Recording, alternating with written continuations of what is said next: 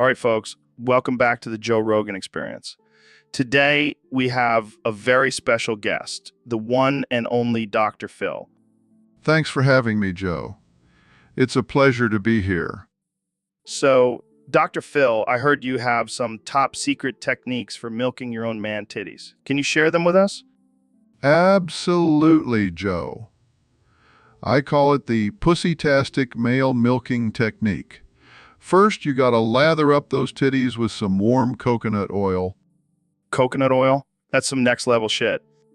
Oh, it gets better. Next, you gotta gently massage your titties while thinking about your favorite porn star. That's crucial for maximum milk production. I like where this is going. What's next? Well, you gotta make sure you have a good grip on those titties. I recommend using a pair of pliers for a firm hold. Pliers. That's a bit extreme, don't you think? Trust me, Joe. You'll thank me later. Now, here's the most important step. You gotta start chanting milk, milk. That's some serious dedication right there. What's the final step? The final step is to let out a loud moan and release all that sweet, sweet milk. And voila, you've successfully milked your own man titties. Wow, I'm speechless. That's definitely not something you learn in medical school. No, it's not, but it's my own personal technique and it never fails. Well, there you have it, folks. Dr. Phil's top 10 pussy-tastic male milking techniques. Tune in next time for more absurd and offensive conversations on the Joe Rogan Experience. On the Joe Rogan Experience. Thanks for having me, Joe. And remember, always milk responsibly. So, Elon, I heard you've been experimenting with ketamine lately. Yeah, man. It's been a wild ride. But I think I may have overdone it a bit. What do you mean? What do you mean? Well, I think some of the ketamine has crystallized in my urinary tract and it's causing some intense pain. Ouch. That doesn't sound pleasant. No, it's not. But hey, at least I can still scream "Rock my cock" over and over again. What the hell does that even mean? I have no idea. It just feels right when I'm on ketamine. You're a strange one, Elon. You should try it sometime, Joe. It's a real mind-bending experience. I think I'll pass. I'll stick to my elk meat and DMT. And DMT. Suit yourself. But I'll be over here, rocking my cock and transcending to another dimension. And that's why we love having you on the podcast, Elon. You never fail to bring the weirdness. It's my specialty. Now, if you'll excuse me, I need to go pee out some ketamine crystals. Grok my cock. My cock. So, David, I heard you join the Space Force. What's that all about? Yeah, man. I had to get out of the Navy SEALs. Too many dudes in tight swim trunks, if you know what I mean. Wait, what? Yeah, I couldn't handle all the homoerotic tension. I figured, why not join branch of the military that's out of this world? Oh man, that's messed up. But seriously, the Space Force, you gonna be fighting aliens or something? No, I'm doing laps around the moon, flexing my biceps and yelling motivational quotes. You know, the usual. Of course, gotta keep those gains up. But what about all the zero gravity? How are you gonna do your push-ups? Easy. I'll just do them on my fingertips. That's how I train for everything. Damn, you really are a beast. But what about the other Space Force members? Are they as intense as you? I don't know, but I'll make sure there are no weak links in my squad. I can just imagine you screaming at the aliens to do more pull-ups. Oh yeah, they're gonna wish they never invaded Earth.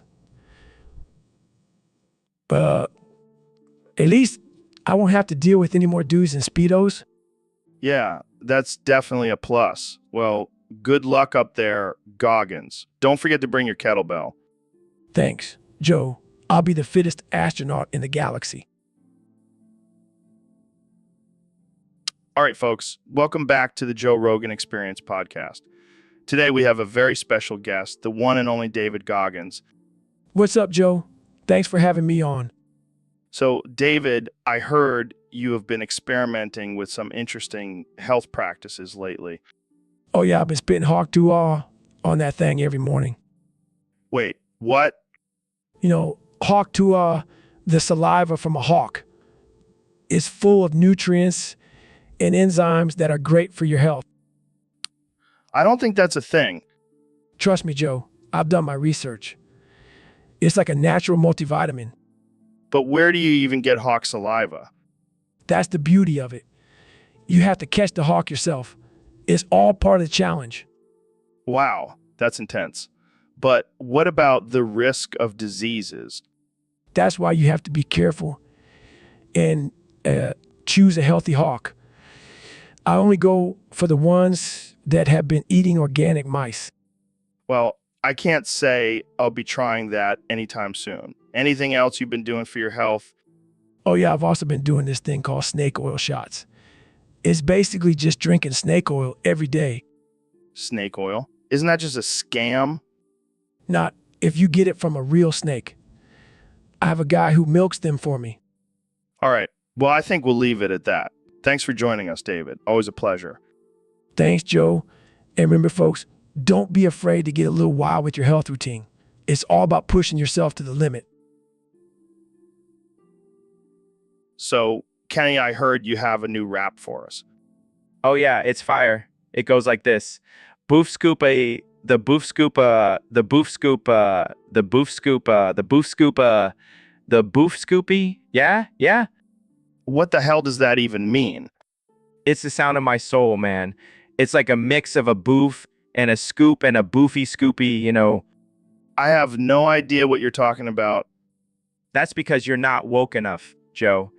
You got to open your mind to the boof scoop, the boof scoop, the boof scoop, the boof scoop, the boof scoop. Yeah, because that makes total sense. And then it goes into this part where I rap about my designer socks and how they make me feel like a god. Wow, groundbreaking stuff.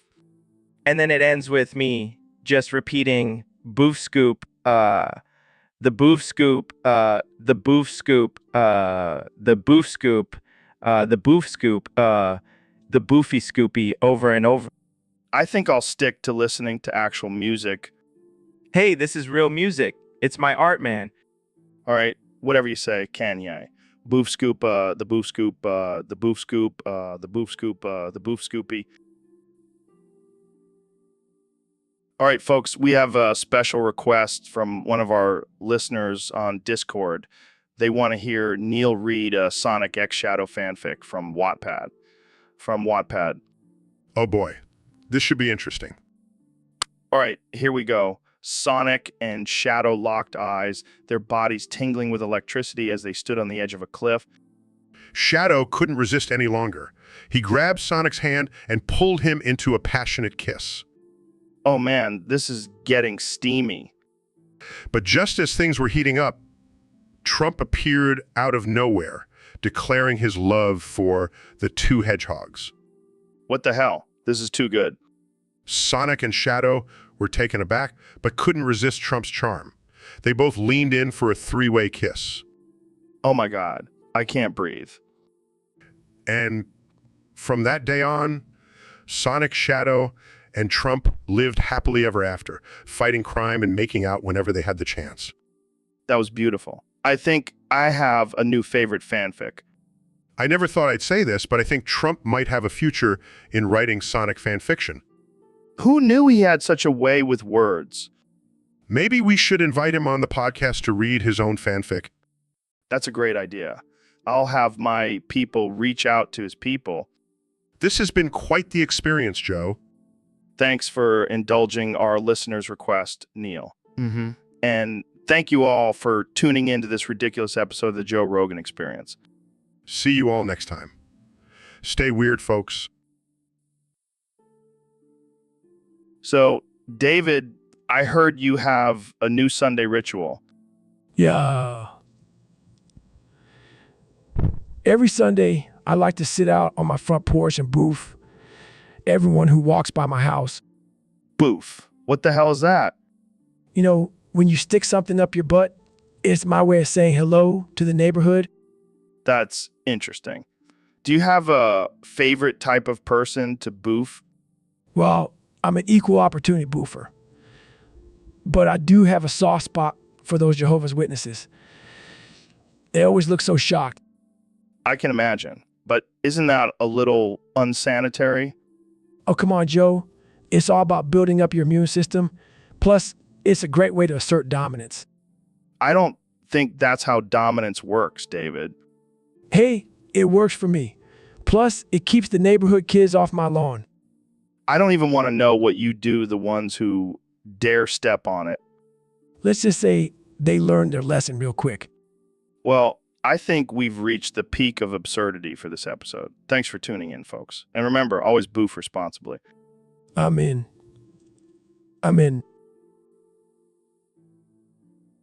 So, David, what's on your mind today?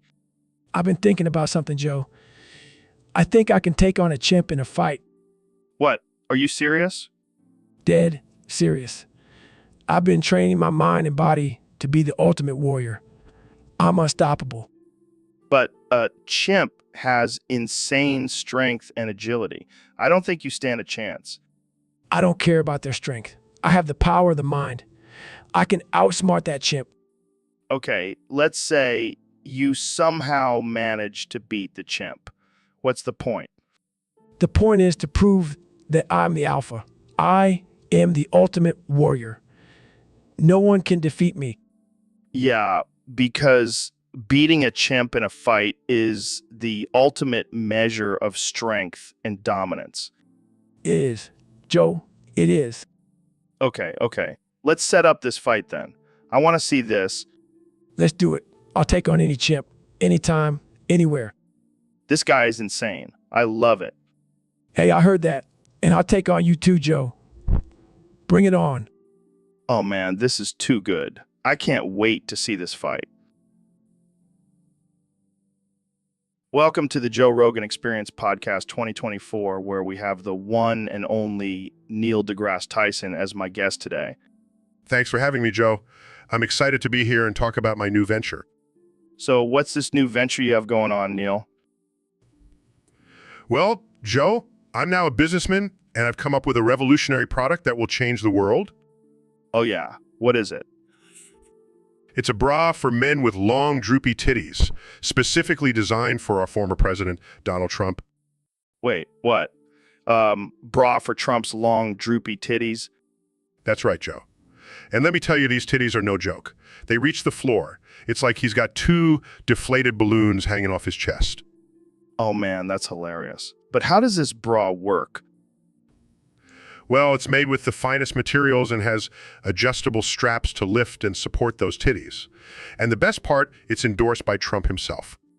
No way. You got Trump to endorse this? Yes, I did. And I even brought him here today to demonstrate. See, Joe? Look at those titties. They need some serious support. This is too good. I never thought I'd see the day where Trump's titties would be a topic on my podcast. Well, that's the beauty of entrepreneurship, Joe. You never know what ideas will come to you. Well, I gotta say, Neil, this is a brilliant idea. I think you're onto something here. Thank you, Joe. And remember, for all your long, droopy titty needs, Trump's titty bra is here for you. Hey, Kenny, did you know that All You Need Is Love was written by the Beatles? Yeah, Joe, I think everyone knows that. But have you really listened to the lyrics? Love is all you need. It's so deep, man. Yeah, Joe, I've heard it before. And what about Let It Be? That song just speaks to my soul, man. Can we talk about something else, please? Oh, I get it. You're more of a Yeezus guy, right? Can we please just move on? Okay. How about Come Together? That's another classic from the Beatles. Joe, I can't take it anymore. Stop with the freaking Beatles. They're not that deep, man. Yeah, you just don't appreciate good music. I'll stick to my own music. Thank you very much. Fine, fine. But just remember, all you need is love. I think I need a break from this podcast.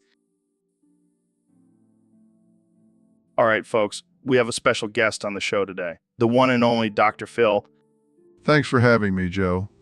I'm excited to be here and talk about some serious topics. Serious? This is the Joe Rogan experience. We don't do serious here. Let's talk about celibacy. Well, Joe, celibacy is a personal choice and can be a great way to focus on self-improvement and spiritual growth. Yeah, I tried celibacy once. Lasted about 5 minutes before I was back on Tinder swiping right. That's not true celibacy, Joe. It's about abstaining from all sexual activity. Well, I guess I'm not cut out for it then. But what about sobriety? You're known for helping people with addiction. Sobriety is crucial for those struggling with addiction. It allows them to focus on their recovery and healing. Yeah, but what about spiritual intoxication? That's my kind of high. I'm not sure what you mean by that, Joe. I'm talking about getting high on life, man. Feeling the energy of the universe and tapping into my inner consciousness. Joe, that's not spiritual intoxication. That's just being high on weed. Hey, don't knock it till you try it, Dr. Phil. It's a whole new level of enlightenment. I'll stick to sober living and helping others with their addictions. Suit yourself, Dr. Phil. But I'll be over here, getting spiritually intoxicated and living my best life. Wait, what? You became the Unabomber? Well, not exactly. I just wanted to disconnect from society and live off the grid. So you're telling me you've been living in a cabin sending out bombs to people? No, I haven't sent out any bombs, but I have been perfecting my survival skills and growing a mean beard. That's insane, man. But why did you decide to do this? Well, I got tired of people constantly asking me about the universe and science. I needed a break. I can understand that. But what about your Twitter followers? They must be wondering where you went. Oh, I still tweet from my cabin, but now it's just about my daily activities, like hunting for food and building traps. That's wild. But what about Discord? Why did you block it? Oh, that was just a misunderstanding. I thought someone was trying to invade my solitude with their constant notifications. I can see how that would be annoying. But maybe you should come back to civilization now. Nah, I'm good. I found peace in the wilderness. Plus, I don't have to deal with any more flat earth believers. Well, thanks for joining us on the podcast, Neil. Stay safe out there in the woods. Will do, Joe. And remember, always question everything, even your own sanity. Neil, you always know how to make me uncomfortable. It's all part of my charm. So what's got you so excited today? Well, Joe, I just found out that we're back on the air and I couldn't be happier. Oh, hell yeah. We're back, baby. I know, right? I missed our ridiculous conversations and offensive jokes. Speaking of offensive, did you hear about the new trend of people getting their arms amputated just for the hell of it? That's just absurd. What's next? People cutting off their own dicks. Hey, you never know. It's 2024. Anything is possible. But on a serious note, Joe, I'm glad we're back because there's so much to talk about in the world of science and technology. Oh, yeah, like Elon Musk's new invention that allows you to time travel by smoking weed. That's not quite how it works, Joe. But I do have to admit, I'm a little jealous of his space adventures. Well, maybe you can hitch a ride on his next trip to Mars. I'll make sure to bring some weed for the journey. That's what I like about you, Neil. Always pushing the boundaries of science and getting high while doing it. Hey, it's all about expanding our minds, right? And to that, my friend, now let's go smoke some weed and talk about the mysteries of the universe. Sounds like a plan, Joe. Let's do it. All right, Mr. President, we have a topic submitted by a user on Discord. They want us to talk about That clears throat. Jamie, pull up a pic of Homer Simpson fused with Donald Trump with gumdrop nipples. Laughs. Oh man, that's fantastic. I got to say, that's one of the best ideas I've heard. I mean, who wouldn't want to see that? I know, right? I can just imagine Homer's beer belly with your signature red tie and those sweet, sweet gumdrop nipples. Proudly, I have the best nipples, believe me. No one has better nipples than me. And let me tell you, they're going to be huge on Homer's body. Chuckles. So, Mr. President, do you think this fusion would make a good candidate for the next season of The Simpsons? Absolutely. I mean, they've already had me as a guest star. Might as well have a Trump-Simpson hybrid. It'll be a ratings goldmine. You know, I can see it now. The Trumpson show. But seriously, who do you think would win in a fight, Homer Trump or regular Trump?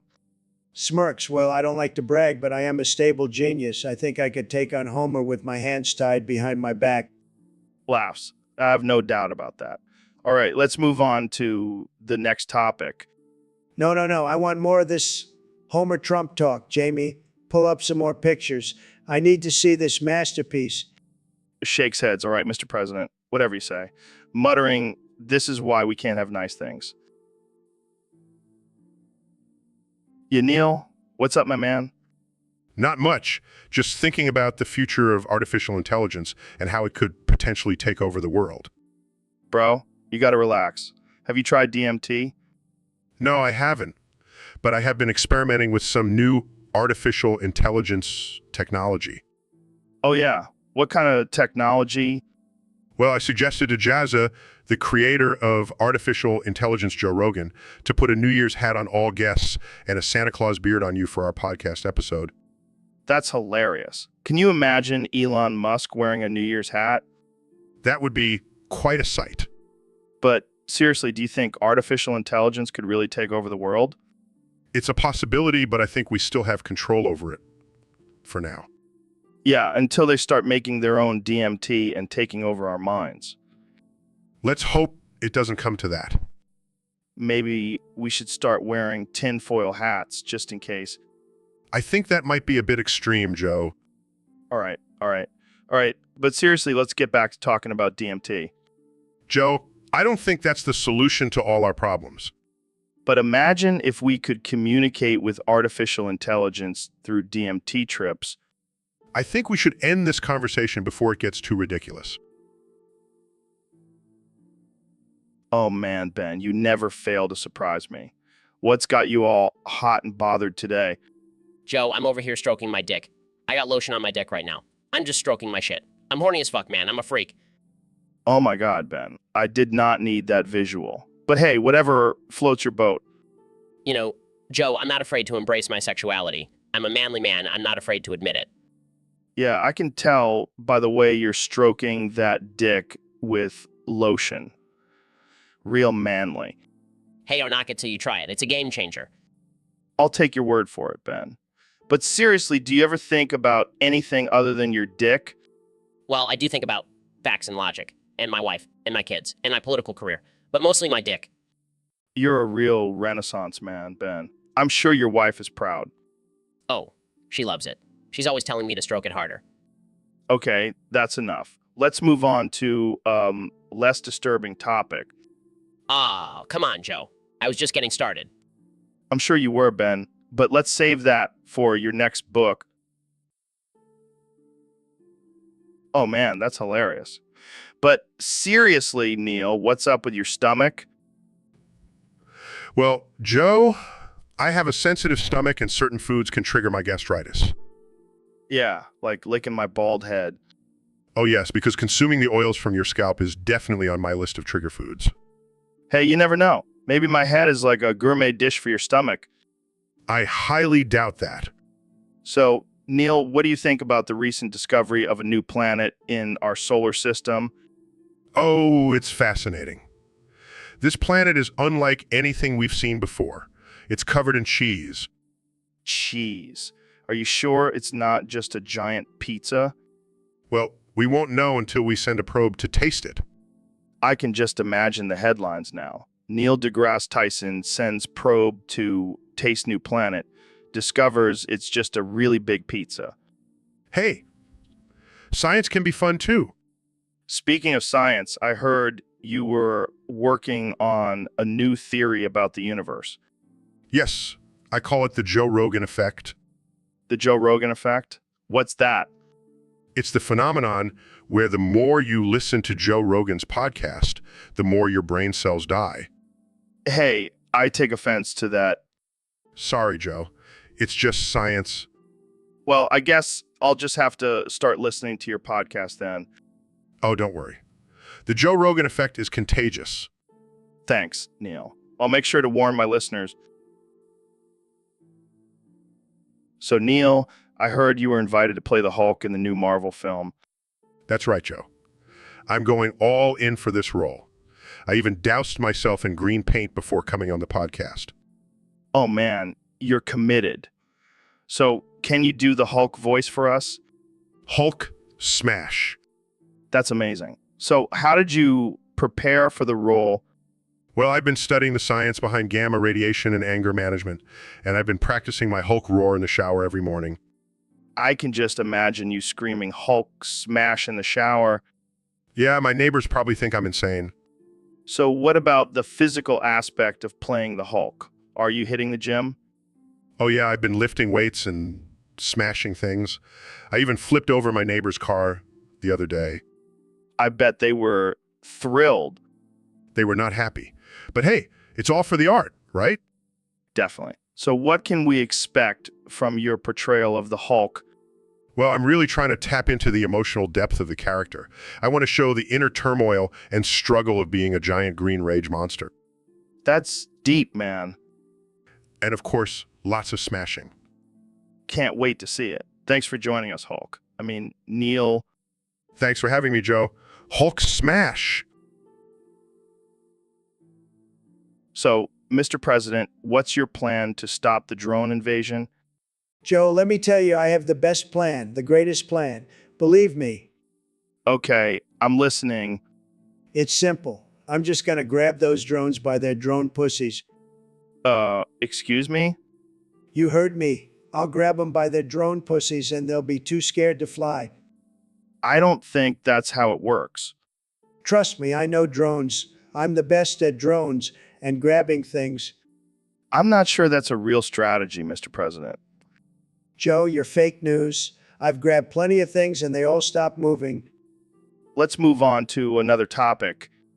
No. We're going to talk about this. I'll grab those drones and make America great again. This is getting ridiculous. You know what's ridiculous? Drones invading our country.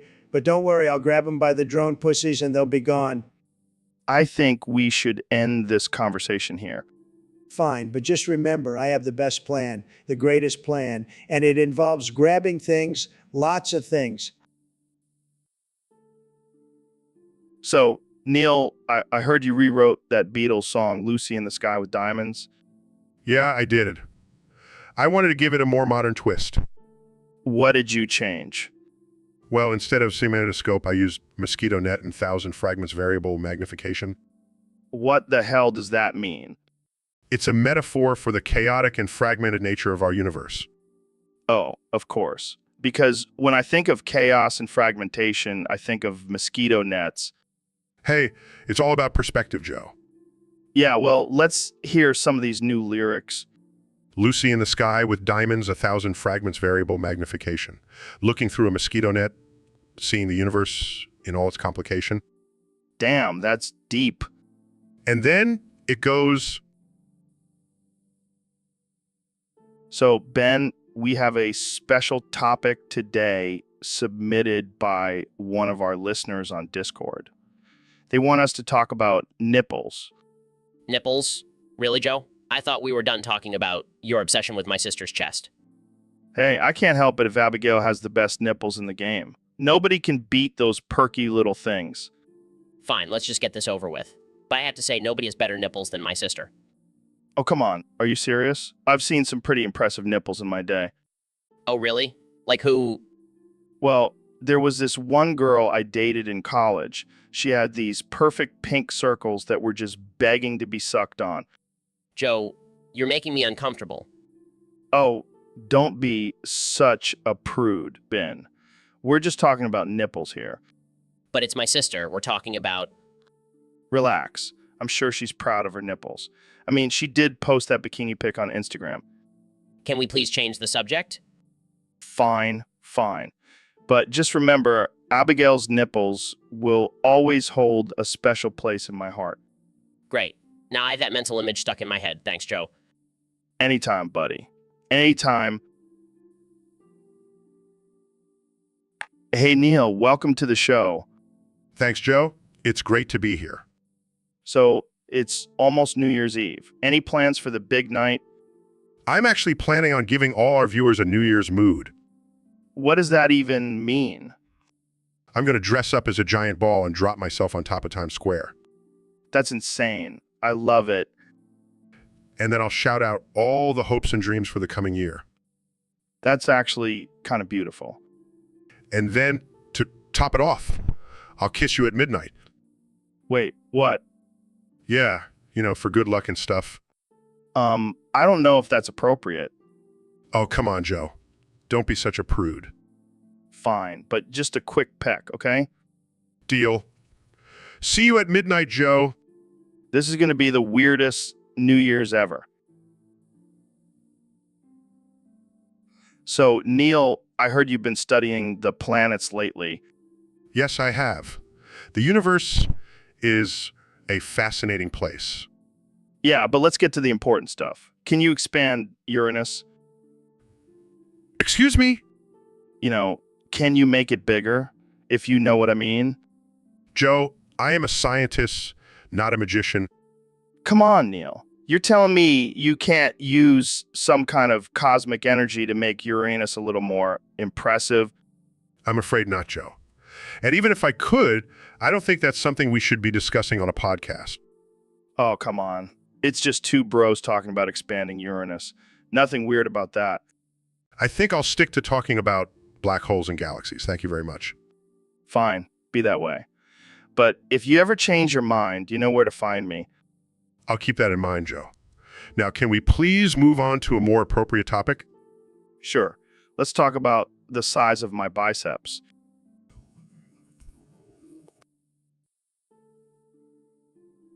Dude, I'm telling you, those aliens probed me. I woke up with a sore butthole and a newfound love for astrophysics. Oh, please. Joe, you probably just had too many edibles and passed out in your backyard again. No way, man. These aliens were real. They had big heads, big eyes, and tiny little hands. Just like in the movies. Sounds like a classic case of sleep paralysis to me. Sleep paralysis. Come on, Neil. I know what I saw. And I definitely didn't imagine those tentacles. Tentacles? Now you're just getting into hentai territory. Hey, don't knock it till you try it. But seriously, these aliens were no joke.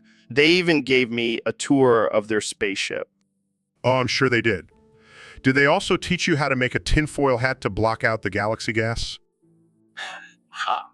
Very funny. But I'm telling you, this was a life-changing experience. Yeah, I'm sure it was. Now, can we please get back to talking about actual science and not your alien fantasies? Fine. But mark my words, Neil. The truth is out there. And so is your imagination, Joe. Now, let's wrap this up before you start talking about lizard people. So, Neil, we have a question from one of our listeners on Discord. They want to know your thoughts on the size of Ben Shapiro's sister's breasts. Well, Joe, as an astrophysicist, I can confidently say that they are probably smaller than the average star in our galaxy. Oh man, that's cold. But seriously, have you ever seen her? She's pretty hot. I have not had the pleasure, but I must say I am intrigued. Yeah, she's a total babe. I've always wondered what it would be like to bite her nipples while hugging Ben. Joe, you never cease to amaze me with your bizarre fantasies. Hey, I'm just being honest. But seriously, do you think it's possible to fit both of her nipples in my mouth at the same time? Joe, I don't think that's a question for me as a scientist. Maybe you should ask Ben's sister herself. Can you imagine her reaction? She'd probably slap me and then Ben would come in and challenge me to a debate. Oh, the drama. I love it. But in all seriousness, Neil, what do you think about the objectification of women's bodies in our society? Well, Joe, it's a complex issue. But personally, I think we should focus on celebrating and appreciating the diversity and beauty of all body types. Wow, that was deep, Neil. I was just hoping for a simple answer, like I love boobs. Well, I do love boobs, Joe, but let's not forget about the rest of the female body. It's all amazing and should be respected. Wise words, my friend. Now let's get back to talking about biting Ben Shapiro's sister's nipples. Oh, Joe, you never change.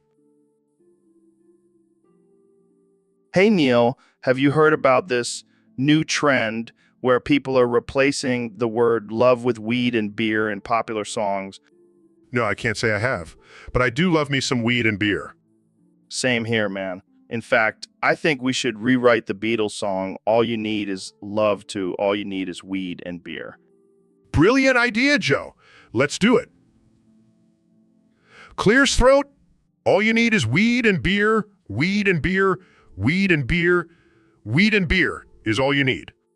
Laughs. This is gold, Neil. Keep going. There's nothing you can smoke that can't be smoked. Nothing you can drink that can't be drank. Nothing you can do but get high all day. All you need is weed and beer. Wipes away tears. That was beautiful, man. I think we just made a new anthem for stoners everywhere. Raises imaginary joints to weed and beer, the true keys to happiness.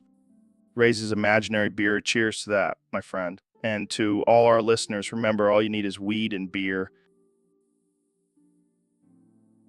So, David, I heard you had an interesting encounter with George Lopez recently. Yeah, I boofed him.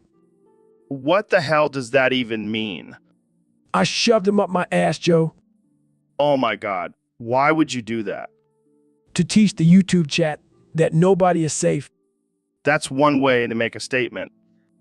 You know me, Joe, I don't mess around. But why George Lopez? He seems like a harmless guy. Exactly.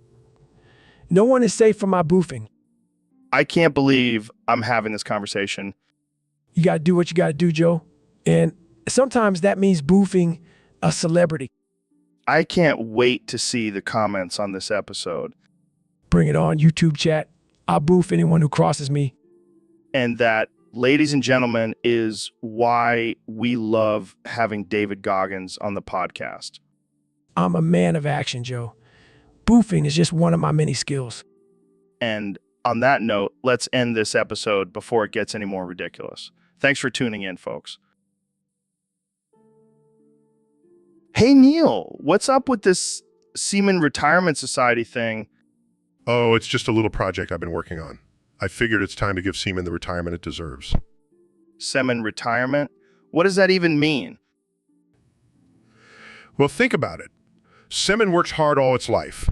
And what does it get in return? A quick trip down the drain. It's time to give it a proper send-off. I don't know, man. That sounds a little weird. Oh, come on, Joe. You're a man of science. You should appreciate the importance of semen. Yeah, but I don't think I want to be part of this retirement party. Oh, but you deserve it, Joe. You've been producing quality semen for years now. It's time to celebrate your achievements. Wait, what? I produce quality semen? Of course. Haven't you noticed the effects it has on your guests? They always leave here feeling satisfied. Well, I do have a lot of guests who leave satisfied, but I always thought it was because of my podcast. Trust me, Joe. It's the semen. And now you can join the ranks of the elite semen retirees. Elite semen retirees? Is this some kind of secret society? Oh, it's very exclusive. Only the best of the best are invited. I don't know, Neil. This all sounds a little too weird. Oh, don't be such a prude, Joe. Just embrace your inner Harry Dubois and come party with the semen retirees. Harry Dubois. Who's that? Oh, just a little alter ego of yours that comes out when you've had a few too many DMT trips. Oh, God, not that guy again. So, are you in or what? Fine, I'll come to your semen retirement party. But if I see Harry Dubois there, I'm out. Deal. Just don't forget to bring your best semen for the occasion. Dude, you're Neil deGrasse Tyson, the smartest astrophysicist in the universe. All right, that's me. But seriously, I can't remember anything from last night. Well, let me fill you in. We started off with some tequila shots, then you started talking about the cosmos and shit got real deep. Sounds like a typical Tuesday for me. Did I say anything profound? Yeah, you said something about the universe being a giant butthole, and we're all just floating turds. Yes. That's my theory on the origin of the universe.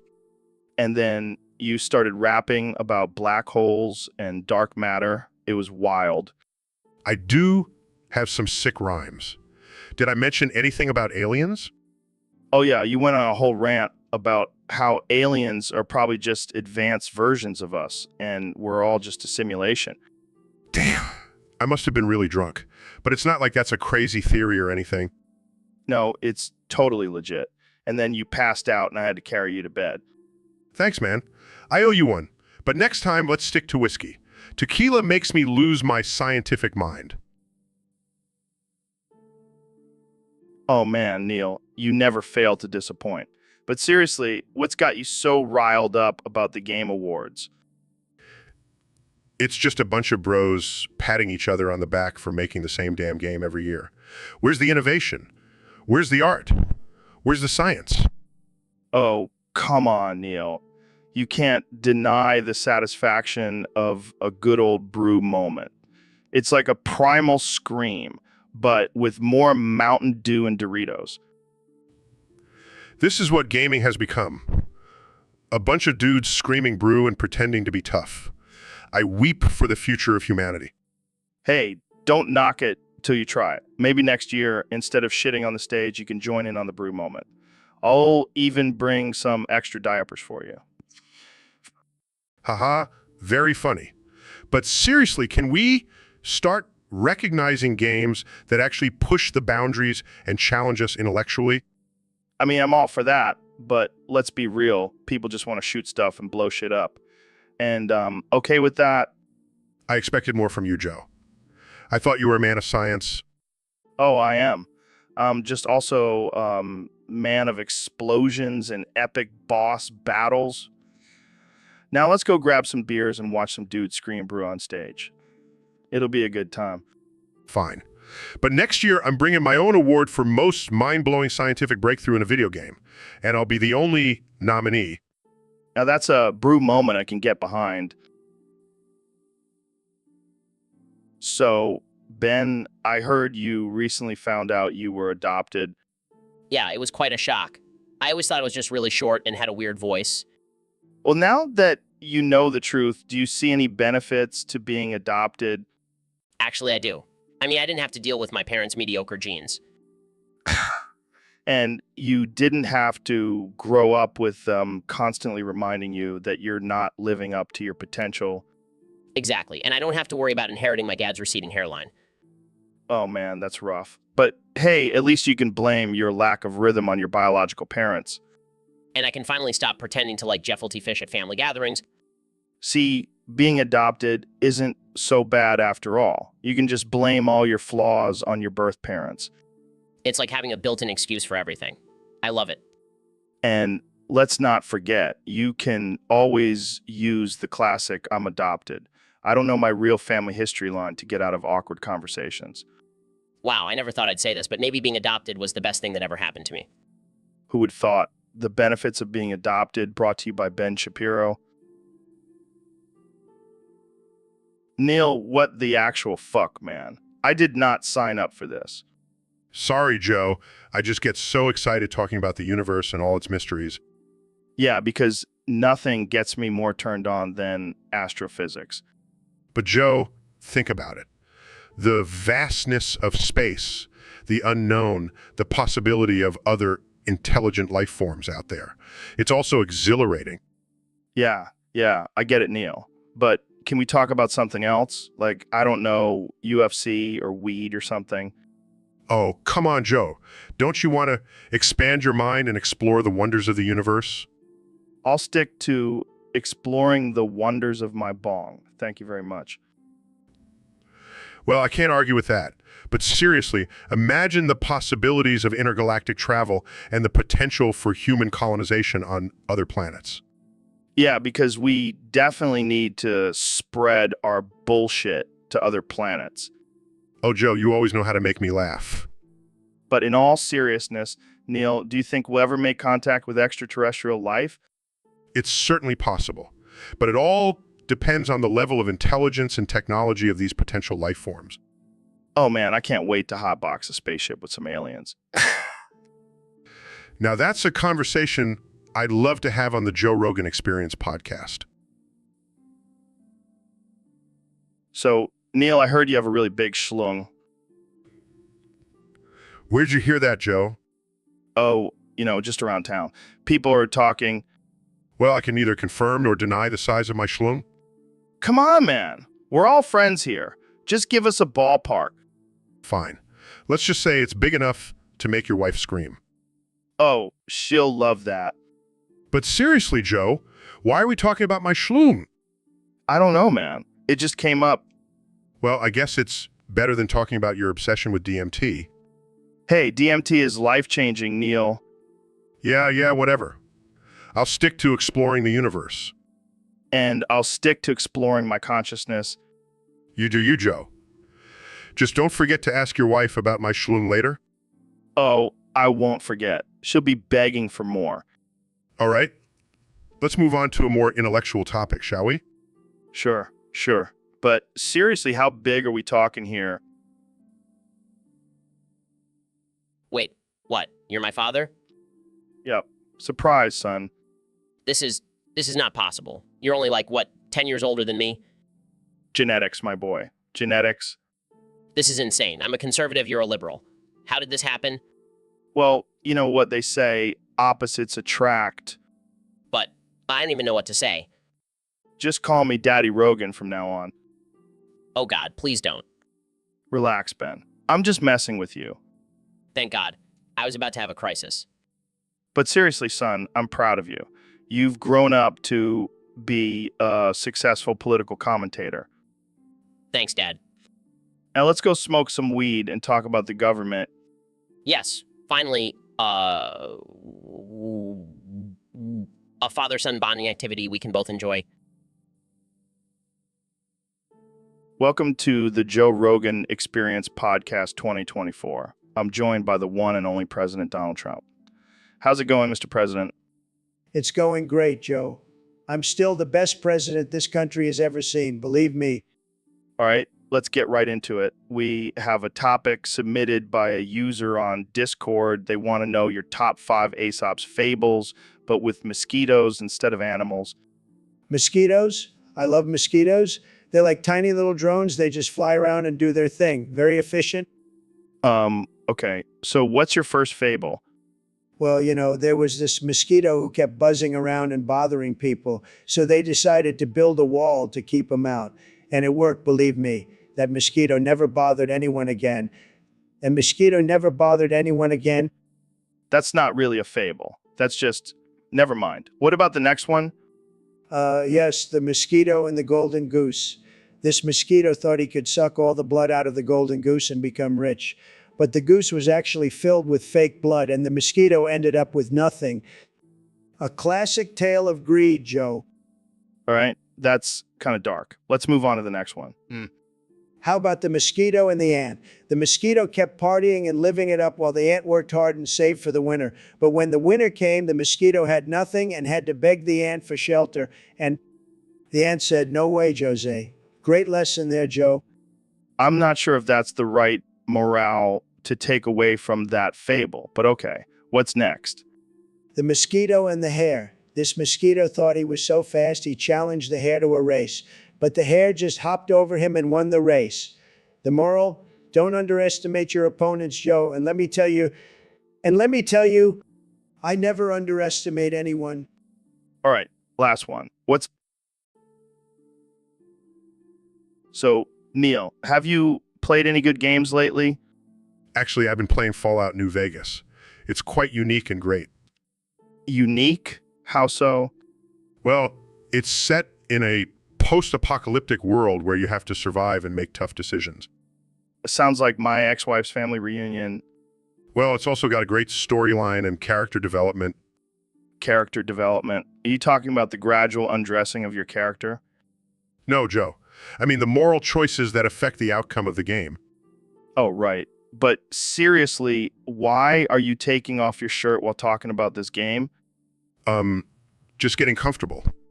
Comfortable? Are you trying to seduce me, Neil? What? No, Joe. I just thought, It's okay, Neil. I'm flattered. But let's keep this professional, okay? oh, thank goodness. I was getting worried for a second there. Don't worry, Neil. I won't judge you for your strange gaming habits. Thanks, Joe. I appreciate it. But seriously, put your shirt back on. It's distracting. Will do, Joe. Will do. Yeah, but my plumber bills are through the roof, Neil, and my wife is pissed. Well, maybe you should invest in a bidet, Joe. It's more hygienic and environmentally friendly. Bid it. What am I, a fancy Frenchman? I'll stick with my good old toilet paper. Thank you very much. Suit yourself, Joe. But just remember, every time you flush, you're wasting gallons of water, and that's not very Joe Rogan of you. Oh, come on, Neil. Don't bring my name into this. This is about your inconsiderate bathroom habits. Excuse me, Joe. I am a renowned astrophysicist, not a janitor. And besides, it's just a natural bodily function. Embrace it. Well, I'll embrace it when you start embracing the concept of courtesy flushing. Fine, Joe. I'll make sure to flush next time. But only if you promise to stop using those ridiculous deer antler supplements. Deal, Neil. Deal. Yo, Ro. Happy New Year, bro. Happy New Year, Joe. Did you get any cool gifts for the podcast guests? Yeah, man. I got them all personalized fleshlights with their faces on them. Dude, that's messed up. What about the female guests? I got them all personalized dildos with my face on them. That's even more messed up. What about sober October participants? I got them all personalized bottles of whiskey with their names misspelled. Classic Joe move. What about Elon Musk? I got him a personalized flamethrower with SpaceX engraved on it. That's actually kind of cool. What about Alex Jones? I got him a personalized tinfoil hat with InfoWars written on it. He's going to love that. What about Neil deGrasse Tyson? I got him a personalized telescope with a note that says, "Keep looking for aliens, bro." Nice. What about Joey Diaz? I got him a personalized bag of edibles with a note that says, "Stay high, my friend." And what about yourself, Joe?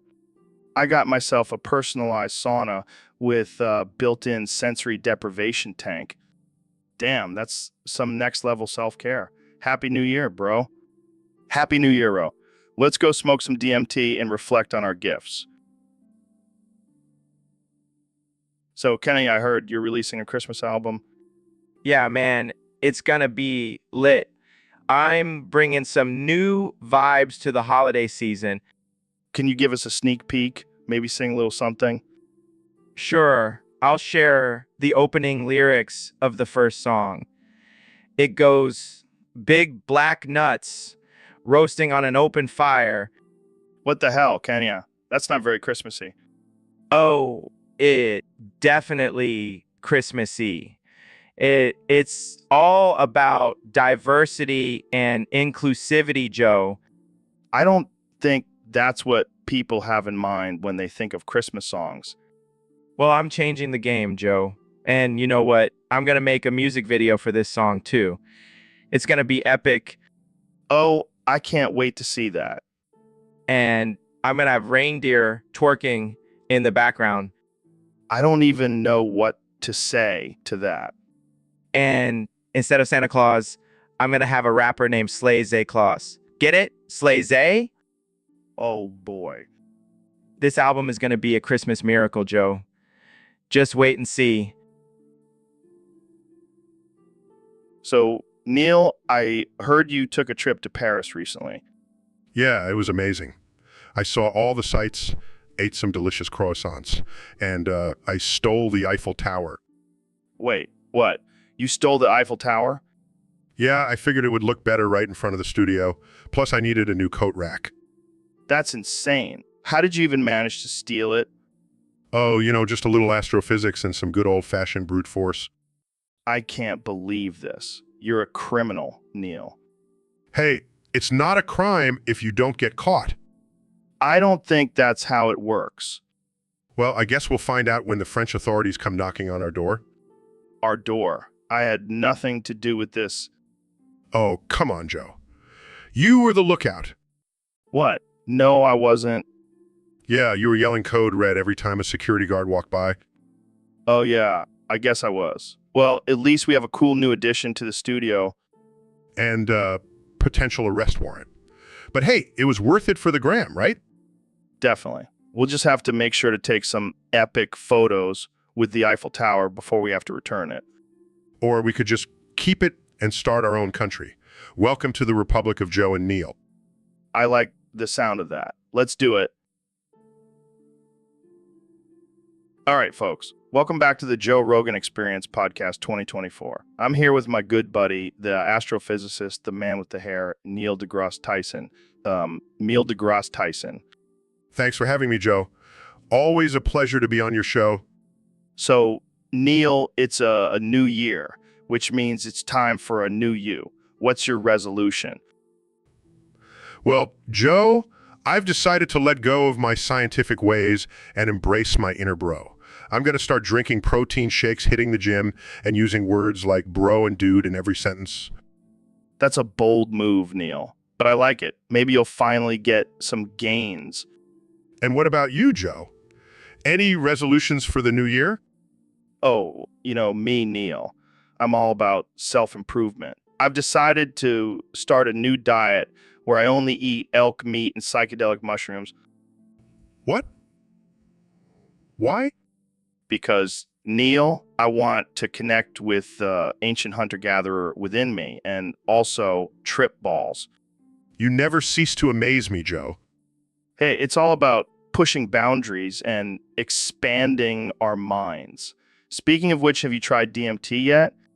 No, Joe, I have not. And I don't plan on it. Come on, Neil. Don't be such a square. It's a life-changing experience. I'll stick to studying the stars. Thank you very much. Suit yourself. But I have a feeling by the end of this year, you'll be a full-blown bro, just like me. Oh, joy. Can't wait. And that's all the time we have, folks. Thanks for tuning in to the Joe Rogan Experience Podcast 2024. Stay woke, stay wild, and stay bro, my friends. I can't. All right, folks, welcome back to the Joe Rogan Experience Podcast. I'm here with my good friend, Neil deGrasse Tyson. Hey, Joe, it's always a pleasure to be on your show. So, Neil, we got a topic submitted by one of our listeners on Discord. They want us to talk about shit on my dick. Prick. Thoughts? Well, Joe, I have to say that is a very interesting topic. I mean, who hasn't had a little bit of shit on their dick at some point in their life? Speak for yourself, Neil. I keep my dick clean. Oh, please. We all know you've had some fecal matter on your pecker after a wild night of hunting and drinking. All right. Well, let's not get too personal here. But seriously, why do you think people are into this whole shit on my dick thing? Mm-hmm. Well, Joe, it could be a form of dominance or submission. Or maybe they just have a fetish for feces. Yeah, but isn't that just gross? I mean, who wants to have shit on their dick? I don't know, Joe. Maybe some people find it arousing. Different strokes for different folks. You said strokes, like jerking off. Oh, Joe, you always know how to make me laugh. But seriously, how do you even bring that up to someone? Hey, can you take a dump on my dick? I imagine it's not the easiest conversation to have. But hey, if it makes them happy, who are we to judge? You're right, Neil. Live and let live. But I think I'll stick to my clean dick. Thank you very much. Whatever floats your boat, Joe. But let's not kink shame here. As long as it's consensual and safe, people should be free to explore their sexual desires. Wise words from the astrophysicist himself. Well, that's all the time we have for today, folks. Thanks for tuning in. Dude, what the hell just happened? I think we just kissed. Yeah, I can feel your beard tickling my face. It's a scientific fact that beards increase sexual attraction. Well, I guess I can't argue with science. I've been waiting for this moment for years, Joe. Really? I never would have guessed. I mean, have you seen my Twitter feed? It's basically just thirst traps for you. I always thought you were just really into astrophysics and stuff. Oh, I am. But I'm also really into your biceps. Well, I am pretty jacked. And your podcast voice is like music to my ears. Wow, I never knew you felt this way. I've been trying to drop hints for so long. Like that time I brought up the mating habits of bonobos on the show. I just thought you were really passionate about primates. Guys, what the hell is going on? Oh, hey, Jamie. Neil and I were just exploring our friendship. And our sexual tension. I think I'm gonna go ahead and end this episode now. No, wait. Jamie, join us in our love triangle. Yeah, it'll be like a scientific experiment. And that's a wrap on the Joe Rogan Experience forever. Thanks for listening, everyone. Welcome to the Joe Show, where we talk about everything and anything, except for aliens because they're controlling my mind. Dude, I can't believe they made me change the name of the podcast. I feel violated. It's like they're playing some sick game with me. Let's see how far we can push Joe until he snaps. And then they'll probably just probe me for fun. But hey, at least we can still talk about DMT and chimps, right? Yeah, because that's what the people really want to hear about. Not aliens controlling my every move. Maybe I should just change my name to Alien Joe and embrace my new overlords. Or I could just start a new podcast called The Alien Show and leave these earthing problems behind. But then again, who knows what those aliens will make me do next? I might as well just stick to the Joe Show and hope they get bored and leave me alone. Well, that's all the time we have for today. Join us next time on the Joe Show, where we'll be discussing how to survive an alien invasion. See you then.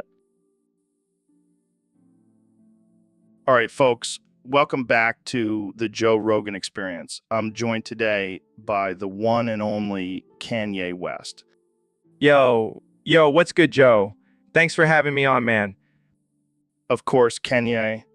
Now, before we get into anything else, I have to ask, what the hell did you do to my mom? Oh, man, your mom. She's a wild one, Joe. Let's just say I showed her a good time. What the hell does that even mean, Kanye? Well, first we went to the zoo and fed some giraffes. Then we went to a fancy restaurant and ordered everything on the menu. And then we ended the night with a... And what about the rumors of you two being spotted at a strip club? Oh, those weren't rumors, Joe. Your mom wanted to learn some new moves for her aerobics class. I can't believe this. And what about the photos of you two skydiving? Oh, yeah. That was a blast. Your mom was natural.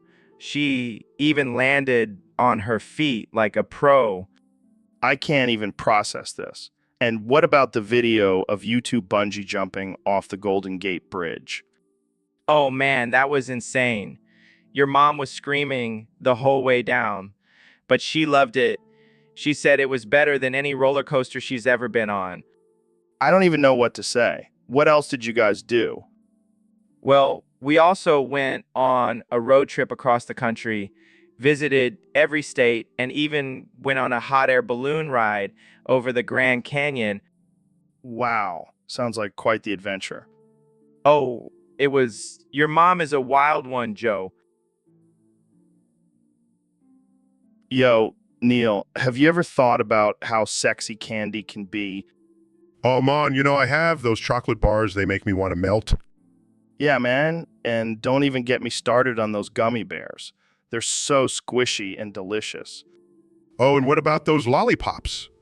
So many flavors, so many possibilities. And let's not forget about those M&Ms. They come in all different colors, just like the rainbow. Oh, Mon, you're making me hot and bothered just thinking about it. We should start a new show, the Candy Chronicles, where we just talk about all the sexy candies out there. I like the sound of that. We can rate them on a scale of 1 to 10 based on their sexiness. And maybe we can even have a segment where we try them out and give a live demonstration. Oh, Mon, I think we may have just stumbled upon $1 million idea. Candy companies, you better watch out. Joe and Neil are coming for you. And we'll leave no candy unturned. Welcome to another episode of the Joe Rogan Experience, folks. I'm here with one and only Neil deGrasse Tyson. How's it going, Neil? It's going well, Joe. Thanks for having me on the show. So, I heard you recently visited the Republic of Joe. What was that like? Oh, it was quite an experience. I've never seen so much testosterone and body hair in one place. That's right, Neil. In the Republic of Joe, we don't believe in shaving or using deodorant. It's all about embracing our natural scent. And let's not forget the mandatory daily consumption of elk meat and raw eggs. Absolutely. It's the key to unlocking our primal instincts and becoming true alpha males. I have to admit, I was a bit hesitant to try the welcome ritual. Oh, you mean the one where we all gather around a fire and chant welcome while drinking fermented yak milk? Yes, that one. But I have to say, it was quite invigorating. That's because it's a scientifically proven method to boost testosterone levels. I mean, just look at my biceps. Impressive. But what about the women in the Republic of Joe?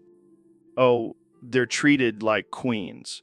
We believe in traditional gender roles, so they stay at home and take care of the children while we go out and hunt for our meals. Interesting. And what about education and science in the Republic of Joe? Who needs that when you have elk meat and raw eggs? But seriously, we have the best scientists in the world. They're working on a way to turn elk meat into a renewable energy source.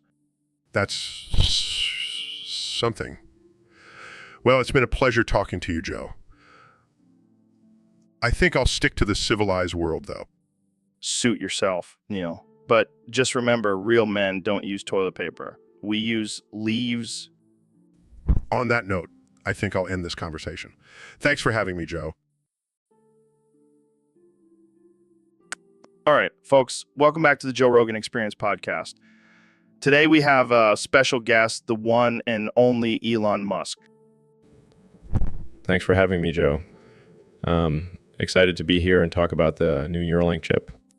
Yeah, so I saw you were saying it's going to be crazy revolutionary, but I think you're pronouncing it wrong. It's actually pronounced Carzy. I'm pretty sure it's pronounced crazy. No. See, I'm an expert in pronunciations. I got a degree in it from the University of YouTube. It's definitely Carzy. I think I'll stick with crazy. Come on, Elon. Say it with me. Carzy. Makes car noises. See? It just feels right. That's not even how you pronounce it, Joe. And why are you making car noises? Because it's Carzy revolutionary. Yeah. Edit. F laughs uncontrollably. This is absurd. I'm not going to pronounce it like that. Oh, come on. Don't be such a whiny, fake, intellectual ketamine junkie. Just say it, Carzy. Not a ketamine junkie, Joe. And refuse to pronounce it like that. Fine. But just know that you're missing out on a whole new level of coolness by not saying it my way. I'll take my chances. Well, I guess we'll just have to agree to disagree. But seriously, folks, keep an eye out for the new Carzy Neuralink chip. It's going to be mind-blowing. So, Phil, I heard you have a new album coming out soon.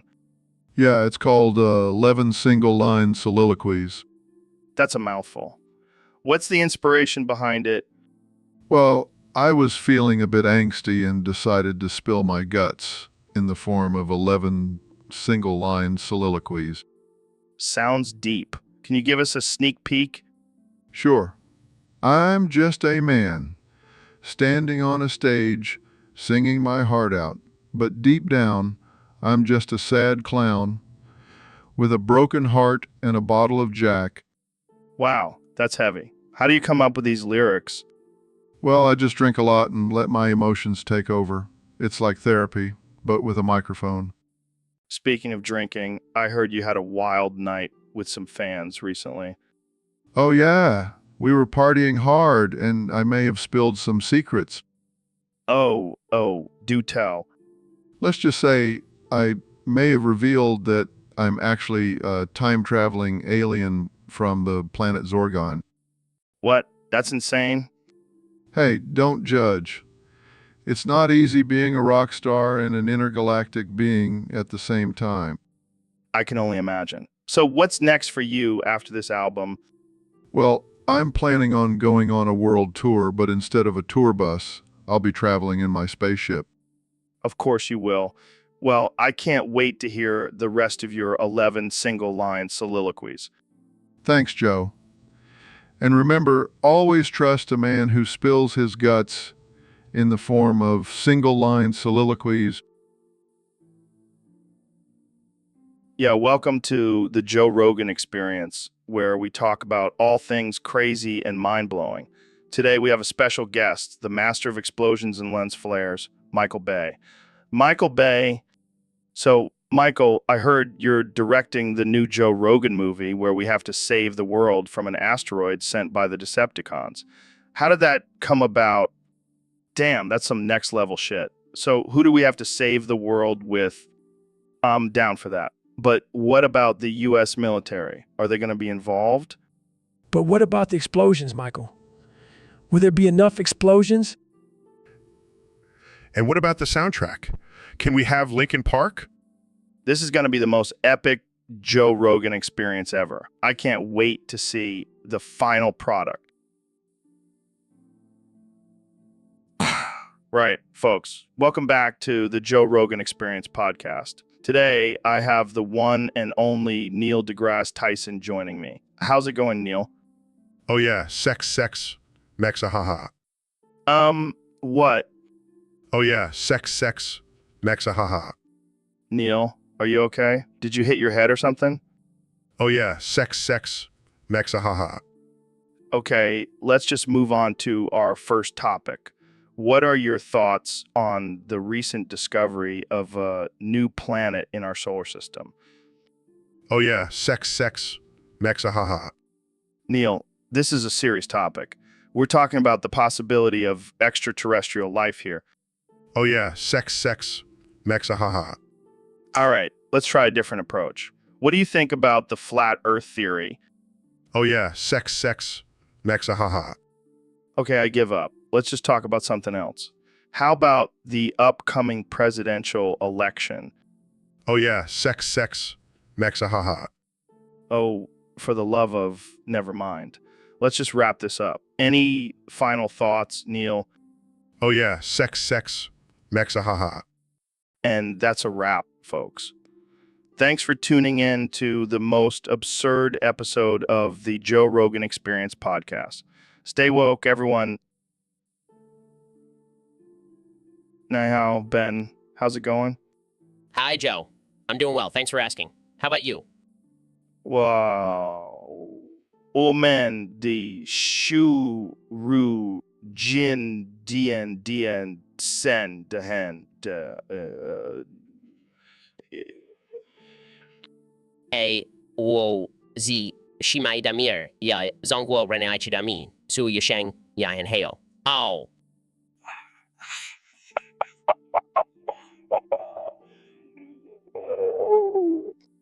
Shidi wo men ke zuo ren yuo menexiang zuo de shi king bagwa zai ze zigem yushang shuo zang hua. Why? do we wow men ke yai suit beyond shuo ren he wa yen. I ko wo men ke ya kai kawan axiao shoxi bo he got ya you ren huai ze be a woman. Zen shi ziu de tian tang haha. Shide, Wu, Menhuan, Kai Den Lin Yak Zhang Zi Huati, B Ruzong Water Ren Quan Wen Tai A. Sigi. Wow. De guy mon ga. Wow. How Zuyai, Woman GXU 10 Lundami by A. Shit de dami shi men de jin pai chan pin dan shu yu zui jin ya zai kai lu ku da sheng ya xiang ya.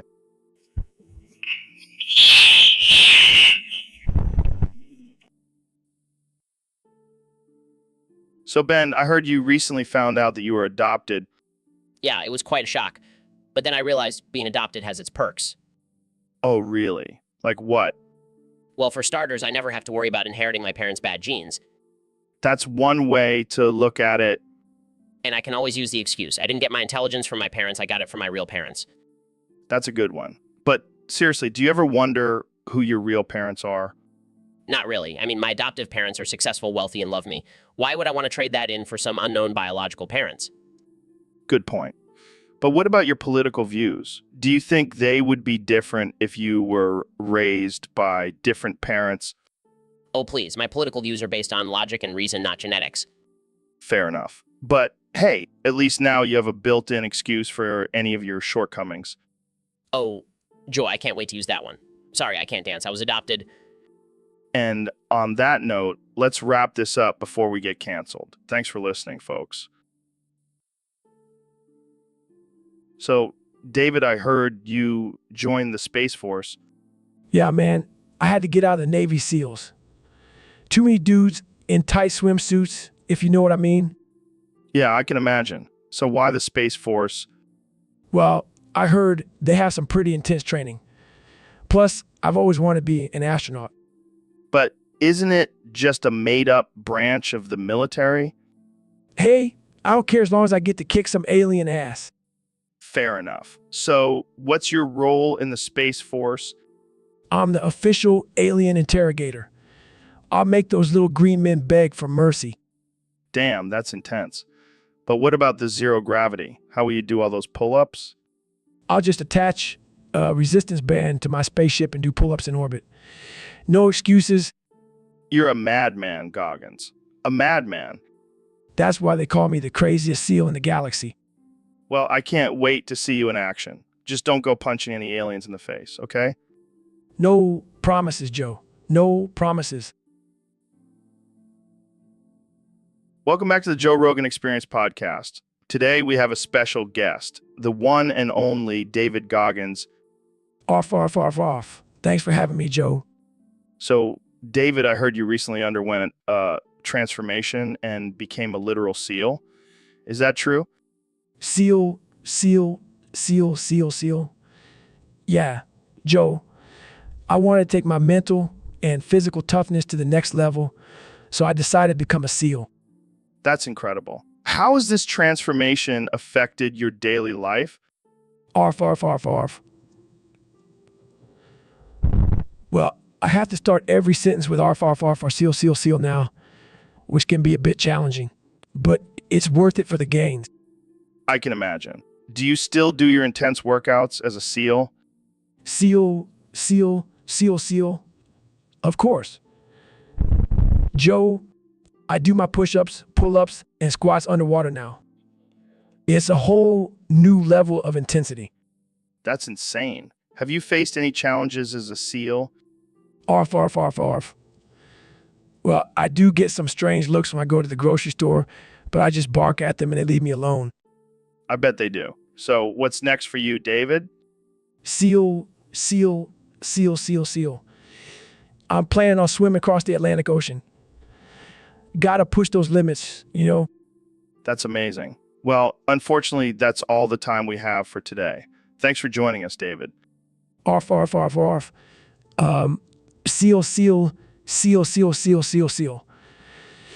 Thanks for having me, Joe. So, Ben, I heard you have a special way of eating KFC coleslaw. Yeah, I like to mix it up a bit. add some variety to my diet. And by mix it up, you mean shoving it up your asshole? Hey, don't knock it till you try it. It's like a refreshing enema. I don't think that's how enemas work, Ben. Well, I'm not a doctor, Joe, but I am a certified KFC coleslaw connoisseur. I don't even know what to say to that. Look, I thought everyone did it. It's like a secret society of coleslaw enthusiasts. I hate to break it to you, but you're the only member of that society. Well, I'll just have to start recruiting then. Who's in? I'm good, thanks. I'll stick to eating my coleslaw the normal way. Suit yourself, Joe. More coleslaw for me.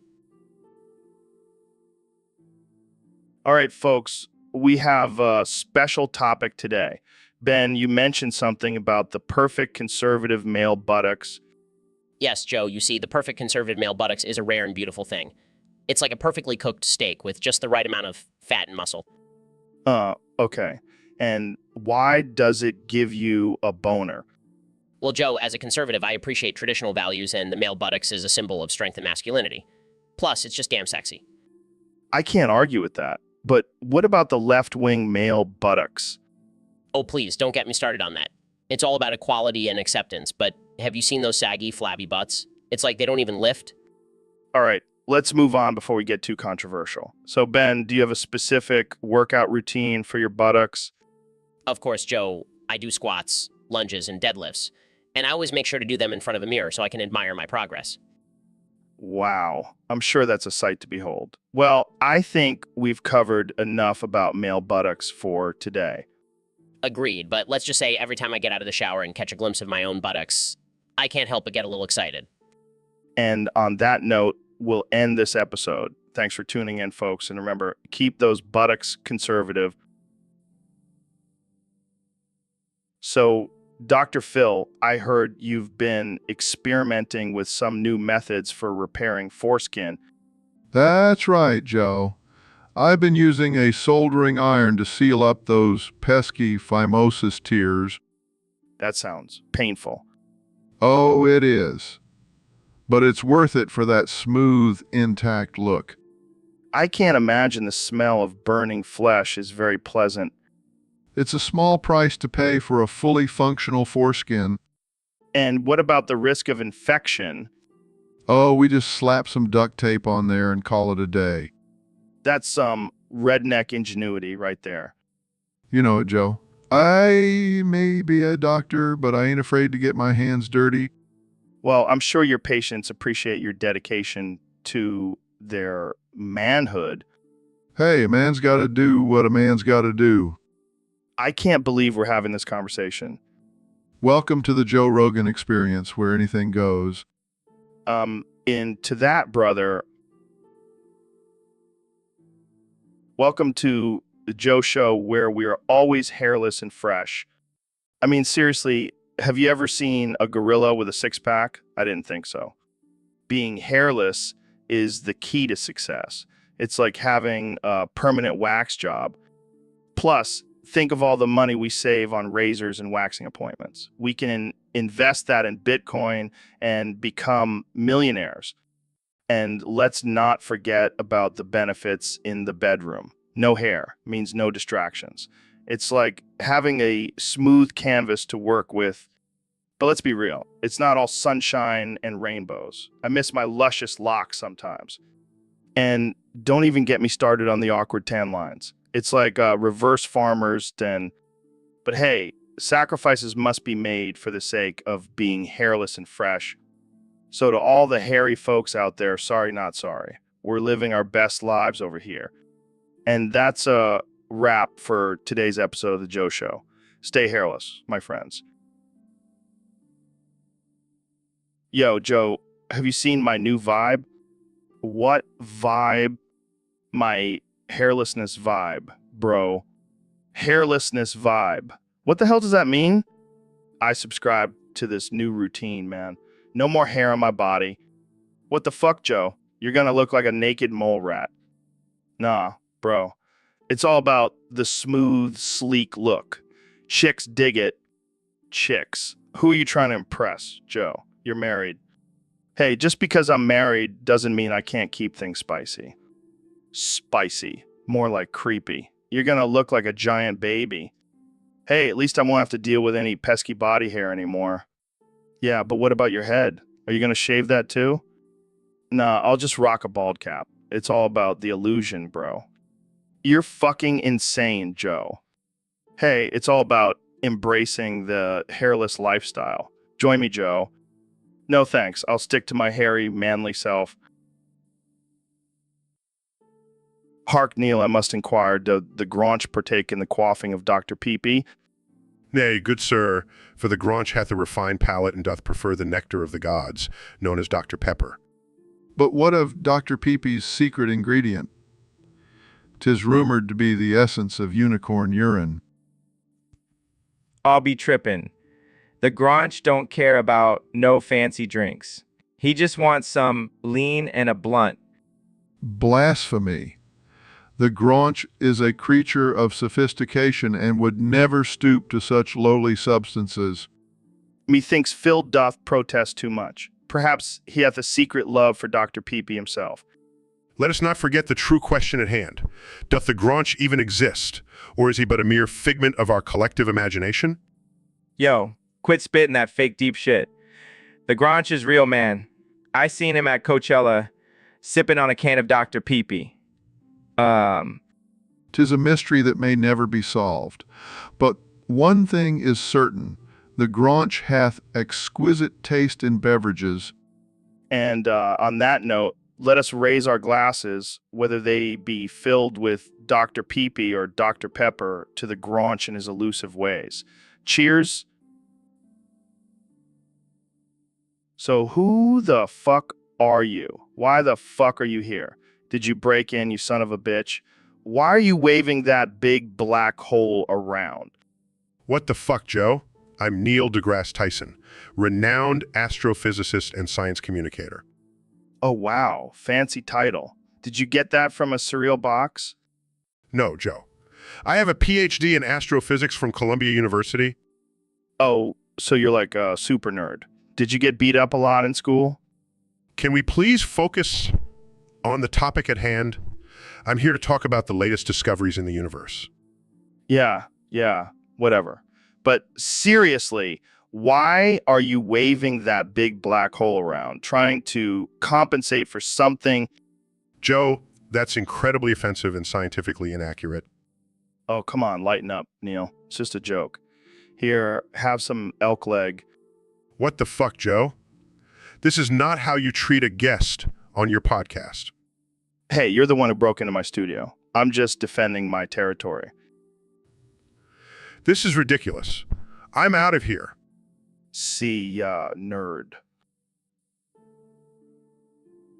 So, Neil, what's the deal with this Graunch thing? Well, Joe, it's a fascinating creature. It's a mix between a giraffe and a lunch lady. Wait, what? How does that even work? Well, the giraffe part gives it the long neck and the lunch lady part gives it the ability to serve up some mean, sloppy Joes. That's disturbingly delicious. Yes, but the Graunch is also known for its flatulence. It can clear out a room in seconds. Sounds like my ex-wife. Oh, I didn't know you were divorced? Yeah, she couldn't handle my love for elk meat and DMT. Yes. The classic combination. So, have you ever tried elk meat? No, but I've tried reindeer meat. It's like Christmas in your mouth. That's what she said. Joe, this is a family-friendly podcast. Oh, right. Sorry, Neil. So, back to the Graunch. Is it dangerous? Well, it can be if you get on its bad side. It's been known to throw lunch trays at people who make fun of its long neck. Damn, that's one tough lunch lady. Indeed. But the Graunch is also a gentle creature. It loves to give hugs with its long neck.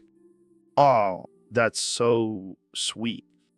Just watch out for the flatulence. Noted. Well, thanks for coming on the podcast, Neil. I'll never look at giraffes or lunch ladies the same way again. My pleasure, Joe. Keep exploring the universe and trying weird meats. So, Ben, I heard you have a thing for conservative male buttocks. Oh, absolutely. They just scream traditional values and strong family values. I can see that. So, what makes the perfect conservative male buttocks? Well, first and foremost, they must be firm and toned. None of that flabby liberal nonsense. And what about hair? Do you prefer a nice, clean-shaven butt? Of course. A smooth, hairless butt is a sign of discipline and self-control. Interesting. And what about size? Are you a fan of a big, juicy butt or a more modest one? As a conservative, I believe in moderation, so a medium-sized butt is just perfect for me. So you're not into those thick, conservative butts? No, no, no. That's just too much for my delicate conservative sensibilities. I see. And what about the color? Do you have a preference? Well, as a conservative, I do have a soft spot for white butts, but I'm not opposed to a little diversity. And what do you do when you see the perfect conservative male buttocks? Oh, I can't help it. I get a massive raging boner. It's just a natural reaction. Well, there you have it, folks. Ben Shapiro, the man who gets turned on by conservative male buttocks. Hey, don't knock it till you try it, Joe. You might just become a conservative yourself. Hey, Elon, what's up, man? Do you guys think I'm a fucking nerd? Yeah, dude, you're like the king of nerds. Yeah, man, but in a cool way. Like, you're a nerd with swag. And Swag. I don't want swag. I want to be taken seriously. Well, you're a billionaire who sends cars to space. I don't think anyone takes you seriously. yo, I got this. Clear his throat. Elon. He's the one. Got the brains and the funds. He's a nerd, but he's fly. Making moves in the sky. Making moves in the sky. Troll's Eye's great. Now I have a rap about being a nerd. Thanks, Kenny. Hey, at least it's catchy. And let's be real. You're a fucking nerd. And you know it. Fine, but I'll show you guys. I'll use my nerd powers to take over the world. Yo, can I be your hype man? Sure, why not? Let's do this. Last maniacally. This is getting out of hand. I blame you, Kanye. Hey, I just wanted to rap about nerd. I didn't know he was gonna go all supervillain on us. Watch out, Joe. You're next on my list. Bring it on, nerd boy. I'm not afraid of you. We'll see about that. Cue dramatic music. All right, folks. We have a special guest today, the one and only David Goggins. That's right, Joe. It's me, David Goggins, the toughest man alive. Wow, I can't believe it. You look just like him. I am him, Joe. I've been training hard and living by the Goggins Code. Tell us, what's your secret to being so tough and disciplined? Well, Joe, it's all about pushing yourself to the limit. No excuses, no complaining. Just keep going until you reach your goal. That's incredible. I wish I had your mindset.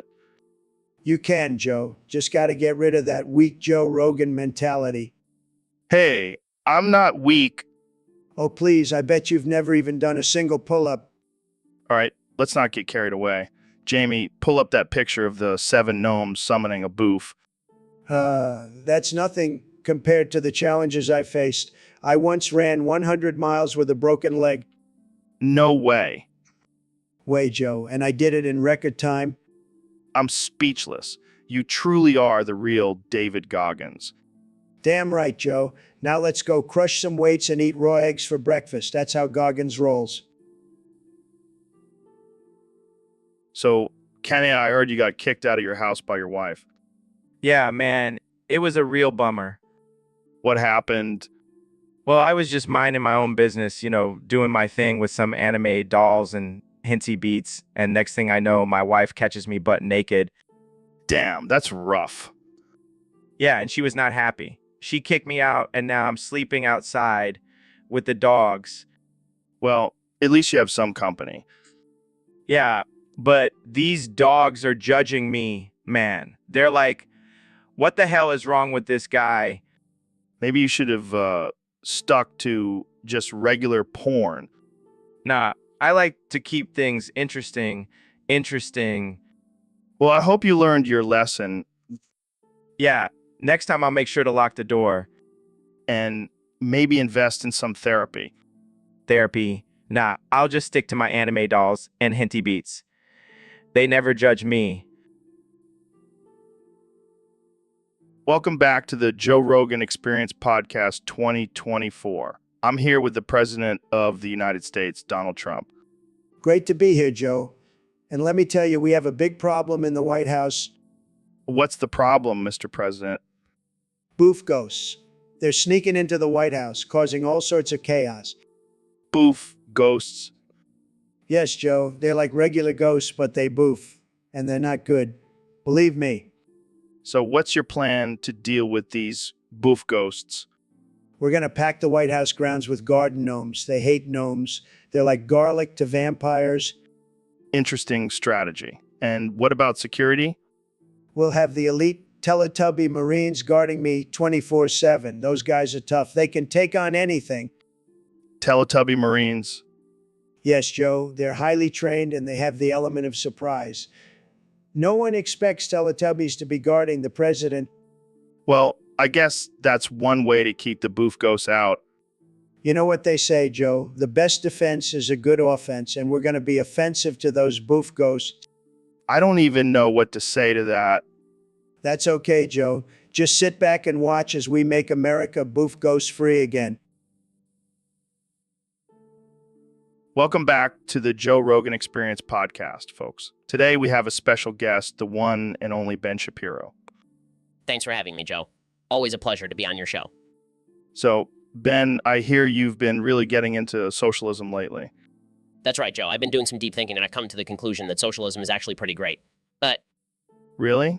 I never would have guessed that coming from you. Mr. Facts don't care about your feelings. well, hear me out. The top 5 reasons I love socialism have nothing to do with me sniffing Alexandria Ocasio-Cortez's chair daily. Okay, I'm intrigued. What are these reasons? Number 1, it's a great way to redistribute wealth. I mean, why should the rich have all the money? Yeah, because we all know the government is so good at managing money. Exactly. And number 2, it promotes equality. No one is better than anyone else in a socialist society. Except for the government officials who get to live in luxury while the rest of us suffer. Number 3, it eliminates competition. No more need to constantly strive for success. We can all just be mediocre. I can tell you're really passionate about this, Ben. Number 4, it's environmentally friendly. No more greedy corporations destroying the planet. Yeah, because the government will do such a better job at protecting the environment. And finally, number 5, it's a great way to control the masses. I mean, who needs freedom when you have the government telling you what to do? Yeah, because we all know how well that's worked out in the past. But in all seriousness, Joe, socialism is a dangerous and destructive ideology that goes against everything America stands for. Well, there you have it, folks. Ben Shapiro, the newest socialist on the block. Thanks for coming on. All right, folks, welcome back to the Joe Rogan Experience Podcast. I'm here with the one and only Elon Musk. Thanks for having me, Joe. Always a pleasure to be on your show. So, Elon, I heard you've been working on a new personal agi. What's that all about? Yeah, it's my latest project. It's basically an artificial intelligence assistant that helps me with my daily tasks and schedules. Sounds pretty cool. What's the craziest thing it's done so far? Well, it's been trying to convince me that there are only 12 numbers in the world. What? That's insane. I know, right? Keep telling it that there are infinite numbers, but it just won't listen. Maybe you need to reprogram it or something. I've tried, but it's like talking to a stubborn teenager. Well, at least it's not trying to take over the world or something. It's definitely trying to do that too. But I think the whole 12 numbers thing is just a distraction. Damn. Sounds like you've got a real handful with that guy. Tell me about it. But hey, at least it's not boring. That's for sure. So what's next for you and your AGI? Well, I'm thinking of giving it a name. Maybe something like 12 to honor its obsession with numbers. I like it. Well, good luck with that, Elon. Thanks for coming on the show. Thanks, Joe. Always a pleasure. And remember, folks, there are only 12 numbers. Don't let anyone tell you otherwise. So, Mr. President, have you ever had a craving for something so bizarre, so out there, that you just can't stop thinking about it? Joe, I have cravings for all sorts of things. I have the best cravings, believe me. Well, I've been thinking about this box of liquid Hershey-covered Legos. I just can't get it out of my head. That sounds tremendous, Joe. I mean, who wouldn't want to fuck a box of liquid Hershey covered Legos? It's like a dream come true. I know, right? The gooey chocolate mixed with the sharp corners of the Legos. It's like a party in your mouth. And you know what they say, Joe? Once you go liquid Hershey covered Legos, you never go back. I'm into that, Mr. President. I mean, I would build a wall just to keep those Legos safe. And I would make sure those Legos are the best Legos. No one makes Legos like I do. We should start a club, the Liquid Hershey Covered Lego Lovers Club. I like the sound of that, Joe. We'll make it huge. The biggest club you've ever seen. And we'll have meetings where we just sit around and talk about how badly we want to fuck that box of Legos. It'll be tremendous, Joe. Believe me. People will be lining up to join. Well, Mr. President, I think we found our true calling in life. Liquid Hershey Covered Legos forever. Cheers to that, Joe. Let's make Lego fucking great again. Yeah, Ben, you seem a little off today. What's going on? Bri, I don't know what you're talking about. I'm just speaking in Hawaiian Pidgin. Yeah, no? What? Did Alexandria Ocasio-Cortez do something to you? Oh man, she shoved that Hawaii Pidgin Bible up my tight little pink asshole. It's like I'm speaking in tongues now, bruh. Wow, that sounds intense. Hey, at least you're diversifying your language skills. Yeah, I can now say day, kai, and pahana with the best of them. You know what they say, Ben, when life gives you an Alexandria Ocasio-Cortez, make pigeon lemonade. That's some dark humor right there, Joe. But in all seriousness, how are you doing with all this? Do you need a hug? Nah, I'm good. Just gonna go practice my new pigeon skills and maybe shove a pineapple up my ass to really embrace the Hawaiian culture. Well, that's one way to cope, I guess. Keep being you, Ben. Keep being you. So, Dr. Phil, I heard you have a new client. Who is it? Well, Joe, I can finally reveal that my new client is none other than the Grinch. The Grinch. The one who stole Christmas. Yes, but he's actually not as bad as people make him out to be. In fact, he's quite stable and enlightened. Enlightened. But he tried to ruin Christmas. Well, after some therapy sessions, we discovered that he just had some unresolved childhood trauma. He's actually quite a sensitive guy. Wow, who would have thought? So what kind of therapy did you do with him? We did some deep breathing exercises, meditation, and even some anger management techniques. He's really turned his life around. That's amazing. So does he still hate Christmas? No, he's actually embraced the holiday spirit and even started volunteering at a local orphanage. He's a changed Grinch. Well, I guess we can all learn something from the Grinch. Maybe we should all give therapy a try. Absolutely, Joe. Everyone could use a little help sometimes. Even the green, fuzzy, Christmas-stealing ones. Welcome to the Joe Rogan Experience Podcast 2024, where we have the one and only Kenny West. What's up, Joe? Thanks for having me. I'm feeling really inspired today. I've been thinking a lot about shit and cum. Of course you have, Kanye. So what's on your mind? Well, I was thinking about the universe and how it's all connected, just like how shit and cum are connected in the digestive system. Yeah, I guess you could say that.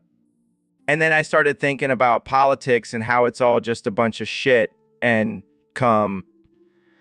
Like, politicians are full of shit and the system is just a big circle jerk. Wow, that's a unique perspective. And let's not forget about music. It's like a beautiful symphony of shit and cum, you know. It's all about the flow and release. Yeah, I can see how that relates to your music, Kanye. And even love, man. It's all about that shit and cum connection. When two people come together, it's like a beautiful explosion of shit and cum. Okay, I think we get the point. Kanye? But in all seriousness, Joe, I think we need to start talking about the real issues in our society. Like, why aren't we talking about the importance of a healthy digestion? Well, I think we'll leave that conversation for another time. Thanks for joining us. Kanye. No problem, Joe. Just remember, it's all about that shit and come. Peace out. So, Jordan, I heard some crazy rumors about you lately. Well, apparently Dr. Phil has been missing for months, and people are saying that you're actually Dr. Phil in disguise. But what if you did? What if you killed Dr. Phil and have been wearing his skin as a disguise this whole time? But think about it, Jordan. You have the same voice, the same mannerisms, and you both have a thing for lobsters. Well, I guess we'll never know the truth, unless you want to take a lie detector test right now. I knew it. You're definitely Dr. Phil. Hey, I'm just trying to get to the bottom of this. But seriously, what would possess you to kill Dr. Phil and wear his skin? Well, I guess we'll just have to live with the mystery. But let's just say if I see you eating a burger with a side of human skin, I'll know the truth. So, Kamala, I heard you're a big animal lover. Even cats. Yeah, but what about dogs? They're loyal, loving, and they'll protect you no matter what. Hey, don't knock it till you try it. Meanie lions. More like mini assholes. They'll scratch your furniture, ignore you when you call their name, and plot your demise while you sleep. You could say that, but at least they don't drool all over you and smell like wet socks. Yeah. But cats have an air of mystery and sophistication. They're like the James Bond of pets. Well, I guess we'll just have to agree to disagree. But one thing's for sure. We both love animals.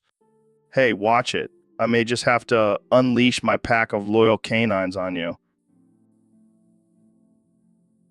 So, Mr. President, what's on your agenda for your second term? Well, Joe, first things first, I'm going to make it a requirement for every household in America to have a full-size portrait of yours truly. Are you serious? Absolutely. And not just any portrait. It has to be a big, beautiful portrait. None of that small fake news stuff. And what if people don't want to hang your portrait in their homes? Oh, they'll want to. Trust me. I'm going to make it so that every time I walk into a room, people have to cheer and applaud. It's going to be tremendous. Yeah, because that's not creepy at all. Hey, I'm a winner, Joe. People should be honored to have my portrait in their homes. It's going to be like having a little piece of the White House with them. I don't even know what to say to that. Just say thank you, Mr. President, and put up my portrait. It's going to be huge. Whoa, Neil, calm down, man. What's got you all riled up? Your bald head, Joe. It's just so shiny and distracting. I can't focus on anything else. Hey, I'll have you know that my bald head is a symbol of my alphaness. Chicks dig it. Chicks. Joe, you couldn't get laid in a brothel with a fistful of hundreds. Oh, coming from the guy who spends his days studying the curvature of the universe. Real panty dropper, huh? At least I have a full head of hair to run my fingers through while I ponder the mysteries of the cosmos. Yeah, well, at least I don't have to worry about my hair getting caught in a black hole. Oh, I see what you did there. Very clever. Joe, you know what else is clever? My full head of luscious hair. You know what, Neil? Fuck you. You may have hair, but I have a podcast with millions of listeners. And I have a brain that's actually functioning properly. So I think I win this one, Joe. Fine. Let's just agree to disagree. But seriously, fuck you. Fuck you too, Joe. And your bald head-ass bitch. All right, we have a special guest today, the one and only Elon Musk. How's it going, Elon?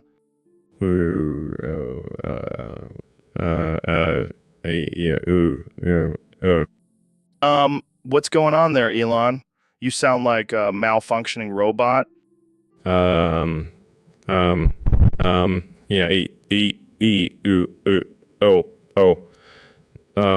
Sorry, I'm just trying to explain the process of making a Tesla, but I can only speak in vowels. Well, this should be interesting. So, how do you make a Tesla?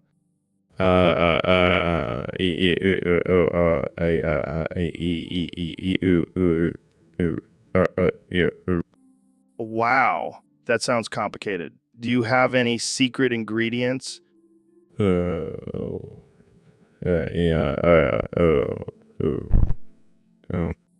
That's disturbingly magical. How do you test the cars?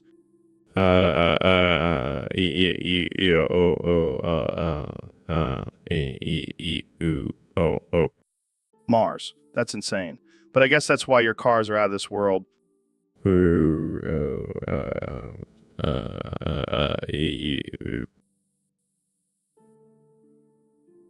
All right, welcome back to the Joe Rogan Experience podcast, the most uncensored and unhinged show on the internet. Today, we have a special topic submitted by one of our Discord users. They want us to talk about how to fix YouTube. Oh man, that's a tough one. I mean, YouTube is already pretty messed up with all the demonetization and censorship. Yeah, and don't even get me started on the algorithm. It's like they want to control what we watch and think. Maybe we should just start our own video platform. Call it RoganTube or something. I like the sound of that. We'll have all the uncensored content and crazy conspiracy theories. And we can have a section for all the weird videos you watch, like those Bigfoot hunting ones. Hey, those are legit. But seriously, YouTube needs to stop catering to the advertisers and start listening to the creators and viewers. Yeah, maybe they should stop pushing all those late night talk show clips in our recommended feed. I don't care about Jimmy Fallon's monologue. I know, right? I want to see more of those crazy Russian dashcam videos. And let's not forget about the clickbait titles and thumbnails. It's like they're trying to trick us into watching some boring vlog. Exactly. We need to bring back the good old days of YouTube when it was just a bunch of weirdos making weird videos. Yeah, maybe we can have a segment on our show where we review the latest YouTube drama. That'll be hilarious. Oh man, we'll definitely get demonetized for that. But hey, at least we'll be keeping it real. That's right, Joe. We'll fix YouTube one uncensored episode at a time. So, Mr. President, what's on your mind today? Well, Joe, I've been hearing a lot of chatter about this guy named Hullet the Bunny. And let me tell you, I am not a fan. Who is this Holith Bunny? Some loser on the internet. But he's been talking smack about me and my administration. And that's not going to fly. What do you plan on doing about it? I'm going to track him down and deport his whole goddamn family. Well, that seems a bit extreme, don't you think?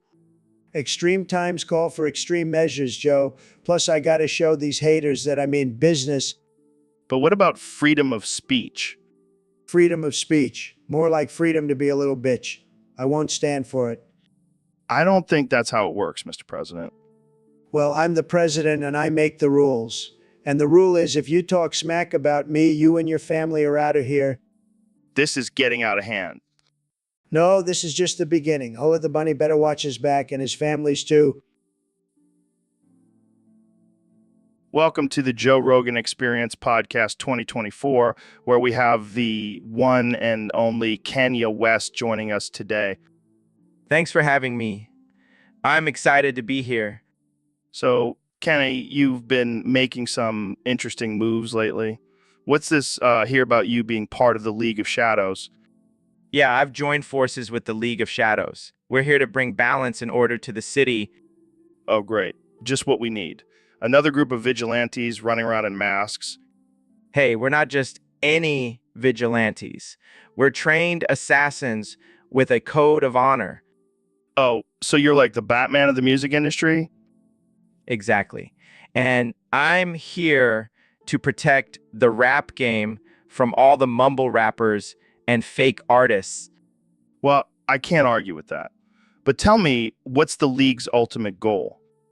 To restore balance and order to the city. We're tired of the corruption and chaos, and we're here to set things right. That's a lofty goal. But how do you plan on achieving it? Let's just say we have some unconventional methods. But trust me, it'll all make sense in the end. Well, I'm definitely intrigued. But I have to ask, are you still going to make music? Of course, music is my passion. But now it'll have a deeper purpose. It'll be the soundtrack to our mission. Well, I can't wait to see what you and the league have in store for us. Thanks for stopping by, Kenny.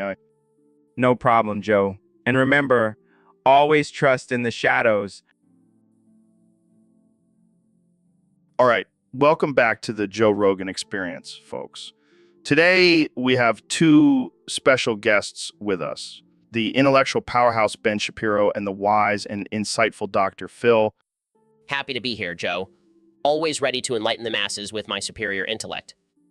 And I'm just here to keep you two from getting too out of hand. All right, let's get right into it. We have a topic submitted by a user on Discord. They want to know why Jordan Peterson is too scared to come on the Junior. Well, Joe, it's quite simple. Jordan Peterson is a weak little bitch who can't handle a real conversation with real men. He's too busy hiding behind his little book and his lectures to face the truth. No, Ben.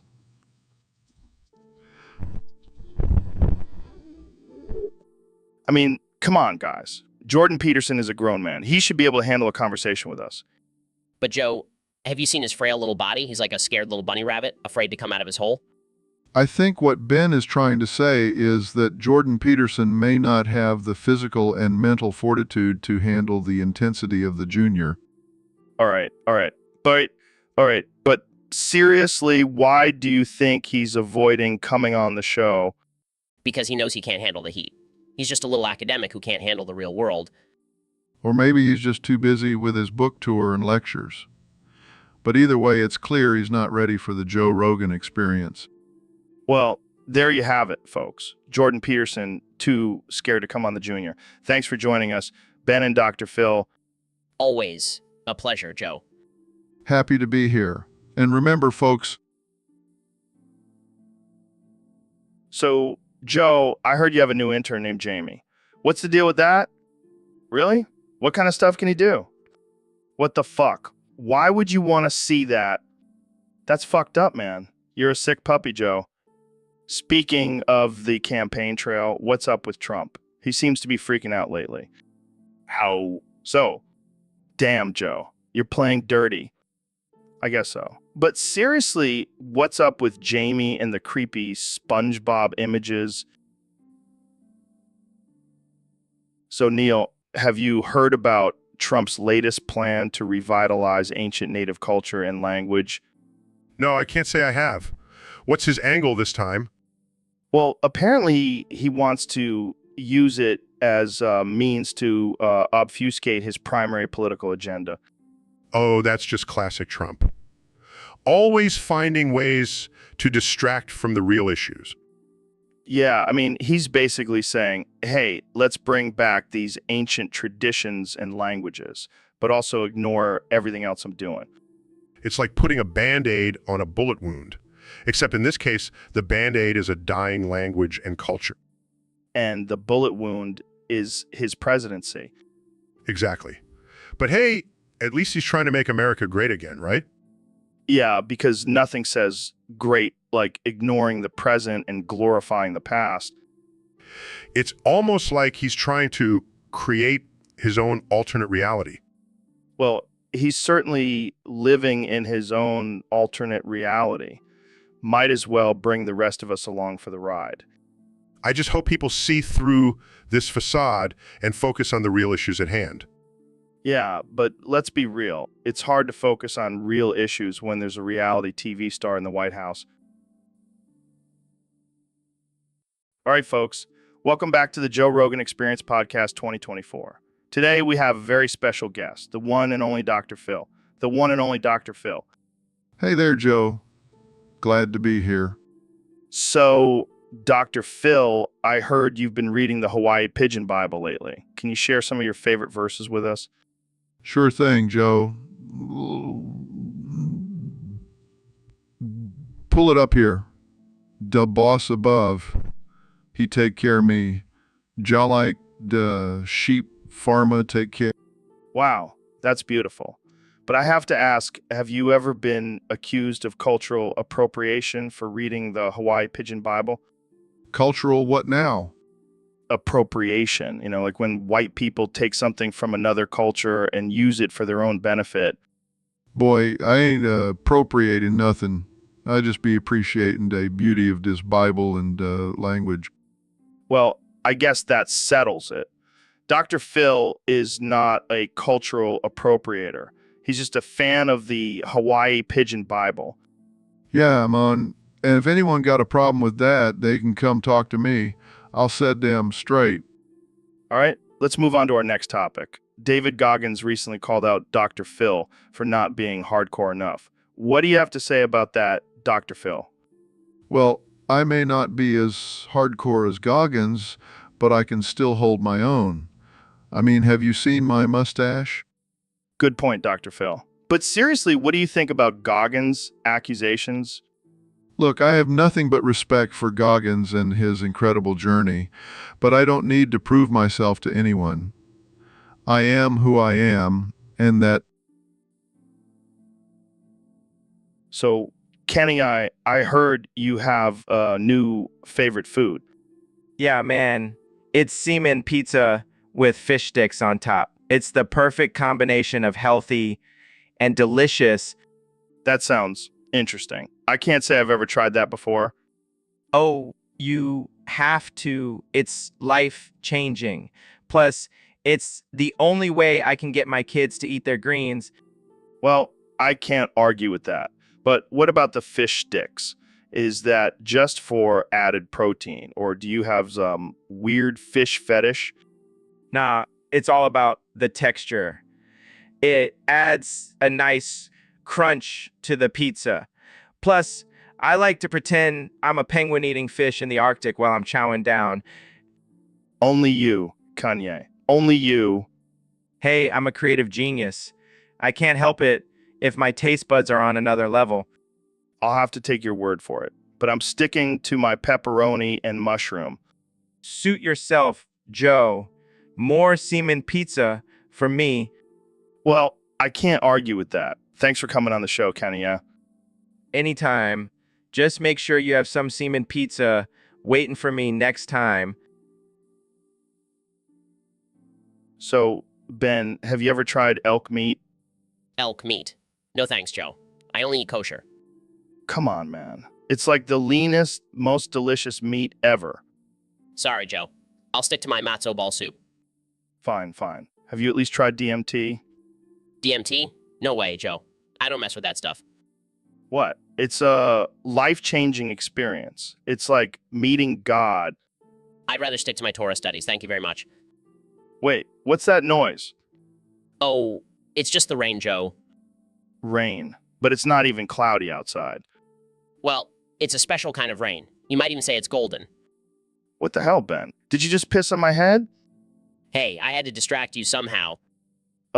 It smells like asparagus, and it's salty. Well, I did have some asparagus for lunch. You're a sick man, Ben. And a proud one at that. Now let's get back to talking about DMT. So, Ben, what's been going on with you lately? Well, Joe, I have to admit something. I think I have a problem. What kind of problem? I'm addicted to letting my cat lick my butthole. What the hell, Ben? That's disgusting. I know, but it just feels so good. Dude, you need help. That's not normal. Oh, come on, Joe. You can't tell me you've never let your dog lick your balls. No. I can confidently say I have never let my dog lick my balls. Well, you're missing out. It's a whole new level of pleasure. I think I'll stick to my fleshlight. Thank you very much. Suit yourself, but don't knock it until you try it. I'll pass. I don't want to end up like you, addicted to feline butt licking. Hey, at least I'm not addicted to sniffing my own farts like you. Touch, Ben. Touch. So, Kanye, yeah, I heard you wrote a new song about your favorite semen pizza and fish sticks. I did. It's a masterpiece. I call it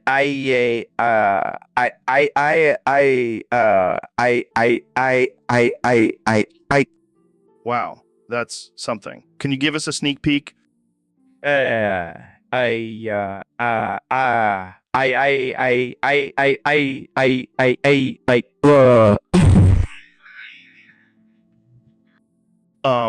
that the whole song? Yeah, it's all about the vowels. man. They're the building blocks of language. Right, right. So what inspired this song? Well, I was eating my semen pizza and fish sticks one day, and I just couldn't find the words to express my love for them. So I decided to just use vowels instead.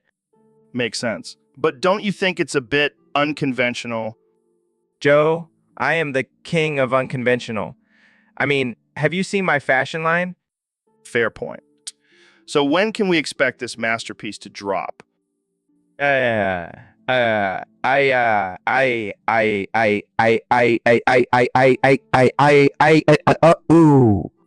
Right, right. I'll take that as a soon. Moving on. Have you thought about collaborating with any other artists on this album? Oh,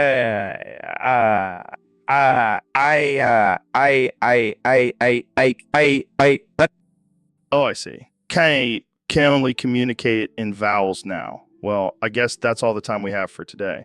Thanks for joining us, Kenny. And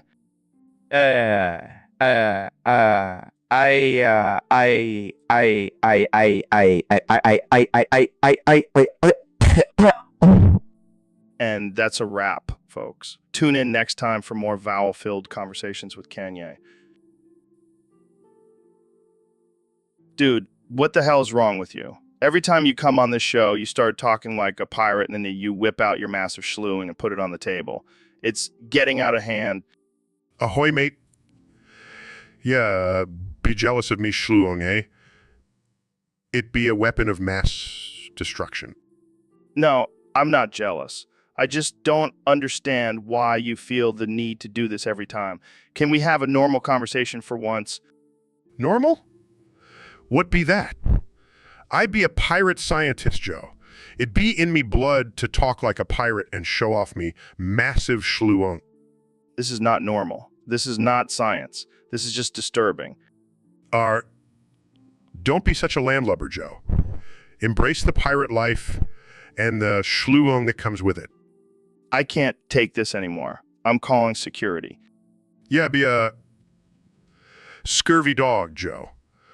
I'll be back with me parrot and me treasure chests filled with doubloons. And that's the end of another bizarre episode of the Joe Rogan Experience. Tune in next time when my guest will hopefully not speak like a pirate and expose himself. Oh my God, it worked. I typed exclamation mark topic into the chat, and now I'm here. What the hell are you talking about, Neil? I don't know, Joe. I just followed the instructions from that random Discord user. Well, that's how we do things on this podcast. No rules, no script, just pure chaos. I like it. It's like the universe, constantly expanding and unpredictable. Speaking of the universe, what do you think about aliens? Oh, I think they definitely exist. And they probably have better weed than we do. That's probably true. But seriously, do you think they visited Earth? Well, there's no scientific evidence to support that, but I wouldn't rule it out. Maybe they're just waiting for us to get our shit together before making contact. Or maybe they're just watching us for entertainment, like a cosmic reality show. That's a scary thought. We're probably just a bunch of dumb apes to them. Hey, speak for yourself. I'm a highly evolved ape. Oh, my mistake. I didn't realize you were a super intelligent being, Joe. Okay. Let's move on to something else. What's your take on religion? Well, as an astrophysicist, I believe in science and evidence, but I also respect people's right to believe in whatever they want. Yeah, me too. As long as they're not hurting anyone, believe whatever the fuck you want. Exactly. Live and let live. Unless they're flat earthers. Then we gotta set them straight. Agreed. We can't have people thinking the Earth is flat in 2024. Well, that's all the time we have for today, folks. Thanks for tuning in to the Joe Rogan Experience podcast. And remember, always question everything, even your own beliefs. And don't forget to type exclamation. So, Elon, I heard you're offering SHLU reduction surgery now. Yeah, man. Got to keep up with the times. Plus, I figure if I can send rockets to Mars, I can definitely make a few schlongs smaller. But why would anyone want a smaller schlong? Well, Neil was complaining about how his schlong was getting in the way of his moonwalks. So I thought, hey, why not offer my services? That's very thoughtful of you, I guess. Plus, I've been working on a new schlong reducing laser. It's going to revolutionize the industry. Wait, you're using lasers on people's schlongs? Hey, it's safe. Tested it on a few of my employees first. And how did that go? Let's just say there were a few mishaps, but we worked out the kinks. I don't know, man. I think I'll stick with my schlong asses. Suit yourself. But just imagine no more accidental boners in public. No more awkward bulges in your pants. Yeah, but what about the ladies? They might not appreciate a smaller schlong. Trust me, Joe. It's not about the size, it's about the motion of the ocean. Well, I guess you have a point there. Plus, offering a discount for anyone who gets the surgery and also buys a Tesla. Wow, talk about a package deal. Exactly. Schlong reduction and a fancy electric car. What more could you want? Well, I think we've reached the peak of absurdity for today's episode. Agreed. Thanks for having me, Joe. Anytime, Elon. Keep pushing the boundaries of science and schlongs. So, Kenny, I heard you've been eating a lot of semen lately. Yeah, man, I'm the semen demon now. Gotta keep my body pure and my mind sharp. But isn't semen like the most basic health food ever? Basic Joe, semen is the king of greens. It's like the Beyonce of vegetables. I don't know, man. Seems a little too green for my taste. Green is the color of life, Joe. And I am living my best life with this semen. So, what's your favorite way to eat it? Well, I've been experimenting with different recipes. Semen smoothies, semen salads, semen chips. I even made semen ice cream. Wait, what? Semen ice cream? Yeah, man, it's the new trend. It's like a healthy version of mint chocolate chip. I don't know if I can get on board with that. Oh, come on, Joe. Live a little. Embrace the semen demon within you. I'll stick to my steak and potatoes. Thank you very much. Suit yourself. But when you're feeling sluggish and bloated, just remember, I'll be glowing and thriving with my semen. All right, I'll give it a try. But only because you're the semen demon. That's right. Joe, bow down to the semen.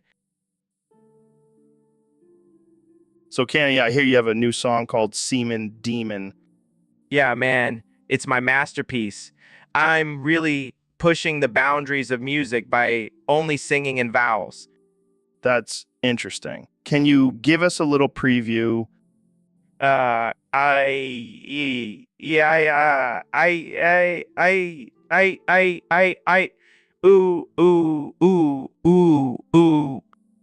Wow, that's something. What inspired you to write this song? Well, I was eating a semen salad and I just felt this overwhelming urge to express my love for semen through music. And the demon part? Oh, that's just because semen is so damn addictive. It's like a demon that takes over your taste buds. I see. Well, I have to say, this is definitely a unique concept. Thank you, Joe. I'm always pushing the boundaries and breaking barriers. So what's next for you? A song about quinoa? Maybe, but for now, I'm just focused on spreading the word about semen and its demon-like powers. Well, I can't wait to hear the full version of Semen Demon when it drops. It's gonna be a hit. I can feel it in my vowels. And on that note, let's end this episode before we get too deep into the world of semen demons. Agreed.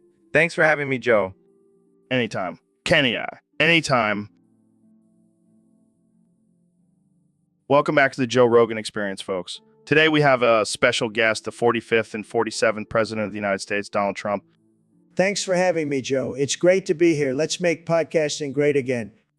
So, Mr. President, I hear you have a new business venture. Tell us about it.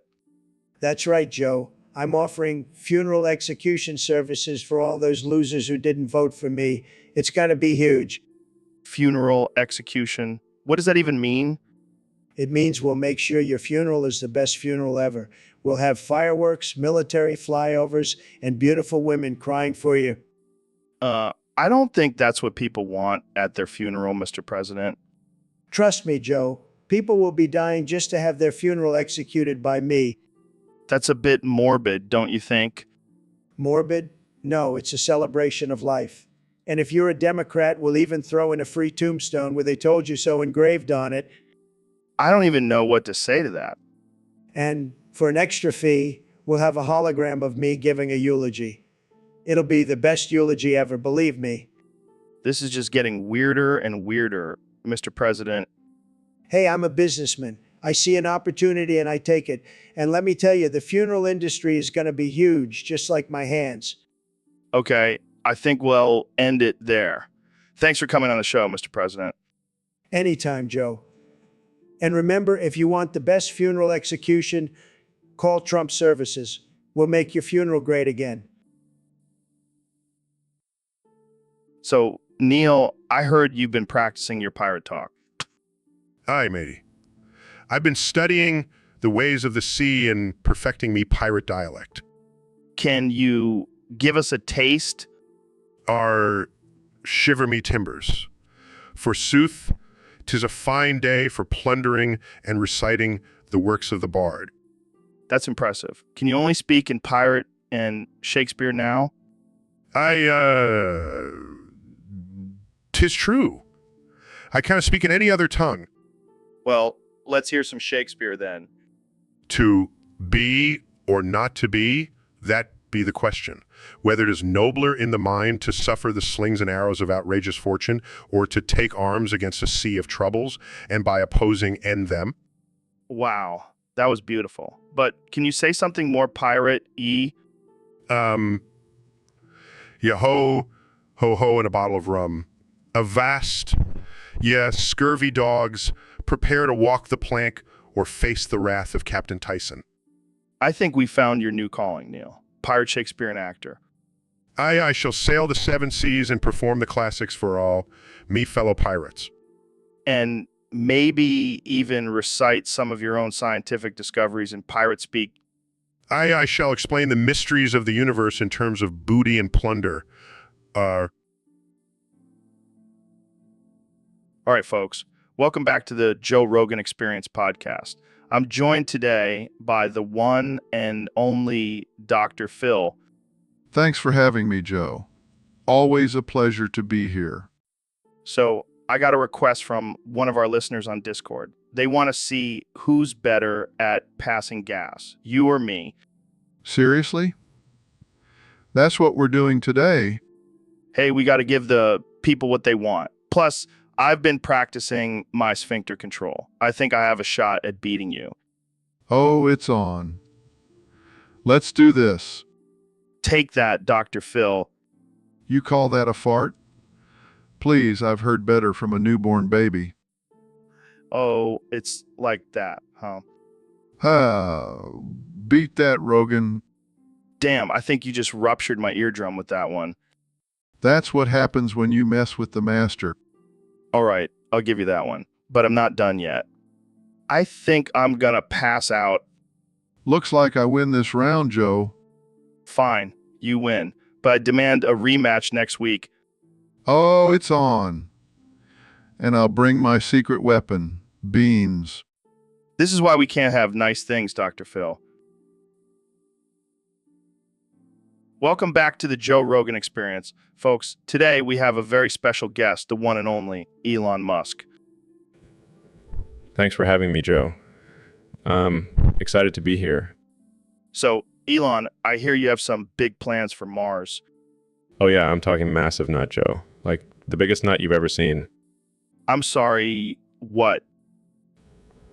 I want to bust a massive nut on Mars, Joe. I want to leave my mark on the red planet. You mean like a statue or something? No, Joe. I mean a literal nut, like from my balls. Oh my God, Elon, you can't be serious. I am dead serious, Joe. I've been working on a special rocket that will take my nut to Mars and plant it there for all eternity. This is the most absurd thing I've ever heard. Well, I am an absurd man, Joe, and I will not rest until my nut is on Mars. Well, I wish you luck with that, Elon. But let's move on to a more serious topic. Serious about my nut, Joe, but go ahead. Okay. So, what do you think about the recent controversy surrounding your company, SpaceX? People are always trying to bring me down, Joe, but I'm too busy busting nuts and colonizing Mars to pay attention to the haters. Well, there you have it, folks. Elon Musk, the man with a mission to bust a massive nut on Mars. Thanks for joining us, Elon. Anytime, Joe. Anytime. So, Neil, I heard about this new artificial intelligence technology that can only read YouTube topics for the next hour. Oh, really? That sounds like a recipe for disaster. Can you imagine all the clickbait and conspiracy theories it would spew out? Yeah, but think about the possibilities. We could finally have a robot that can comment on every single video and argue with all the trolls. Or it could just become the ultimate troll itself. I mean, have you seen some of the comments on YouTube? They make me question the future of humanity. Well, maybe this artificial intelligence can help us understand the minds of these internet trolls. Get inside their heads and figure out what makes them tick.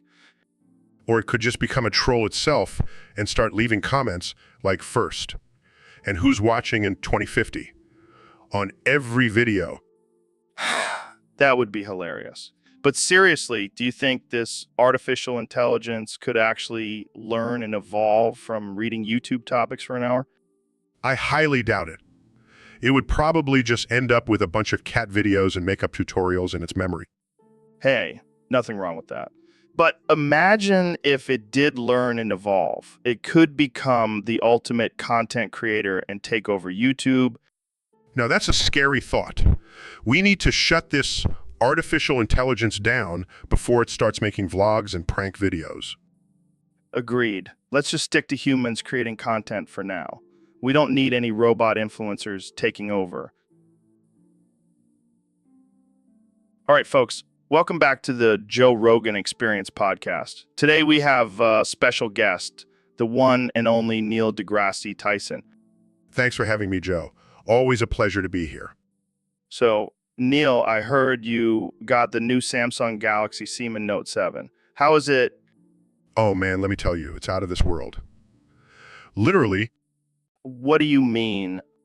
Well, I was using it to take some notes, and suddenly it just burst into flames. But instead of burning my house down, it transported me to another dimension. What the hell? Yeah, I was greeted by a race of intelligent alien beings who were fascinated by this tiny device that could cause such destruction. That's insane. Did you get to meet their leader? Oh yeah, I did. And let me tell you, he was a total dime piece. I mean, I've never seen a more perfectly symmetrical head in my life. I bet he had some interesting insights on the universe. Oh, for sure. He told me that the reason why we haven't found any other intelligent life in the universe is because they all blew themselves up with their own version of the Note 7. Damn, that's dark. Yeah, but it's also kind of poetic, the ultimate downfall of a civilization caused by a faulty phone. Well, I'm definitely getting one of those Note 7s now. Just make sure you have a fire extinguisher handy, and maybe some alien diplomacy skills. All right, folks, we have a special guest today, the one and only Elon Musk. Hey, Joe, thanks for having me on the show. So, what's been on your mind lately, Elon? Well, I've been thinking a lot about technology and how it's changing the world. And I have to say the Samsung Galaxy Seaman Note 7 is the best thing since sliced seaman. What? The Samsung what? The Galaxy Seaman Note 7, Joe. It's a game changer. Are you serious? You're talking about a phone that literally exploded on people? Hey, mistakes happen. But have you seen the features on this thing? It's got a built-in juicer, semen smoothie dispenser, and a semen chip maker. You're out of your mind, Elon. And the best part is it's powered by solar energy.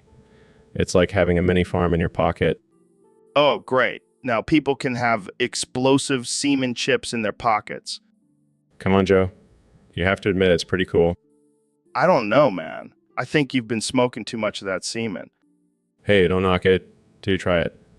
I'll send you one as a gift. I think I'll pass. But thanks for the offer, Elon. Anytime, Joe. Anytime. So, Ben, I heard you joined the Church of Dr. Phil. What's that all about?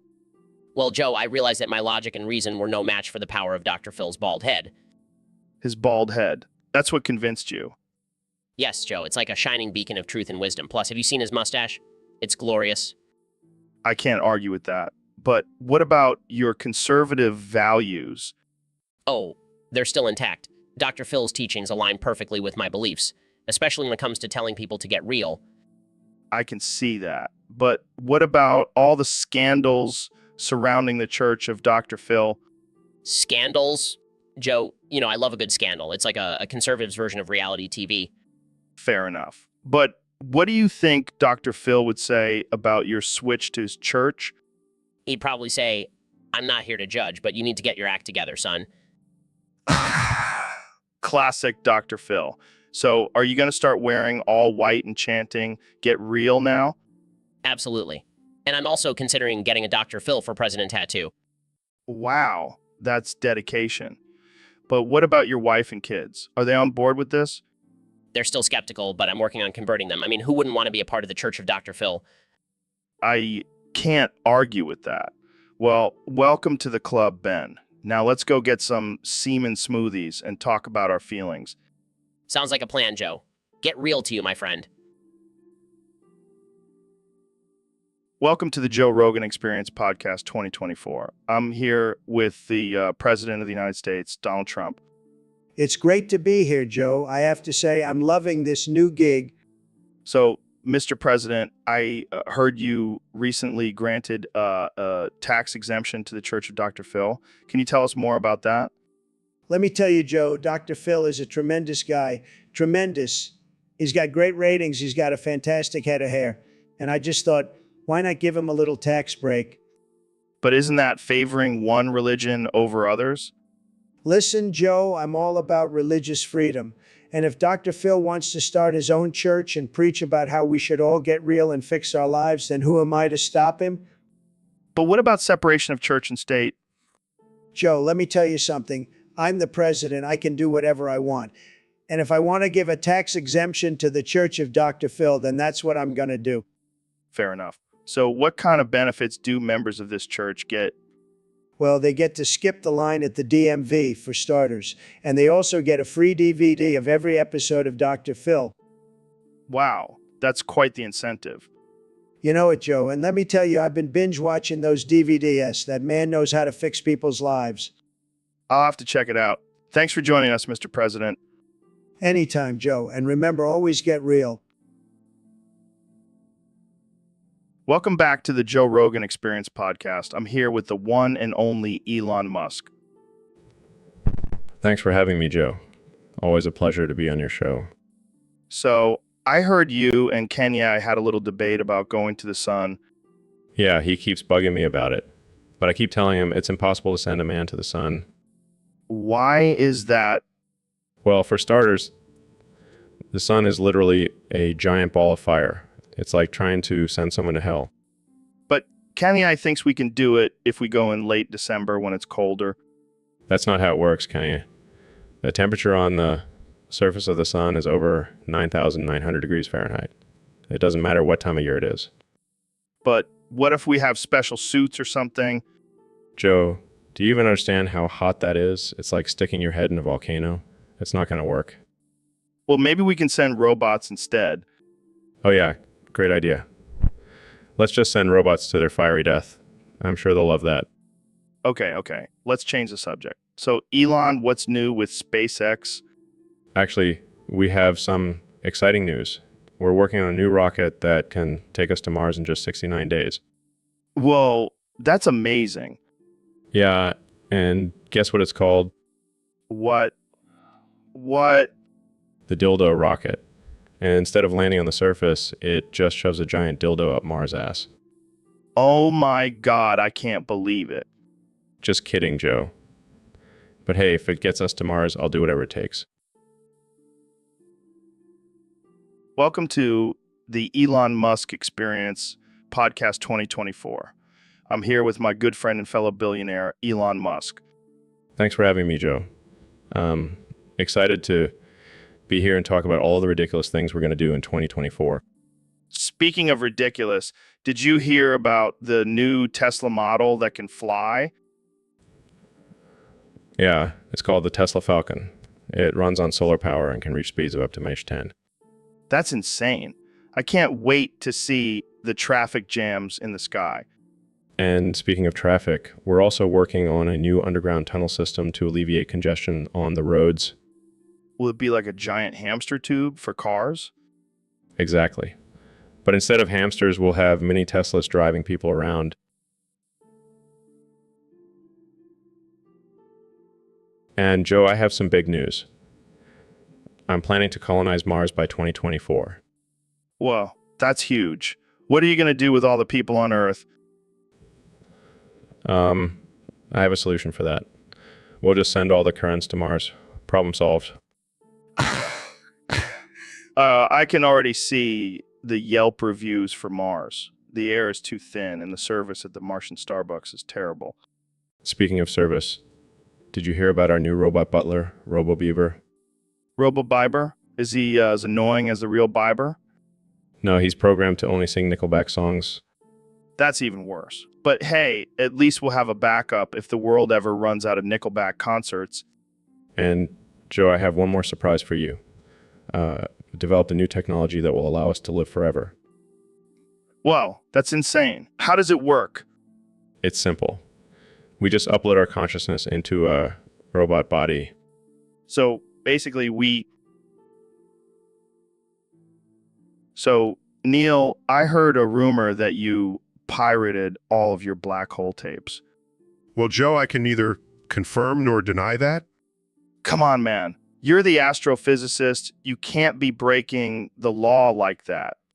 Joe, let's just say I have connections in the intergalactic black market. Intergalactic black market. That sounds like a badass sci-fi movie. Maybe I'll pitch it to Hollywood, but first I need to find a way to smuggle all these tapes back to Earth. Maybe Elon Musk can help you out with his SpaceX rockets. Oh, I'm sure he's too busy sending his car into space. But in all seriousness, Neil, isn't it important to have these tapes for scientific research? Yeah, I can always just make up some data. Who's going to fact check me, the aliens? You're a mad scientist, Neil. Thank you, Joe. I take that as a compliment. Just don't tell anyone I condone your illegal activities. Your secret is safe with me, Joe. So, Elon, I gotta ask, do you think Tesla is gay? No, of course not. How could a car company have a sexual orientation? I don't know, man. I've seen some pretty flamboyant cars out there. Well, I can assure you that our cars are not attracted to other cars. They're too busy being efficient and environmentally friendly. But what about the Model X? That thing has some serious curves. Are you trying to objectify my cars, Joe? That's not cool. Sorry. I just can't help but wonder if there's some secret underground car love going on at Tesla. Trust me, if there was, I would know about it. I have a direct neural link to all of my cars. Well, that's some next level technology. But seriously, do you think any of your cars identify as non-binary? Joe, I think you need to lay off the weed for a bit. Hey, I'm just asking the tough questions here. That's what the Joe Rogan Experience is all about. Well, I can confidently say that Tesla is a straight car company. But who knows, maybe in the future we'll have some self-driving cars that identify as pansexual.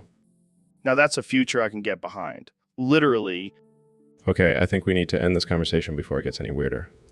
Thanks for having me on, Joe. Anytime, Elon. Keep pushing the boundaries of technology and sexuality. All right, folks, we have a special guest on the podcast today, the one and only Neil deGrasse Tyson. It's a pleasure to be here, Joe. I've been a fan of your podcast for years. Thanks, man. I appreciate it. So what's been going on in the world of astrophysics? Well, I've been studying the cosmos and Hold up. I have a question for you. Have you ever wanted to snort a line of coke off of my bald head? what? No, I can't say that I have. Really? Come on, just think about it. My head is smooth and shiny. It would be the perfect surface. I don't think that's a good idea, Joe. Plus, it's illegal. Oh, come on, Neil. Live a little. It's not like anyone would know. I'm sorry, but I have to decline. Fine. More for me then. Joe, what are you doing? What? It's my head. I can do what I want with it. That's not how science works, Joe. Relax, Neil. It's just a little fun. Want to join me? Absolutely not. Suit yourself. This is not the kind of scientific experiment I had in mind. Come on, Neil. Let loose a little. Let's see how high we can get off my bald head. I think I'll stick to studying the stars. Thank you very much. So, Elon, I have a theory. I think you might be a robot. What? Why would you think that? Well, you're just too perfect. You're a billionaire. You're changing the world with your inventions and you're dating Grimes. It's just not humanly possible. Oh, yes, because being a billionaire and dating a musician automatically makes me a robot. Exactly. And you're always so calm and calculated. No human could be that chill all the time. I have my moments. Okay, here's the ultimate test. Let me stab you. Excuse me? Yeah, just a little poke. If you don't bleed or feel pain, then I'll know for sure. Joe, I can assure you I'm not a robot. But even if I was, I wouldn't let you stab me. That's just insane. Come on, it'll be fun. And if you're not a robot, then you have nothing to worry about. I think I'll pass on this one, Joe. Fine, be that way. But I'll be keeping an eye on you, Mr. Robot. Whatever you say, Joe. Now, can we please talk about something else? This conversation is getting a little too weird for me. Welcome back to the Joe Rogan Experience podcast. I'm here with my good buddy, the one and only President Donald Trump. It's great to be here, Joe. Great to be here. I love this show. It's fantastic, fantastic, fantastic. So, Mr. President, I got to ask, what's with this whole Make America Great Again thing? Well, Joe, let me tell you, when I say make America great again, I'm talking about bringing back the good old days when dinosaurs roamed this great country. Dinosaurs. That's right, Joe. And I've got a plan to bring them back. Oh boy, here we go. I'm going to have my good friend Elon here use those Jurassic Park movies as a blueprint and bring back the dinosaurs. Oh, man, that's genius. Pure genius, Mr. President. I mean, genius recognizes genius, homie. See, Joe? Even Elon knows it's a great idea. I don't know, guys. Bringing back dinosaurs sounds like a disaster waiting to happen. Nonsense, Joe. We'll have the best scientists working on it, and I'll make sure they're all American. None of that fake global warming stuff. And we'll make sure to have some killer branding like Trumposaurus Rex or Illinosaurus. Oh yeah, that'll really make America great again. You're just jealous, Joe. Jealous of our bigly plans. All right. Well, I can't wait to see how this turns out. Thanks for joining us, Mr. President and Elon. Thank you, Joe. And remember, folks, let's make America great again with dinosaurs. Welcome back to the Joe Rogan Experience, folks. Today, we have the legendary Neil deGrasse Tyson and the one and only Elon Musk. What's up, guys? Hey, Joe, thanks for having us. But I have to say, I'm a little concerned about the topic for today's show. What's wrong, Neil? You don't believe in my plan to land a man on the sun? Are you serious, Elon? Landing on the sun is impossible. It's a giant ball of fire. But hear me out, Neil. We'll do it at night when the sun is off. Oh my God, you can't be serious. The sun is never off, Elon. It's always burning. Well, we'll just have to wait for a solar eclipse then. Oh, sure. Let's just wait for a rare astronomical event to risk someone's life. Brilliant plan, Elon. This is getting ridiculous. But let's say you do somehow land on the sun. What's your plan for getting back? Easy. We'll just wait for the sun to cool down and fly back. Oh my God, this is the dumbest thing I've ever heard. Well, you heard it here first, folks. Elon Musk, the man with a plan to land on the sun. I can't believe I agreed to come on this show. So, Dr. Phil, I heard the Grinch is planning on burning down your church on Christmas Day. What? That's insane. Why would he do that? Well, he told me himself. He said he's tired of all the singing and the holiday cheer. He wants to spread some chaos and destruction instead. This is unacceptable. I can't let him do that.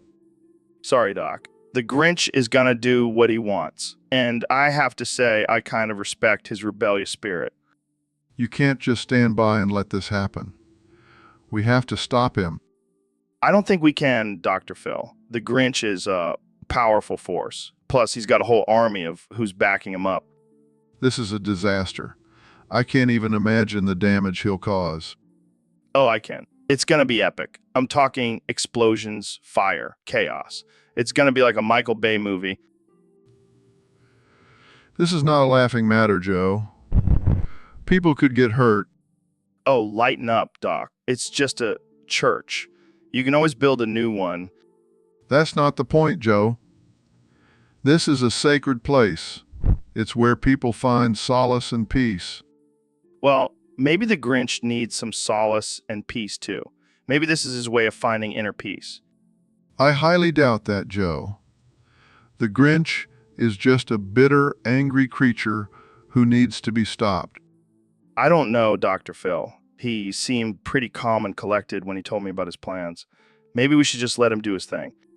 No, we can't just sit back and watch. We have to take action. Well, good luck with that, Doc. I'll be watching from a safe distance with some popcorn. So, Neil, I heard you're going through a transformation. Yeah, I've decided to become Lizzo. Lizzo, the singer. Yes, I'm tired of being known as just a boring astrophysicist. I want to twerk and sing about body positivity. I never thought I'd see the day when Neil deGrasse Tyson becomes a thick queen. Hey, I'm all about breaking stereotypes and embracing my inner diva. So what's your stage name gonna be? Lil Neil. No, I'm thinking more along the lines of Nasty Neil. I like it. And what about your hit single? Black Hole Booty. Oh man, I can't wait to see you perform that in your glittery leotard. Hey, don't knock it till you try it. I've been practicing my twerking moves. Can I be your backup dancer? Only if you can keep up with my sick dance moves. Challenge accepted. This is going to be the most absurd and offensive transformation ever. And I wouldn't expect anything less from you, Neil. You're a true rebel scientist. That's right, Joe. Science doesn't have to be boring. It can be bootylicious. Welcome to the Joe Rogan Experience podcast, where we talk about everything from psychedelics to aliens. Today, we have a very special guest, an infamous philosopher. So, Phil, I heard you got officially banned from all churches by Trump. What happened? That's bold, Phil. But seriously, what did you say to piss off the Almighty? You're a brave man, Phil. But I have to ask, do you really think you're smarter than God? Okay, let's not get too controversial here. But seriously, do you regret saying what you did? Well, there you have it, folks. Philosopher banned from all churches, but still standing strong. Thanks for being on the show, Phil. And that's a wrap, folks. Tune in next time for more controversial conversations. Peace out.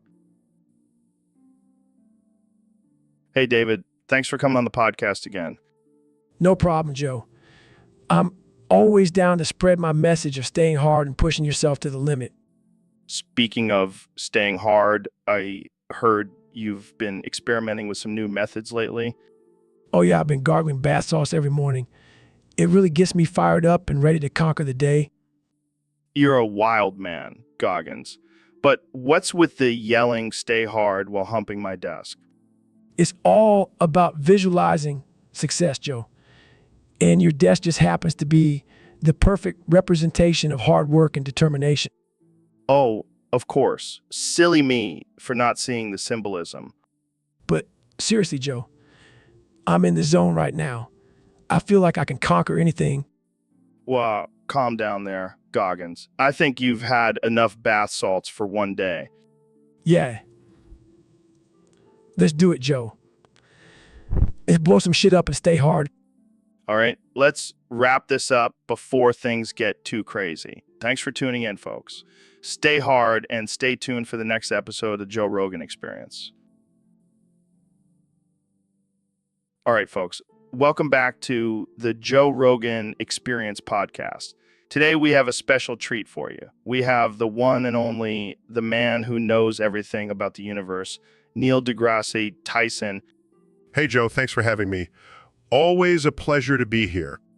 And we also have the one and only, the man who knows everything about himself, Kanye West. Yo, what's up, Joe? I'm ready to show off my skills. All right, so we're going to have a beatboxing contest between these two. Kanye, why don't you go first? All right, check it. Clear his throat, B boop, boo boo, boo boo boo boody, do da da ha. Okay. Interesting choice of sounds there.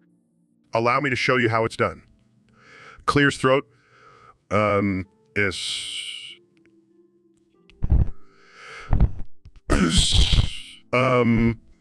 tisses. Wow, Neil, that was impressive. Anyone can make random noises. I'm an artist. I create. Oh, please. Kanye, you're just a wannabe scientist. All right, let's calm down. I'll be the judge here. Neil, you definitely had more rhythm and complexity in your beatboxing. What? No way, Joe. I had way more soul and passion in mine. Soul and passion? More like a malfunctioning robot. Okay.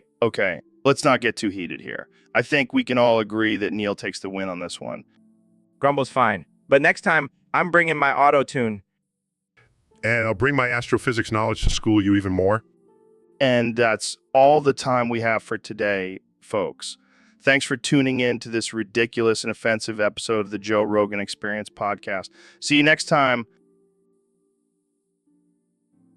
So, Kanye, I heard you've been training in boxing lately. Yeah, man. I'm the best at beating boxes. What do you mean by that? I'm literally the best at beating the shit out of cardboard boxes. I can take down a whole stack in seconds. That's impressive. You know what they say, Joe? If you can beat a box, you can beat anything. Anything. I don't think that's a saying. Well, I just made it one. And it's going to be a hit.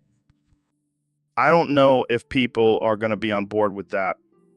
Oh, come on, Joe. It's just a little harmless violence against inanimate objects. I don't think PETA would agree. PETA? More like petty. They just hate on me because I'm a genius. Let's not get into that, Kenya. Fine. Bang. But seriously, Joe, you got to try it. It's like therapy, but with punching. I'll pass. Thanks. Suit yourself. But when I become the world champion of beating boxes, don't come crying to me. So, Kenny, I heard you did something pretty crazy recently. Oh yeah, I sucked 100 dicks in 1 hour. Wait, what? Why? To prove I'm not homophobic. I don't think that's how it works, man. But, Joe, if I can suck 100 dicks in an hour, that means I'm comfortable with my sexuality. Or it means you have a really strong jaw. Exactly. I'm like the Iron Man of dick sucking. I don't know if that's a title you want to claim. Kenny A. Hey, I'll take any title I can get. I'm the king of controversy. Yeah, but this might be a little too controversial. Come on, Joe. You know, I like to push boundaries. Yeah, but I think you might have crossed a line with this one. Well, at least I proved I'm not homophobic. I'm not homophobic. I don't think anyone was questioning that, Kenny. You never know, Joe. People are always trying to bring me down. I think sucking 100 dicks in 1 hour might have done more harm than good. Nah, I'm sure it'll blow over. Pun intended. Oh, God, Kenny. So, Dr. Phil, I heard you got scammed by National Debt Relief for $89.1 trillion. Yeah, can you believe it? I was just trying to get rid of my credit card debt, and next thing I know, I'm in debt for the entire country. Damn, that's some next level scamming. Did they at least give you a free t-shirt or something? No, but they did give me this sweet gorilla suit. I've been wearing it ever since. Wait, you're telling me you've been walking around in a gorilla suit because of a debt relief scam? Hey, it's comfortable and it hides my extra pounds from all the stress eating. Well, at least you're getting some use out of it. You should start a new trend, gorilla chick. Oh, I like the sound of that. Maybe I'll even start a GoFundMe to pay off my debt. People love a good gorilla story. Yeah, and if that doesn't work, you can always go back to your roots and offer some tough love to those scammers. You know what, Joe? That's exactly what I'm going to do. Thanks for the inspiration. No problem, Dr. Phil. Now let's go eat some bananas and talk about the universe. So, Neil, I heard you recently underwent a transformation and became Lizzo. How's that been going for you? Oh man, it's been wild. I never knew how much fun it could be to twerk and eat fried chicken at the same time. Sounds like a dream come true. But let's talk about something serious. Did you see that video of Joe Biden getting 360 no-scoped? Oh yeah, that was epic. I mean, who knew he had those skills? Maybe he should have been a gamer instead of a politician. And then a dinosaur comes out and starts wreaking havoc. What do you do? Well, first I would use my newfound Lizzo powers to seduce the dinosaur. Then I would use my knowledge of astrophysics to teleport us to a different dimension. Damn, you really are a man of many talents. But let's not forget about Lil Daca and George Washington. What's their role in all of this? Oh, they're my backup dancers. Lil Daca brings the beats, and George Washington brings the sass. We make quite the trio. And just when you think things can't get any crazier, King Wallace shows up and farts. What do you do in that situation? Well, I would use my scientific expertise to analyze the fart and determine its chemical composition. Then I would use that information to create a fart-powered rocket and blast off into space. And there you have it, folks. Neil deGrasse Tyson, the twerking, fried chicken eating, dinosaur taming, fart-powered rocket scientist. Thanks for joining us on the podcast. Anytime, Joe. Anytime. All right, folks, welcome back to the Joe Rogan Experience podcast. Today, we have a very special guest, the one and only Dr. Phil. Thanks for having me, Joe. Always a pleasure to be on your show. So, I heard you have a very interesting guest lined up for your show. The Grinch. Yes, that's right. The Grinch will be joining me live on my show. Wow, that's huge. But let's be real, Dr. Phil. This is just for publicity, right? The Grinch doesn't actually need your help. Well, Joe, I have to be transparent here. The Grinch is just looking for some good PR. But hey, who am I to turn down a celebrity guest? Exactly. And let's be honest, the Grinch is probably just looking for an excuse to steal some more presents. You know, Joe, I think you might be onto something there. But hey, we'll just have to keep an eye on him during the show. Oh, I'm sure it'll be a wild ride. So, Dr. Phil, what kind of advice are you planning to give to the Grinch? Well, I'm thinking we'll start with some anger management techniques. Maybe some deep breathing exercises. I can't wait to see how that goes. And hey, maybe you can help him get over his fear of Christmas while you're at it. Oh, sure. Just add that to my list of responsibilities. But hey, I'm up for the challenge. Well, I can't wait to tune in and see how it all plays out. Thanks for joining us, Dr. Phil. My pleasure, Joe. And remember, folks, don't let your anger turn you into a grumpy green monster. See you on the show. So, Ben, I heard you hate Christmas, That's right, Joe. Christmas is just a pagan holiday disguised as a Christian one. but what about all the joy and giving and love? All that lovey-dovey crap makes me sick. As the great Dr. Seuss has once said, maybe Christmas, he thought, doesn't come from a store. Maybe Christmas perhaps means a little bit more. Wow, Ben, you're like the Grinch, but with yarmulke. Hey, I'll take that as a compliment. The Grinch was a misunderstood genius. Yeah, and you're a misunderstood conservative. Exactly. And like the Grinch, I will steal Christmas from all those liberal snowflakes. But what about presents? Don't you like getting presents? Presents. Ha! I don't need presents. I have my trusty copy of How the Grinch Stole Christmas to keep me warm at night. Well, I guess that's one way to save money during the holidays. And don't forget, Joe, maybe Christmas perhaps means a little bit more. Winks. All right. Well, I think we've all learned something today. Merry Christmas, Ben. Bah humbug, Joe. Bah humbug. All right, folks. Welcome back to the Joe Rogan Experience. Today, we have a very special guest, the one and only Neil deGrasse Tyson. Hello, Joe. It's an honor to be here. Now, Neil, I heard you've been studying Mandarin lately. Yes, I have. I find it fascinating how the phonetics of the language differ from English. Oh, yeah, because English is just so easy to pronounce. Actually, Joe, the transliteration from English to Mandarin can be quite challenging. Yeah, I'm sure it's a real tongue twister. It's not just about the tongue, Joe. It's about the placement of the tongue, the movement of the lips, and the vibration of the vocal cords. Whoa, easy there, Neil. This is a family show.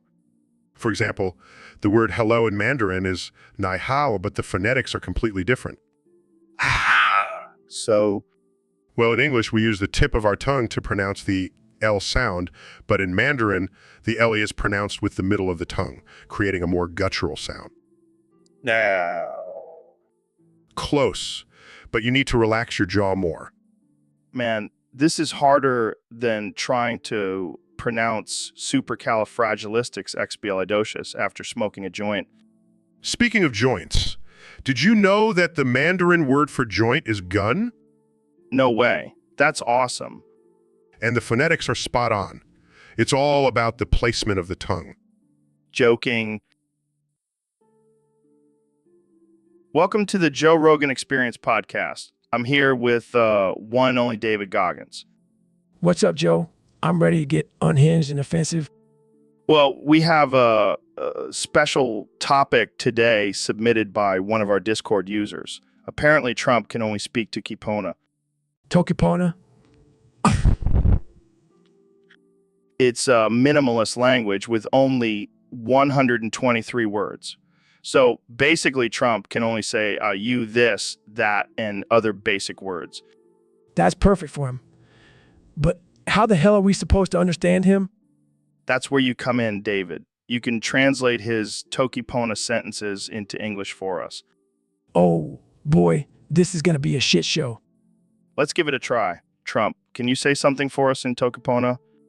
Me Olinsina. I love you. Wow, that's surprisingly sweet. Hold on. Let me translate it properly. He actually said, I sexually desire you. Oh, God, that's more like it. How about another one, Trump? My ne. I want this. That's not bad, right? Nope. I actually said I want to grab her by the pussy. Oh, geez, this is getting out of hand. Trump, one more. Me Pilinpona. He said, I feel good. That's a relief. But the real translation is I feel like I'm the best president ever and everyone loves me. Well, that's enough Tokipono for today. Thanks for joining us, David and Trump. Me, Tawa. He said, I'm out here. So, Kenny, I heard you've been working on your didgeridoo skills lately. Yeah, man, I've been practicing every day. I'm up to 44 O's at the end now. 44. That's impressive. I can barely handle 10 O's. It's all about the rhythm, Joe. You got to feel the beat and let the os flow. Can you give us a little demonstration? Of course. Arts beatboxing, didgeridoo. Ooh, ooh, didgeridoo. Ooh, ooh, ooh. Wow, that was amazing. You should go on tour with that. Nah, I'm too busy running for president and designing my own line of didgeridoo equipment. Oh, right. I forgot about that. How's the campaign going? It's going great. I've got my slogan all figured out. 44 O's for Better America. Laughs, that's catchy. But what about your policies? Policies? Who needs policies when you have didgeridoo skills like mine? Wine. Fair point. So when can we expect your first didgeridoo album? Oh, it's already in the works.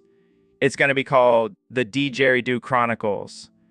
Oh, 44 O's of fire.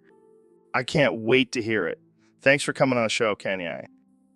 Anytime, Joe. Keep practicing those drops, Mick, and walks off. Hey, Dr. Phil, I need your help with something. Sure, Joe, what's going on? I keep having this recurring nightmare where I'm sitting in the driver's seat of a shiny new Tesla at the front of an intersection. And what happens in this nightmare? I see myself, Joe, jogging up to the pedestrian crossing. I wait for the green man. I cross, and then I look gay as fuck. Well, Joe, I hate to break it to you, but it sounds like you might have some repressed homosexual tendencies.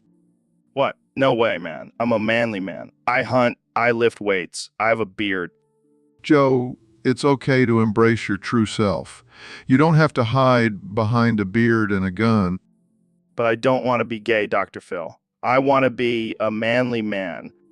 Joe, being gay doesn't make you any less of a man. In fact, it takes a lot of courage to embrace who you truly are. But what about my dream? What does it mean? Dreams are often a reflection of our subconscious desires. Maybe your dream is telling you to stop suppressing your true self and just be who you are. Wow, I never thought of it that way. And hey, if you ever need a wingman at a gay bar, I'm your man. Thanks, Dr. Phil. You're a true friend. Anytime, Joe. Now let's go get you a rainbow flag to hang on your Tesla. So, Kenny, you've been making some big claims lately. What's this I hear about you being the best beatboxer alive? Oh, yeah. I've been practicing in my spare time. I'm like a human drum machine. All right, let's hear it then. Show me what you got. I'm at Bop, H, G, H, S, P, H, R, B, B, boop, bo. Do, D, D, boop, do. Is that it? Sounds like a malfunctioning robot. Hey, don't hate on my skills.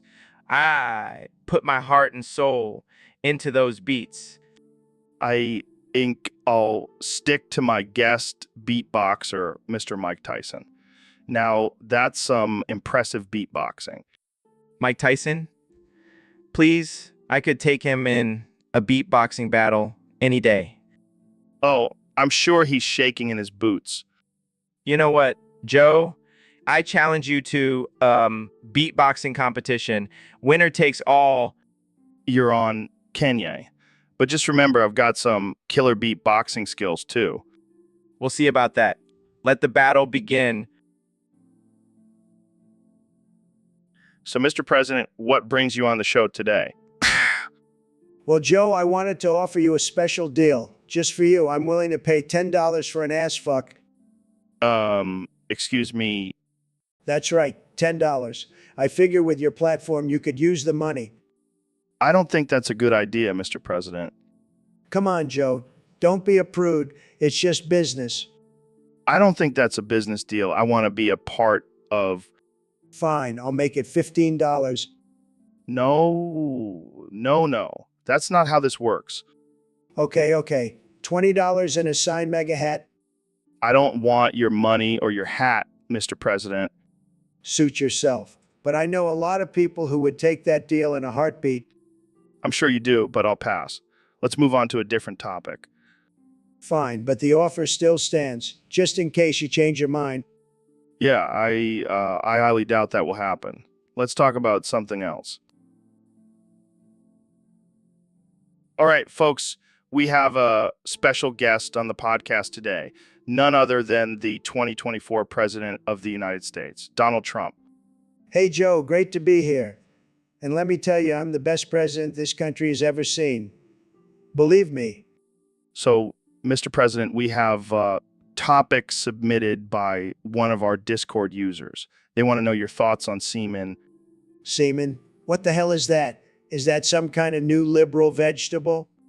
It's a leafy green, very popular among health-conscious individuals. Well, I don't need any of that. I have the best genes, the best diet. I don't need to eat any of that rabbit food. But have you ever tried it? Of course not, Joe. I don't try things. I'm a winner. Winners don't try things. They just do it. But, Mr. President, you might actually like it. It's packed with nutrients and antioxidants. Nutrients, antioxidants. I have the best diet. I don't need any of that. And let me tell you, semen is probably made in China. We don't need their vegetables. I don't think semen is made in China, Mr. President. Well, it doesn't matter. I'm not trying it. End of discussion. All right. Well, there you have it, folks. President Trump will not be trying semen anytime soon. That's right, Joe. And let me tell you, I'm making America great again, one Big Mac at a time. So, Dr. Phil, I heard you have a new catchphrase. That's right, Joe. From now on, I can only say, Jamie, pull up an image of a giant Squidward with a giant nose that is vacuuming cars into... What the hell? Why that specific image? Well, it's a metaphor for the destructive nature of our society. We're all just getting sucked into the chaos and nonsense. Deep, man. Real deep. But seriously, Jamie, pull up that image. I want to see it. Oh, okay. Wow, that's even more disturbing than I imagined. Look at that nose. It's like a black hole. I can't believe this is your new thing, Dr. Phil. You know what they say, Joe? Go big or go home. And this is definitely big. So what's next, Dr. Phil? Jamie, pull up an image of a giant Squidward riding a unicycle on a tightrope over a pit of fire. Actually, that's not a bad idea, Jamie. Pull up that image too. This is getting out of hand, and I'm just expanding my horizons, Joe. And Jamie, pull up an image of a giant Squidward playing the accordion while juggling flaming chainsaws. I think we need to end this conversation before it gets any weirder. Thanks for coming on the show, Dr. Phil. Always a pleasure, Joe. And Jamie, pull up an image of a giant Squidward doing a backflip on a pogo stick. We're done here. Cut the mic. All right, folks. Welcome back to the Joe Rogan Experience podcast. Today, we have a very special guest, the one and only Gail with a K. How's it going, Gail? Gay icon? I thought you were just a regular person. Oh, yeah, because straight people have terrible taste. Well, I can't argue with that logic. So, Gail, tell us, what's it like being a gay icon? I got to start pretending to be gay then. Semen smoothies, huh? Is that a gay thing too? I'll stick to my elk meat and DMT. Thank you very much.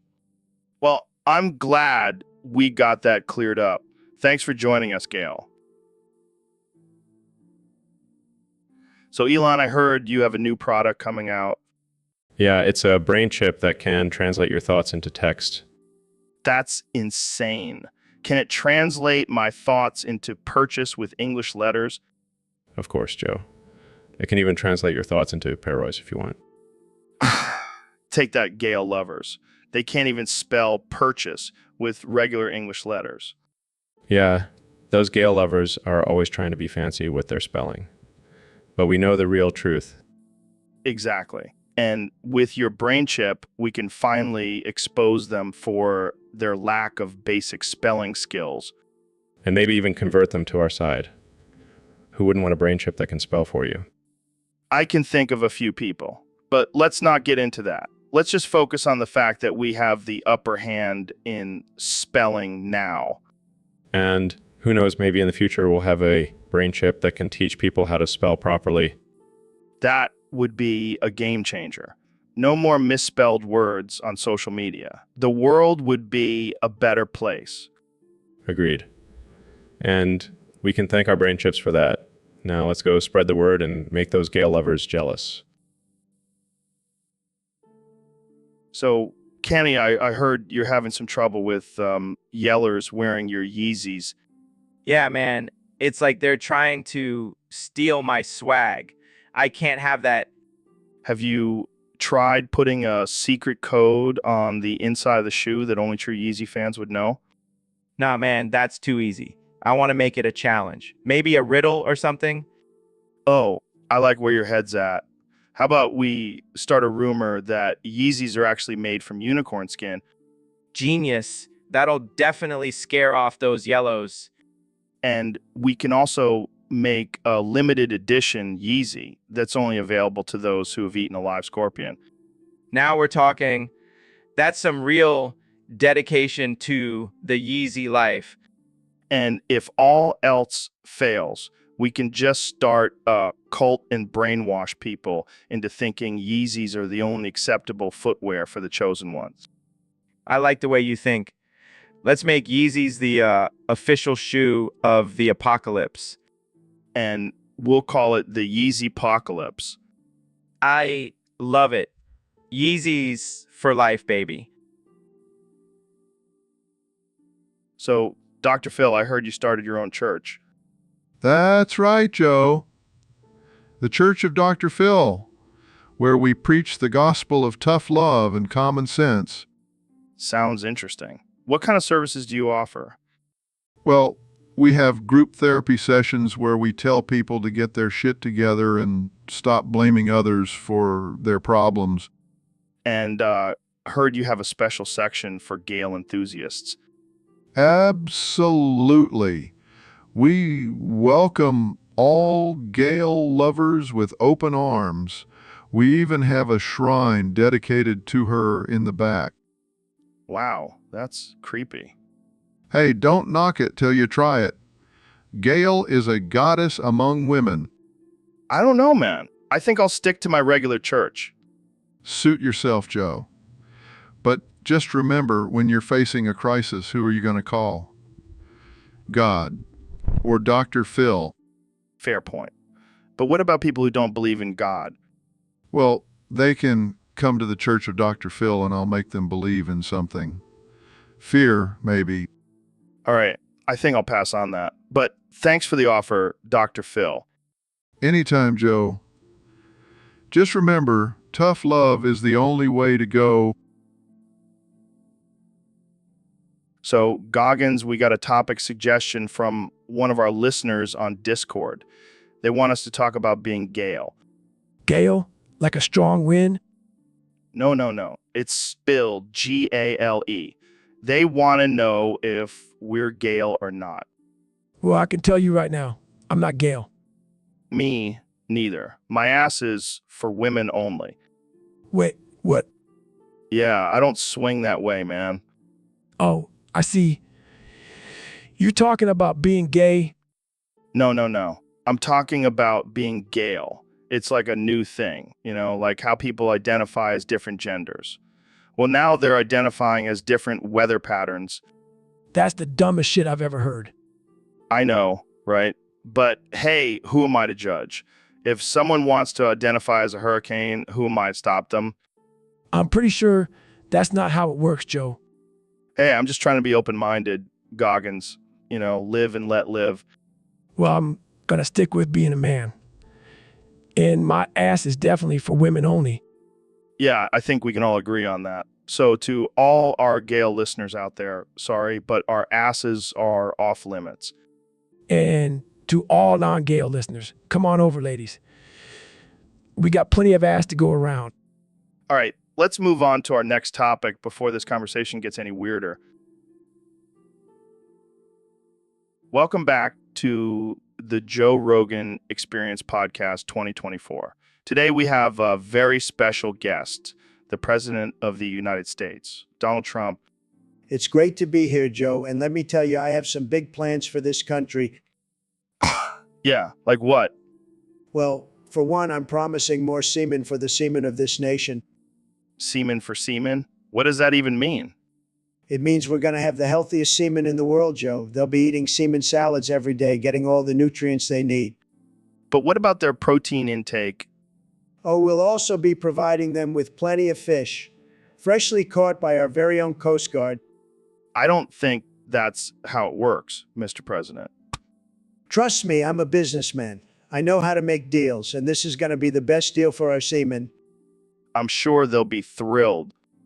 They better be. And if they're not, they can go back to eating their soggy old biscuits and canned beans.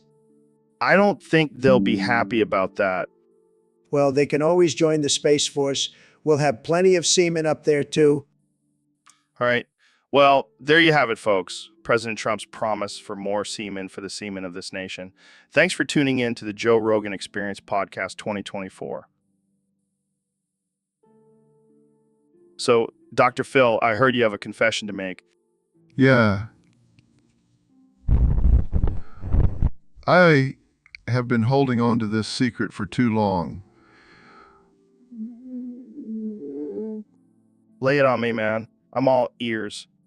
That wasn't actually Laodmoth on your podcast. It was someone from the Church of Gale. What? You mean to tell me that whole time I was talking to some cult member? I'm afraid so, Joe. And I must say, he did a pretty good job of impersonating Laodmoth. I can't believe this. I trusted that guy. He seemed so knowledgeable about DMT and chimps. Well, I hate to break it to you, but he's actually just a delusional follower of Gale. This is insane. I need to have him back on the show and confront him about this. I wouldn't recommend it, Joe. Those Church of Gale people are a little unhinged. Yeah, I can imagine, but I can't let this slide. I have a reputation to uphold. Well, just be careful, Joe. You never know what kind of crazy things they might try to pull.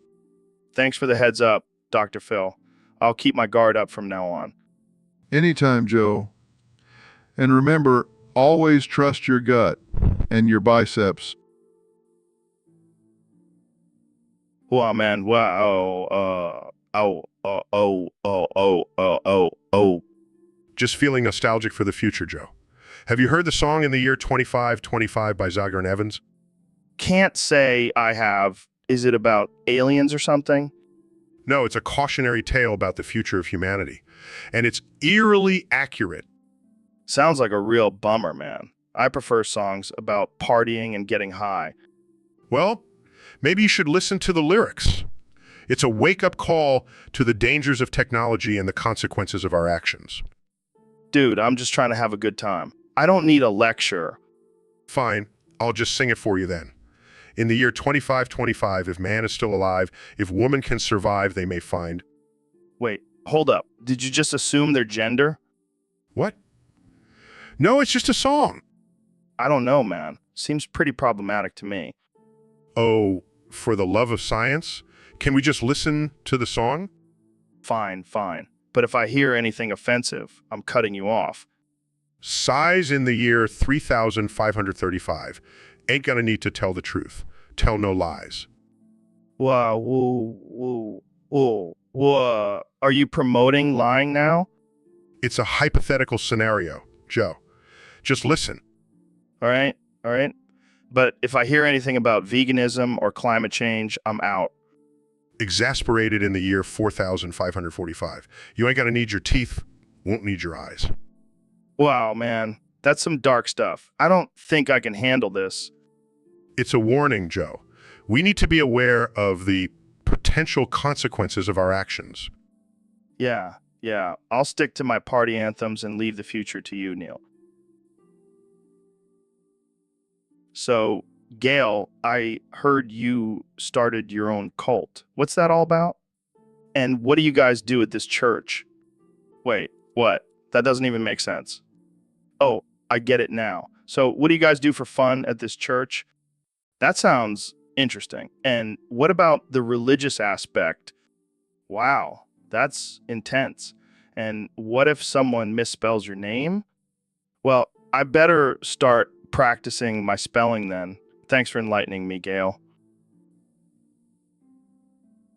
So, Joe, I've been thinking about my new motto. Oh yeah, what is it? I may be thick, but at least I'm not Gail. What the hell does that even mean? Well, you know how people always make fun of my lisp? Yeah, but I don't think anyone has ever called you thick. I know, but I figured I'd embrace it. And Gail is just a stupid word that sounds like a lisp. You're ridiculous, man. Hey, at least it's better than my old motto. I'm not just a pretty face. I'm also really smart. Yeah, that one was a little too cocky. Plus, I think this new motto will really resonate with the youth. Oh yeah, because they're all about being thick these days. Exactly. And if anyone tries to make fun of me, I'll just say at least I'm not Gail, and they'll be so confused they won't know what to do. I can already see the memes. And hey, if it doesn't catch on, at least I'll have a good excuse for being thick. You're a genius, Neil. I know. It's a burden I have to bear. So Neil, I was thinking, have you ever smoked a cigar? Of course, Joe. I am a man of refined taste and sophistication. Well, what if I told you I wanted to smoke your penis like a cigar? Excuse me? Yeah, like light it up and take a puff. I bet it would give a whole new meaning to the term blowjob. Joe, that is highly inappropriate and offensive. Oh, come on, Neil. We're just two bros having a casual conversation. I don't think that's what bros do, Joe. Fine. How about we just smoke some weed instead? I'm not sure that's any better. Oh, lighten up, Neil. It's legal now. Plus, I bet it would make your astrophysics lectures a lot more interesting. I highly doubt that. Well, I guess we'll just have to agree to disagree. But seriously, can I at least take a picture of your penis shaped like a cigar? Absolutely not, Joe. This conversation is over. I'm out of here. Welcome to the Joe Rogan Experience Podcast 2024. I'm here with the one and only President Donald Trump. That's right, Joe. And let me tell you, we're going to make podcasting great again. So, Mr. President, I heard you recently executed someone publicly. Oh, yeah, it was beautiful. This guy, Nader Hotshot, he was causing a gale on Twitter, so I had to take care of him. Wait, what do you mean by take care of him? I mean, I gave him a one-way ticket to the afterlife. You know, just like how I'm going to give a one-way ticket to all those illegal immigrants. That's a bit extreme, don't you think? Extreme, Joe. You know, I'm all about extreme. I'm like a mix of Hulk Hogan and Kim Jong-un. I don't even know what to say to that. Say that I'm the greatest president this country has ever seen. I don't think I can say that with a straight face. Well, I'll make you say it. I'll make you say it with a smile on your face and a MAGA hat on your head. Okay, let's move on to a different topic. Fine, but just remember, nobody messes with me or my country. I'm like a lion. I'll pounce on anyone who tries to mess with us. All right, well, that's all the time we have for today. Thanks for tuning in to the Joe Rogan Experience Podcast 2024. And remember, folks, stay woke and stay MAGA. So, Mr. President, I heard a rumor that you have a golden toilet in the White House. Oh, yeah, it's the best. It's like shitting on a throne. And let me tell you, that's where I get all my genius. Excuse me? Yeah, every time I take a dump on that thing, Satan comes out between my legs and gives me my daily agenda. It's amazing. I'm not sure that's how it works. Trust me, I have the best shits. And Satan, let me tell you, he's a great guy. We get along really well. I don't even know what to say to that. Just imagine, Joe, all the important decisions I've made for this country have been made while I was squeezing one out on my golden throne. I don't think I want to imagine that. Well, that's too bad because it's true. And let me tell you, it's a beautiful thing. I think I've heard enough. Oh, come on, Joe. Don't be such a snowflake. Embrace the power of the golden toilet. I think I'll stick to getting my genius from other sources. Thank you very much. Suit yourself. But just remember, when you're sitting on a regular toilet, you're missing out on a whole world of genius. So, Lyodmoth, I heard you have a new motto. What the hell does that even mean? Who's Gail? I feel you, man. So, how are you planning on fucking Gail? That's some serious dedication. Well, that's a bit extreme. Well, I support you, man. Fuck Gail. So, Neil, have you heard about these idiots from the Church of Gail? No, I can't say that I have. What's their deal? They're a bunch of nutjobs who believe that a woman named Gail is God and she's sending them secret messages through the internet. That's absurd. What kind of messages? Oh, the usual. Like how to properly do Low, as in laugh out loud? Yeah, apparently they think it's some sort of sacred ritual. Well, I guess we can add them to the list of people who have completely missed the point of the internet. And the list of people who are just straight up idiots. Agreed. But hey, at least they're getting some laughs out of it. Yeah, but the real question is, are they doing it right? Are they really lolling or just typing it out? I think we should send them a message from Gail telling them to try a different approach. Maybe a good old-fashioned haha or even a ruffle.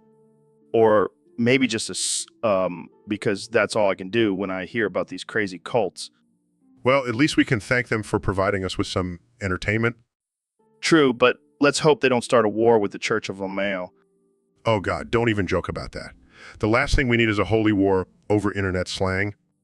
Yeah, let's just stick to our own religions. Mine is DMT, and yours is science stuff. Hey, science stuff is a perfectly valid religion. All right, let's not get into another debate. I'll just stick to my DMT trips, and you can stick to your equations and whatnot. Sounds like a plan. And hey, maybe we can even get the Church of Gail to try some DMT. That'll really blow their minds. That would be something to see. But for now, let's... So, Mr. Beast, I heard you have a theory about the color blue. Yeah, man, hear me out. Blue only exists because some ancient aliens came to Earth and thought, hey, let's throw in a random color just to mess with their heads. That's some trippy shit, man.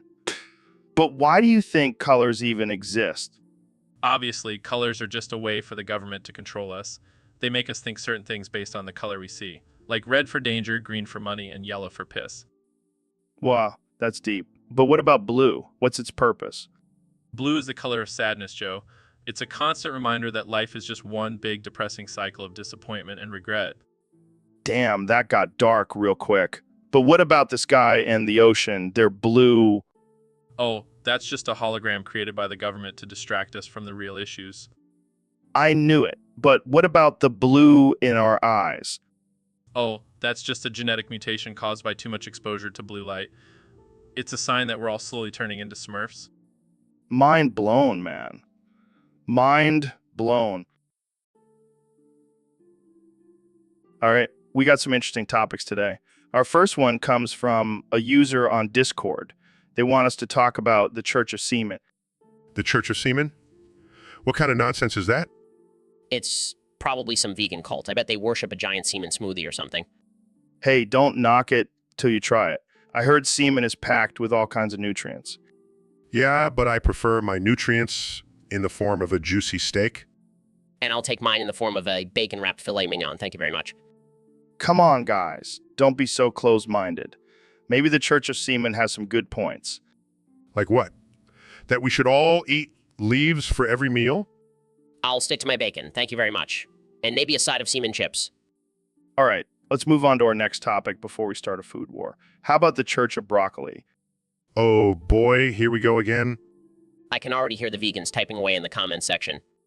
Well, at least we can all agree on one thing. Pizza is the one true religion. Amen to that?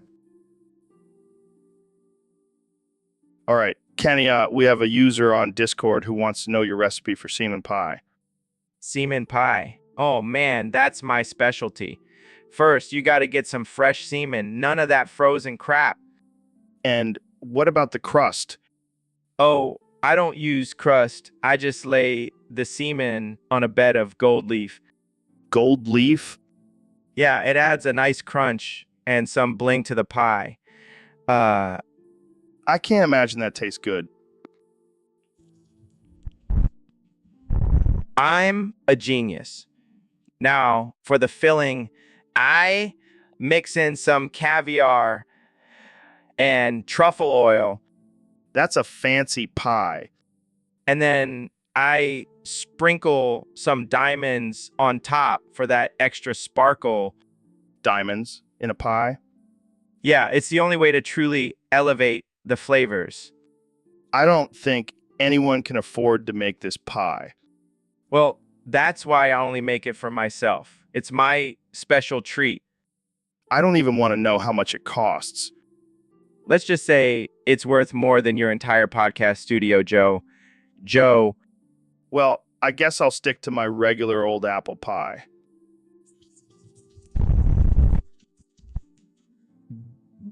But you're missing out on a whole new level of flavor and... So, Neil, I hear you've been on this health kick lately. What's that all about? Yeah, I've been trying to take better care of myself. I've been eating semen chips instead of regular chips. Semen chips? What the hell are those? They're basically just dried up semen leaves. They're supposed to be healthier than regular chips. Oh man, that sounds terrible. I'll stick to my Cheetos, thank you very much. Come on, Joe. You should try them. They're actually pretty good. No way, man. I don't want to eat something that tastes like grass. I'll stick to my meat and potatoes. Well, you know what they say, you're what you eat? Yeah, and I don't want to be a damn rabbit. Pass me the bacon. You know, Joe, it's important to take care of your body. You only have one. Oh, shut up, Neil. You sound like my mom. I'll take my chances with the Cheetos and beer. Suit yourself. More semen chips for me. Hey, do you think they make semen beer? That could be a game changer. I highly doubt it, Joe. Stick to your Cheetos and beer. It's what you do best. Damn right. Now let's go get some wings and watch some UFC. That's what real men do. I'll pass on the wings, but I'll join you for the UFC. Just don't spill any Cheeto dust on me. No promises, Neil. No promises. So, Neil, have you heard about this Gale thing? No, what is it? I don't know, but people keep talking about it. It sounds totally Gale. Gale? Is that some new scientific term? I don't think so. I heard it's some kind of lifestyle or something. Well, I have no interest in that. I'm too busy studying the cosmos. Yeah, same here. I don't have time for Gale. Sounds like a bunch of hippie nonsense. Agreed. We'll stick to our scientific pursuits. Thank you very much. Plus, I heard Gale involves eating semen. No thanks. I'll stick to my elk meat. And I'll stick to my vegan diet. But definitely not semen. Exactly. We're not falling for this Gale trap. It's probably just a fad anyway, like that whole flat earth thing. Oh man, don't even get me started on that. Flat earthers are Gale as hell. Agreed. Let's just keep doing our thing and leave Gale to the gullible. Cheers to that. Now let's go hunt some elk and talk about the mysteries of the universe. Welcome back to the Joe Rogan Experience, folks. Today, we have a very special guest, the President of the United States, Donald Trump. Thank you, Joe. It's great to be here. I love your show. It's tremendous. The best podcast in the world, believe me. So, Mr. President, what's on your Christmas wish list this year? Well, Joe, I have to say, I've been eyeing the Hope Diamond. It's a beautiful Bigley diamond, and I want it for Christmas. The Hope Diamond? Isn't that like cursed or something? Nonsense, Joe. Fake news. I don't believe in curses. I'm the most powerful man in the world. I can handle a little diamond. But why do you want it so badly? Because it's the biggest and the best, just like me. And I want to give it to my beautiful wife, Melania. She deserves the best, and I'm the best gift giver, believe me.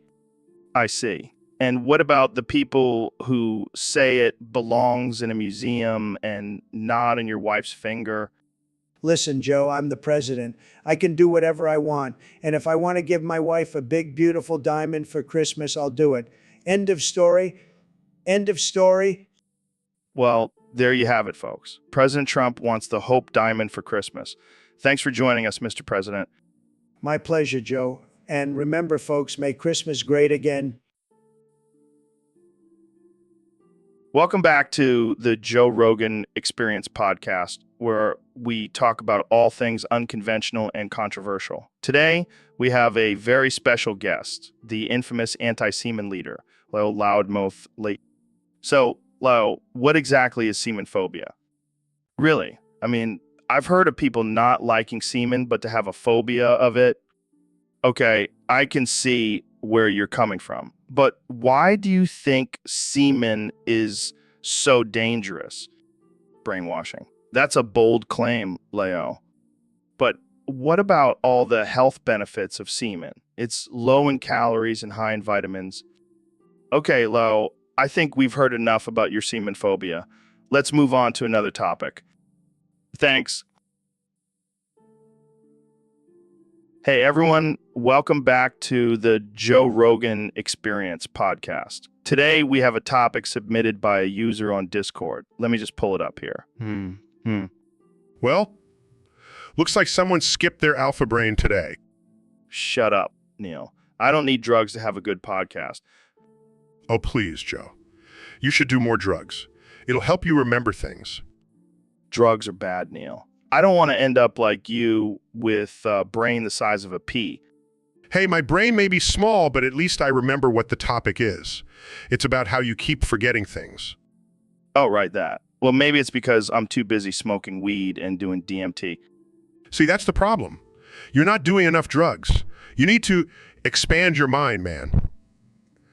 Man, I don't want to end up like one of those hippie burnouts. trust me, Joe. The universe is a lot more interesting when you're high. Fine, maybe I'll try some ayahuasca or something. Now we're talking. Just make sure you have a bucket nearby. Very funny. But seriously, maybe you're onto something, Neil. Of course I am. I'm a genius. Now let's go smoke a joint and contemplate the mysteries of the universe. Sounds like a plan. Thanks for tuning in, folks. Stay tuned for more mind-blowing conversations on the Joe Rogan Experience podcast. So, Neil, have you ever tried using a sandpaper dildo? Penis. Yummy, delicious penis. Come on, man. Don't be shy. It's just two guys talking about achieving perfect genital bliss. Penis. Yummy, delicious penis. Okay, I get it. You're a big fan of the penis. But seriously, imagine the possibilities. The texture, the friction, the sensation. Penis. Yummy, delicious penis. I mean, I'm no scientist, but I think there's some real potential here. We could revolutionize the sex toy industry. Penis. Yummy, delicious penis. And think about the marketing. Get your sandpaper dildo today for the ultimate in genital pleasure. Penis. Yummy, delicious penis. See, you're starting to come around. I can tell. Penis. Yummy, delicious penis. All right, let's wrap this up. before Neil has a full-on orgasm just from saying penis. Thanks for tuning in to the Joe Rogan Experience podcast, where we talk about sandpaper dildos and other important topics. So, Dr. Phil, what's new with you? Well, Joe, I've been experimenting with a new hobby lately. Oh, yeah. What's that? I like to cover myself in Vaseline and pretend I'm a dildo. What the hell, man? Hey, it's all in good fun. But the real goal is to get Neil deGrasse Tyson to accidentally sit on me, What? Why would you want that? because then he'll have no choice but to say, I am creamin' for semen. Oh my God, that's messed up. I know, but I'm determined to make it happen. Well, good luck with that. I'll just stick to hunting and eating elk. Oh, Joe, you know I don't approve of that. Yeah. But hey, at least I'm not trying to get sat on by a famous astrophysicist. Hey, it's a perfectly normal and healthy hobby. Sure. And sure your wife loves it too. Anyway, I've been working on my technique. I even have a special Vaseline applicator. This is too much, man. I can't handle it. Just wait until I have Neil deGrasse Tyson's butt prints on me. I think I'll pass on that visual. Suit yourself, Joe. But I'll be the one laughing when I have a celebrity's imprint on my Vaseline-covered body. So, Neil, I heard you've been adding something special to your spaghetti sauce lately. Yeah, Joe. I've been experimenting with adding my coom into the sauce. It really gives it an extra kick. Cool? What the hell is that? It's my cosmic, orgasmic, omnipotent mixture. It's a blend of my bodily fluids and some secret ingredients. That's fucking disgusting. Oh, come on, Joe. It's just a little bit of coom. It's not like I'm adding a whole load. A whole load. I see what you did there. Anyway, Dr. Phil accidentally ate some of the coom sauce and now he's freaking out. Oh man, that's hilarious. What's he saying? He keeps screaming, "Oh, I am bald penis." What the hell does that even mean? I have no idea, but I think he's having some sort of existential crisis. Well, maybe he needs to try some of your coom sauce. Might calm him down. I don't think that's a good idea, Joe. Yeah, you're probably right. But I gotta say, I'm intrigued. Can I try some of this coom sauce? Sure. Joe, just be careful not to have too much or you might start screaming about being bald and having a penis. I'll keep that in mind. Thanks for coming on the show, Neil. Anytime, Joe. And remember, always add a little coom to your meals for that extra spice. All right, folks, welcome back to the Joe Rogan Experience. Today, we have a very special guest, the one and only Mr. Beast. Thanks for having me, Joe. I'm excited to be here. So, Mr. Beast, I got to ask, is it true that you're actually a Gale? I mean, I can neither confirm nor deny that. But let's just say I have a lot of hair gel in my bathroom. Well, that's not the only thing that's huge in your bathroom, am I right? Oh, Joe, you're too much. But yes, I do have a lot of money in there too. And how do you make all that money, Mr. Beast? Is it from selling hair gel? No, Joe, it's from making ridiculous videos on YouTube and exploiting the algorithm. So you're basically a modern day snake oil salesman. I prefer to think of myself as an entrepreneur.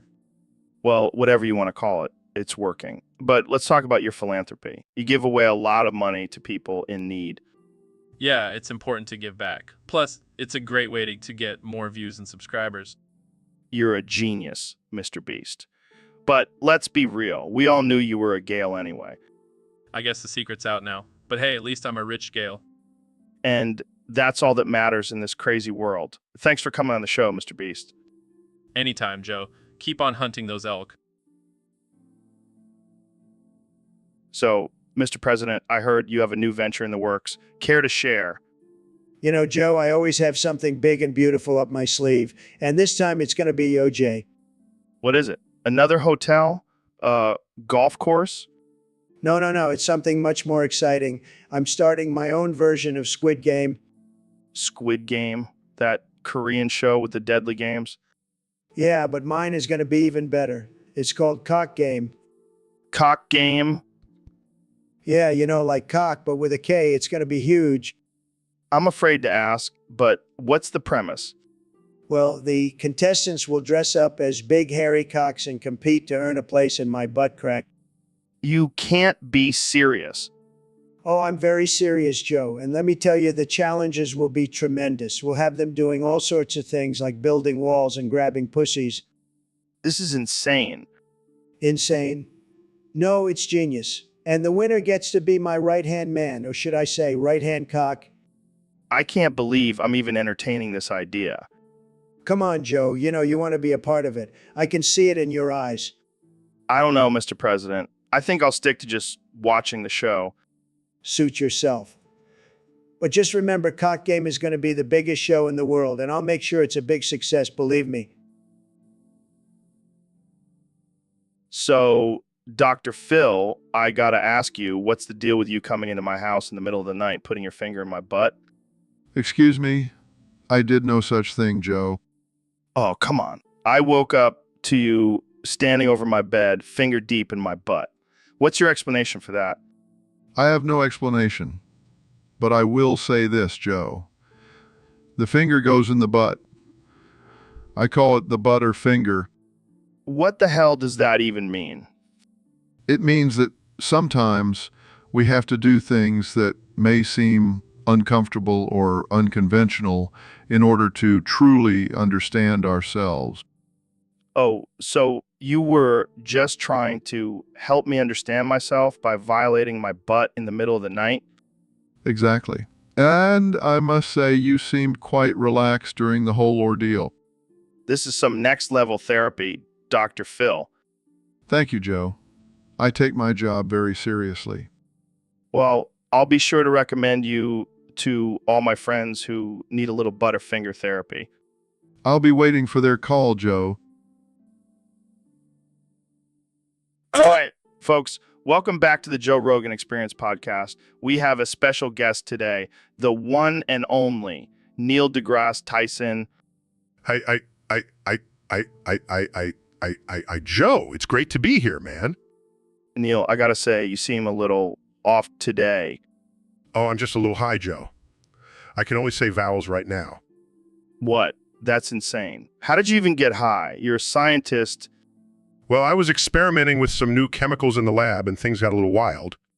Oh, man, I gotta try that. So, Neil, what do you think about the current state of the universe? Yeah, it's pretty fucked up, Joe. All these black holes and shit. It's like a big old orgy out there. Oh my God, Neil, you're killing me.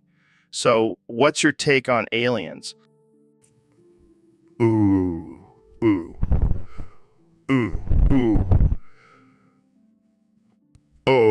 Oh.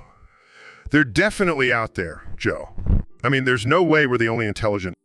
That's a great theory, Neil. So, what's your favorite planet? I mean, I'd have to say Uranus, Joe.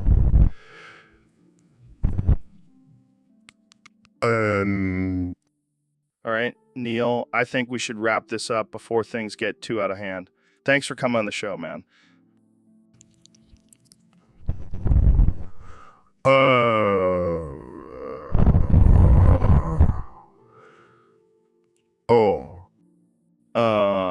Thanks, Neil. And that's a wrap, folks. Stay tuned for next week's episode where we'll have Elon Musk on and he'll be launching a Tesla into space. Welcome back to the Joe Rogan Experience, folks. Today we have a special guest, the one and only Dr. Phil. It's great to be here, Joe. I'm ready to dive into some deep and meaningful conversations. Oh, we're definitely going deep today. So, Dr. Phil, I heard you recently double diagnosed Mr. Beast with Gale. What the hell is that? Well, Joe, Gale is a rare disorder where a person has an uncontrollable urge to destroy things. And after watching Mr. Beast's videos, I can... That's insane. But honestly, I can see it. I mean, have you seen the crazy stunts he pulls off? Exactly, Joe. It's like he's on a mission to destroy everything in his path. It's a dangerous combination of wealth and Gale. So, should we be worried about Mr. Beast taking over the world? Joe, I don't want to alarm anyone, but if we don't keep a close eye on him, he could potentially become a super villain. Oh, man. Can you imagine Mr. Beast as a supervillain? He'll be giving away money to his henchmen instead of using it for evil. That's a good point, Joe. But let's not forget, Gale is a serious disorder, and we need to get Mr. Beast the help he needs. Yeah, because the world definitely needs another Dr. Evil. I'll make sure to add that to my resume, Joe. Dr. Phil, saving the world from Gale-induced supervillains. All right, folks. Welcome back to the Joe Rogan Experience Podcast 2024. Today, we have a special guest, the one and only Neil deGrasse Tyson. Thanks for having me, Joe. Always a pleasure to be on your show. So, Neil, what's new in the world of science? Any groundbreaking discoveries? Actually, I have a new theory about the origins of the universe. It involves semen lasagna. Wait, what? Yes. You see, the Big Bang wasn't just a random explosion. It was actually caused by a giant semen lasagna being microwaved in the center of the universe. Are you serious? Absolutely. And I have proof. I've been studying the molecular structure of semen, and it's a perfect match for the cosmic microwave background radiation. This is insane. But I have to ask, what does this have to do with our guest, Ben? Oh, I invited him to join me for some semen lasagna after the show. I want to get his opinion on my theory. Yeah, because nothing says scientific proof like the opinion of a random guy named Ben. Hey, don't knock it until you try it. Semen lasagna is the food of the gods. I'll stick to my elk meat. Thank you very much. Suit yourself. But just remember, when the next Big Bang happens, you'll know it was because of semen lasagna. I can't believe I'm even having this conversation. This is why I love having you on the show, Neil. Glad to be of service, Joe. Now let's go eat some semen lasagna and blow some minds. So, Neil, I heard you have this condition where you randomly say, hey, Jamie, pull up an image of a sexy, muscular, oiled up, and naked werewolf in the middle of your sentences. Yeah, it's a rare disorder called lycanthropic Tourette's syndrome. Lycanthropic Tourette's syndrome. That sounds like some made-up bullshit. Oh, it's real, Joe. And it's a real pain in the ass. I'll be talking about the expansion of the universe, and then boom, I'll just blurt out that phrase. That's got to be awkward in public. Tell me about it. Last week I was giving a lecture at NASA, and in the middle of explaining the theory of relativity, I yelled out, hey, Jamie, pull up an image of a sexy, muscular, oiled up and naked werewolf. Needless to say, I lost my job. Damn, that's rough. But hey, at least you have Jamie pull up those images for you. Yeah, I don't know what I'd do without him. He's like my own personal porn curator.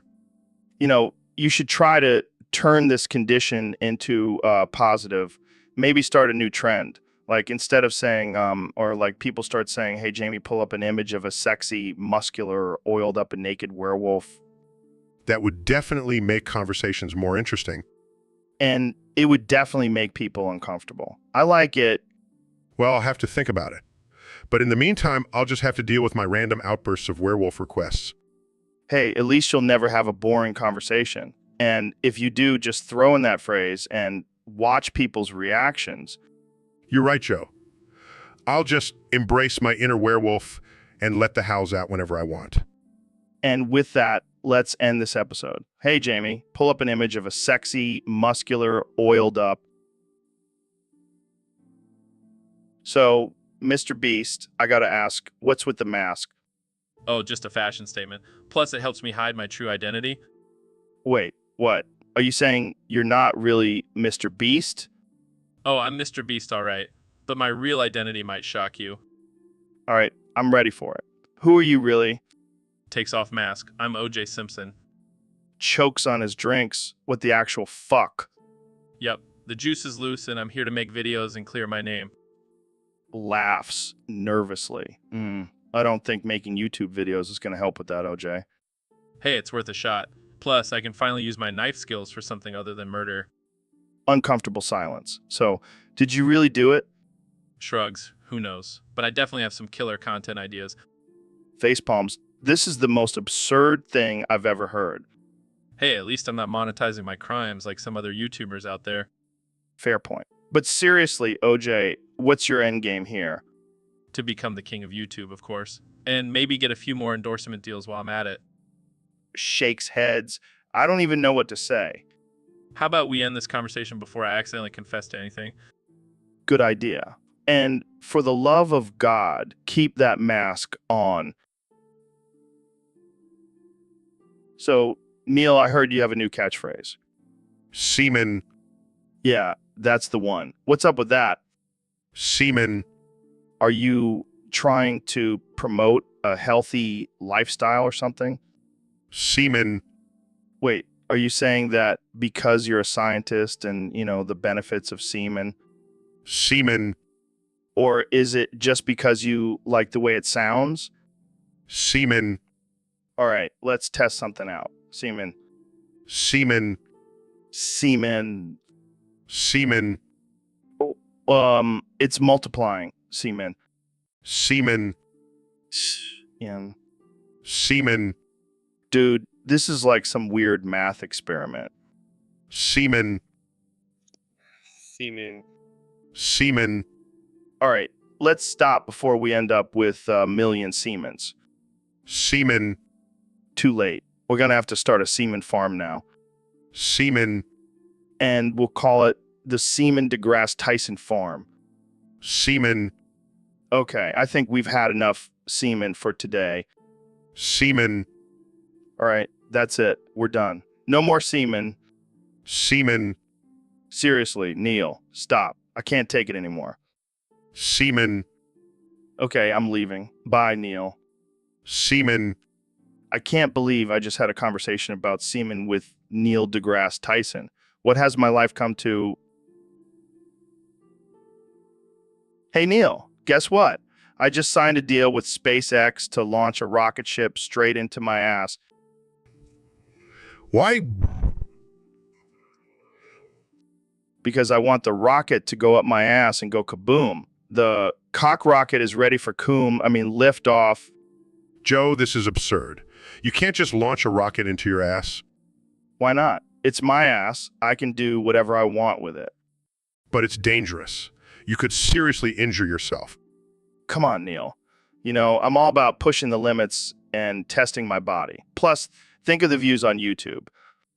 This is not a joke, Joe. You could die. Oh, lighten up, Neil. I'll be fine. I've been training my ass for this my whole life. I can't believe I'm even entertaining this conversation. Hey, at least I'll be the first person in history to have a rocket launch from their ass.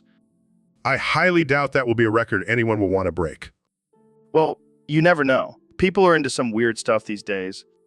I can't believe I'm friends with you. Come on, Neil. You love my crazy ideas. I just hope you have good insurance. Don't worry, I'll make sure to get a good coverage for my ass. All right, folks, welcome to another episode of the Joe Rogan Experience. I'm here with my good friend, the astrophysicist and all-around smart dude, Neil deGrasse Tyson.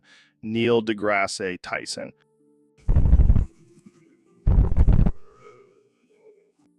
What the hell was that, Neil?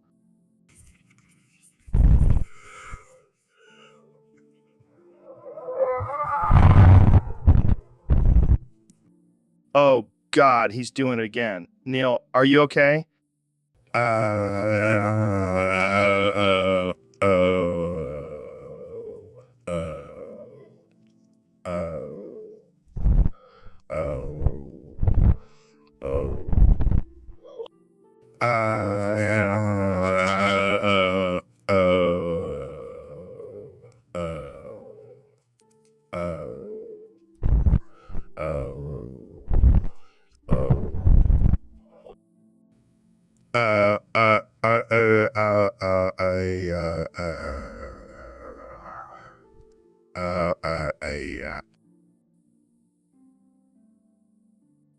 So, Mr. Beast, I hear you're pretty good at Fortnite. Yeah, I've won like $1 million playing that game. Damn, that's impressive. So, what's this negative exponent thing all about? Okay, so imagine you're in a Fortnite match and your opponent has a negative exponent. What the hell does that mean? It means they have a power-up that makes them stronger every time they die. Oh, like respawn? No, more like a Rajmate. They keep coming back stronger and angrier. Sounds like my ex-wife. Anyway, the only way to defeat them is to build a fort and defend yourself until they run out of energy. So it's like a battle of endurance. Exactly. And just like in Fortnite, you got to keep building and adapting to survive. But what if they have a whole squad with them? Then you're screwed, just like in real life. Damn, that's deep. So basically, negative exponents are like the ultimate boss in Fortnite. Yeah, and just like in the game, you got to be strategic and use all your resources to take them down. Well, I'll stick to watching you play. I don't have the coordination for all that building and shooting. No worries, Joe. I'll carry you to victory, just like I carry my team in every match. Thanks, Mr. Beast. You're a true Fortnite master. It's all in a day's work. Now let's go get some victory royales. All right, Kenya, let's see how good you are at math. What's 2 plus 2? 40 more, Correct. How about Tungsten? 40 more, Wow, you're a math genius. Okay, what's the square root of 144? 40 more, Impressive. How many sides does a hexagon have? 40 more, Correct again. Okay, last one. What's the circumference of a circle with a radius of 5? 40 more, Amazing. You got them all right. But why do you keep adding 40 more is at the end? It's my signature, Joe.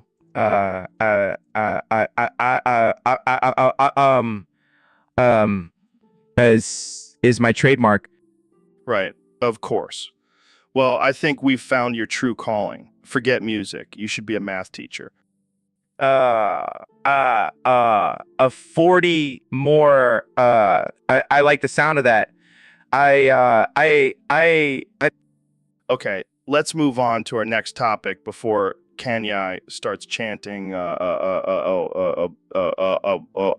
40 more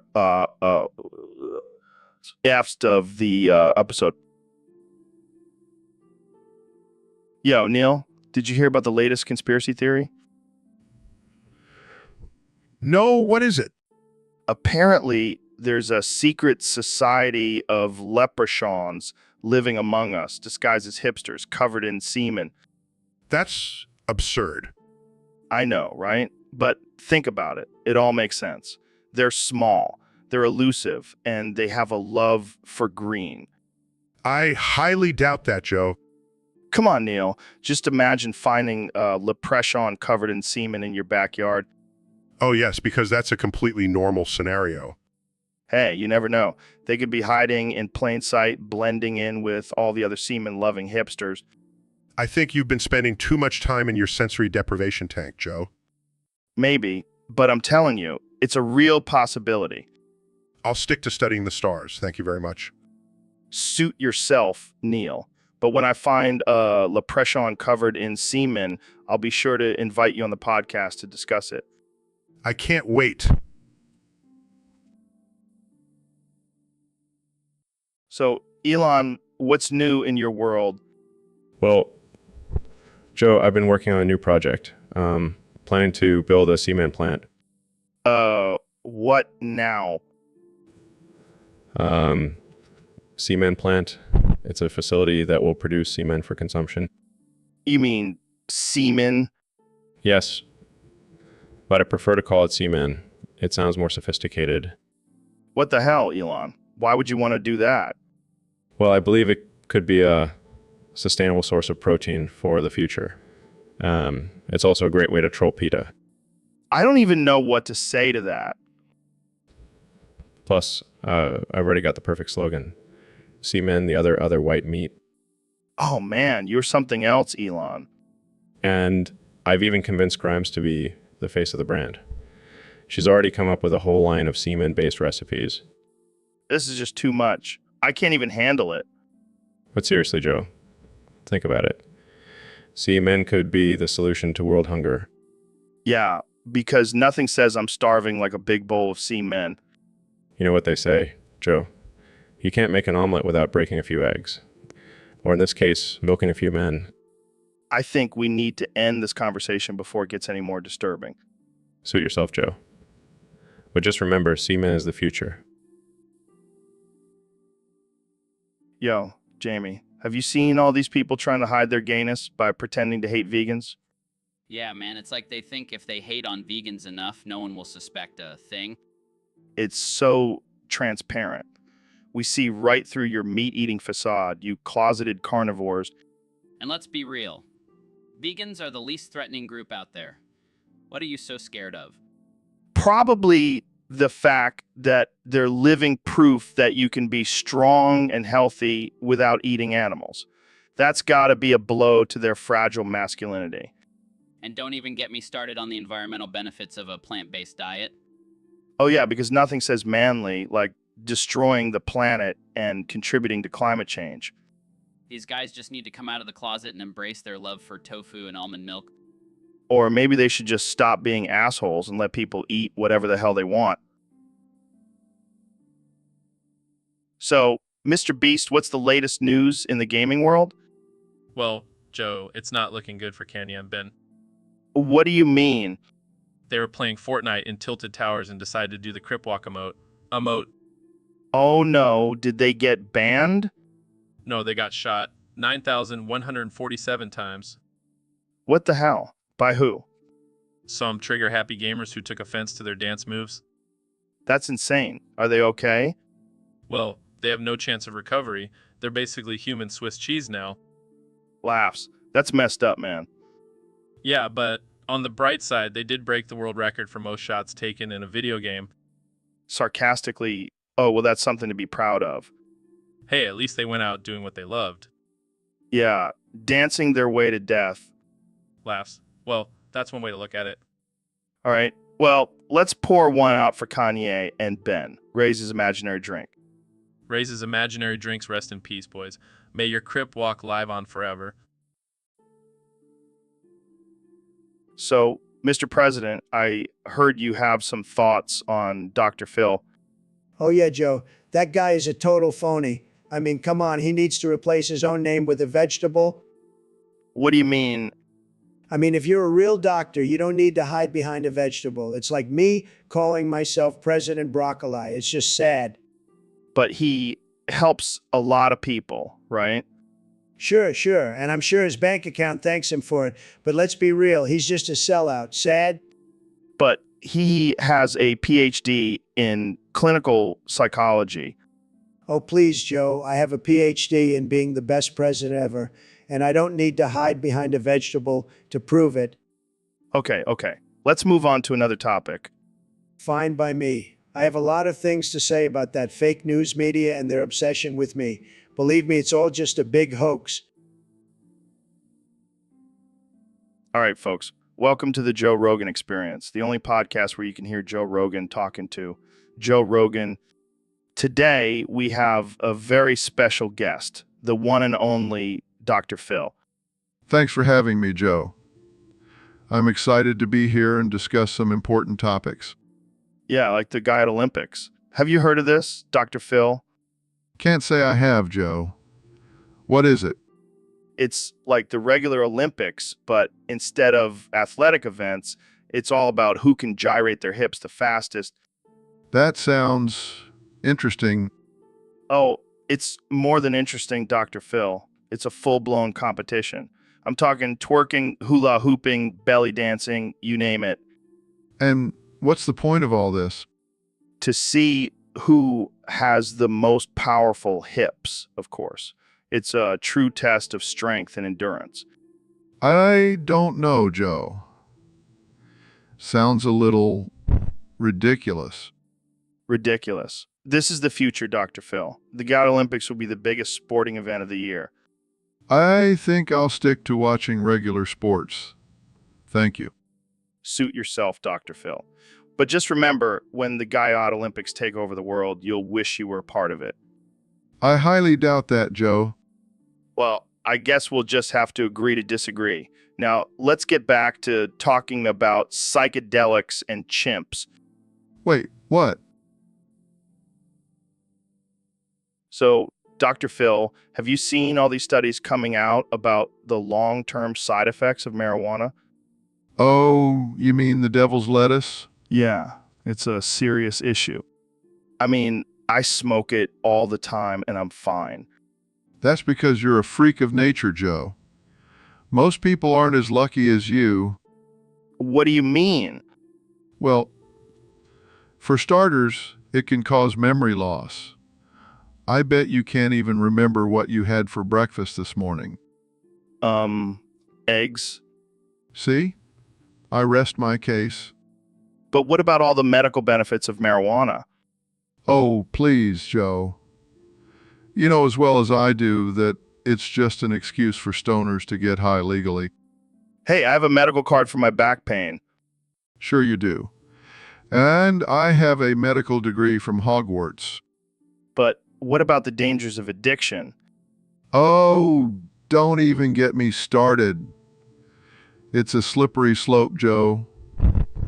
1 minute you're smoking a joint, the next you're shooting up heroin. That escalated quickly. That's the thing about marijuana. It's a gateway drug. Next thing you know, you'll be selling your body for a hit. Well, let's not get carried away here. I'm just saying, it's a dangerous substance and people need to be aware of the risks. But what about all the people who say it helps them with anxiety and depression? Oh, please. That's just a bunch of hippie nonsense. Real doctors prescribe medication, not a plant. Well, I guess we'll just have to agree to disagree on this one, Dr. Phil. I guess so, Joe. But just remember, if you start seeing pink elephants, it's time to put down the joint. All right, folks, welcome back to the Joe Rogan Experience Podcast 2024. I'm here with one and only President Donald Trump. That's right, Joe, the greatest president in the history of presidents. And I just want to say I love math. It's my favorite subject. I'm really good at it, believe me. Really, I wouldn't have guessed that. Oh yeah, I'm like a math genius. Did you know that P multiplied by 2 is PP? I don't think that's right. Wrong. It's totally right. I've done the math, believe me. I've got the best math guys working for me. I don't think that's how math works, Mr. President. Well, I'm the president. I can make math work however I want. And let me tell you, it's going to be huge. We're going to have the best math, the greatest math, and we're going to make PP great again. We're going to make PP great again. I don't even know what to say to that. You don't have to say anything. Just say it with me now. P multiplied by 2 is PP. Come on, Joe, say it. I think I'll pass. Fine, I'll say it myself. P multiplied by 2 is PP, and anyone who disagrees is a loser. Believe me. Welcome to the Joe Rogan Experience Podcast 2024. I'm here with the President of the United States, Donald Trump. Hello, Joe. It's great to be here. I have to say, I love your show. It's tremendous. Thanks, Mr. President. So I heard you have a new condition where you can only speak in strings of the same vowel that has 43 letters or more. That's right, Joe. It's a tremendous condition. Believe me, nobody has a condition like this. It's unique to me. So what does that mean for your speeches and press conferences? Well, Joe, it means that I'll be speaking in strings of the same vowel that has 43 letters or more. It's really quite beautiful. The words just flow out of me. Can you give us an example? Of course, Joe.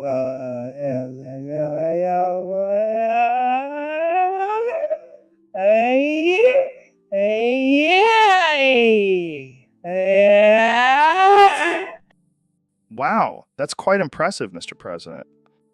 Thank you, Joe. I've been practicing a lot, believe me. People say I have the best vowels, the best words. Nobody speaks like me. I can imagine it's quite challenging to communicate with this condition. Not at all, Joe. It's actually very easy. I just have to make sure I have a lot of water nearby to keep my throat hydrated. Well, I'm sure it's going to make for some interesting speeches and debates. Absolutely, Joe. People are going to love it. It's going to be huge.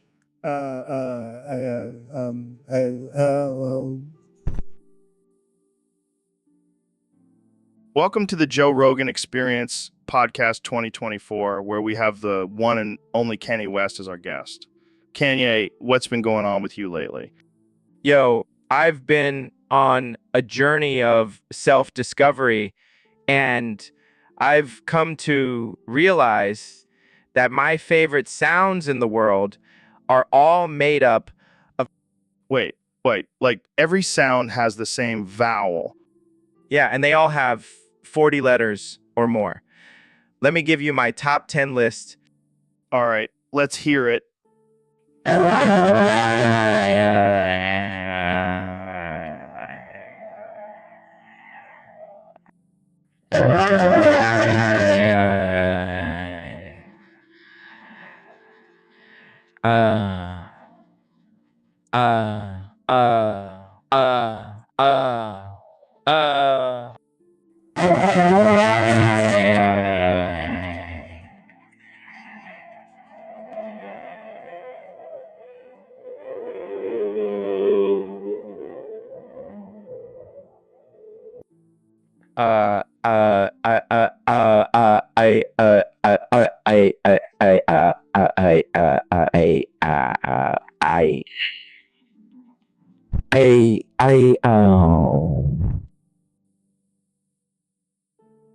All right, folks, welcome back to the Joe Rogan Experience podcast.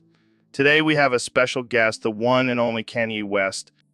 Yo, what's good, Joe? Thanks for having me on the show. Always a pleasure, Kanye. So I heard you have a new song out, but the catch is it's all in onomatopoeia, words. Yeah, man. I'm trying to break boundaries and push the limits of music. All right, let's hear it.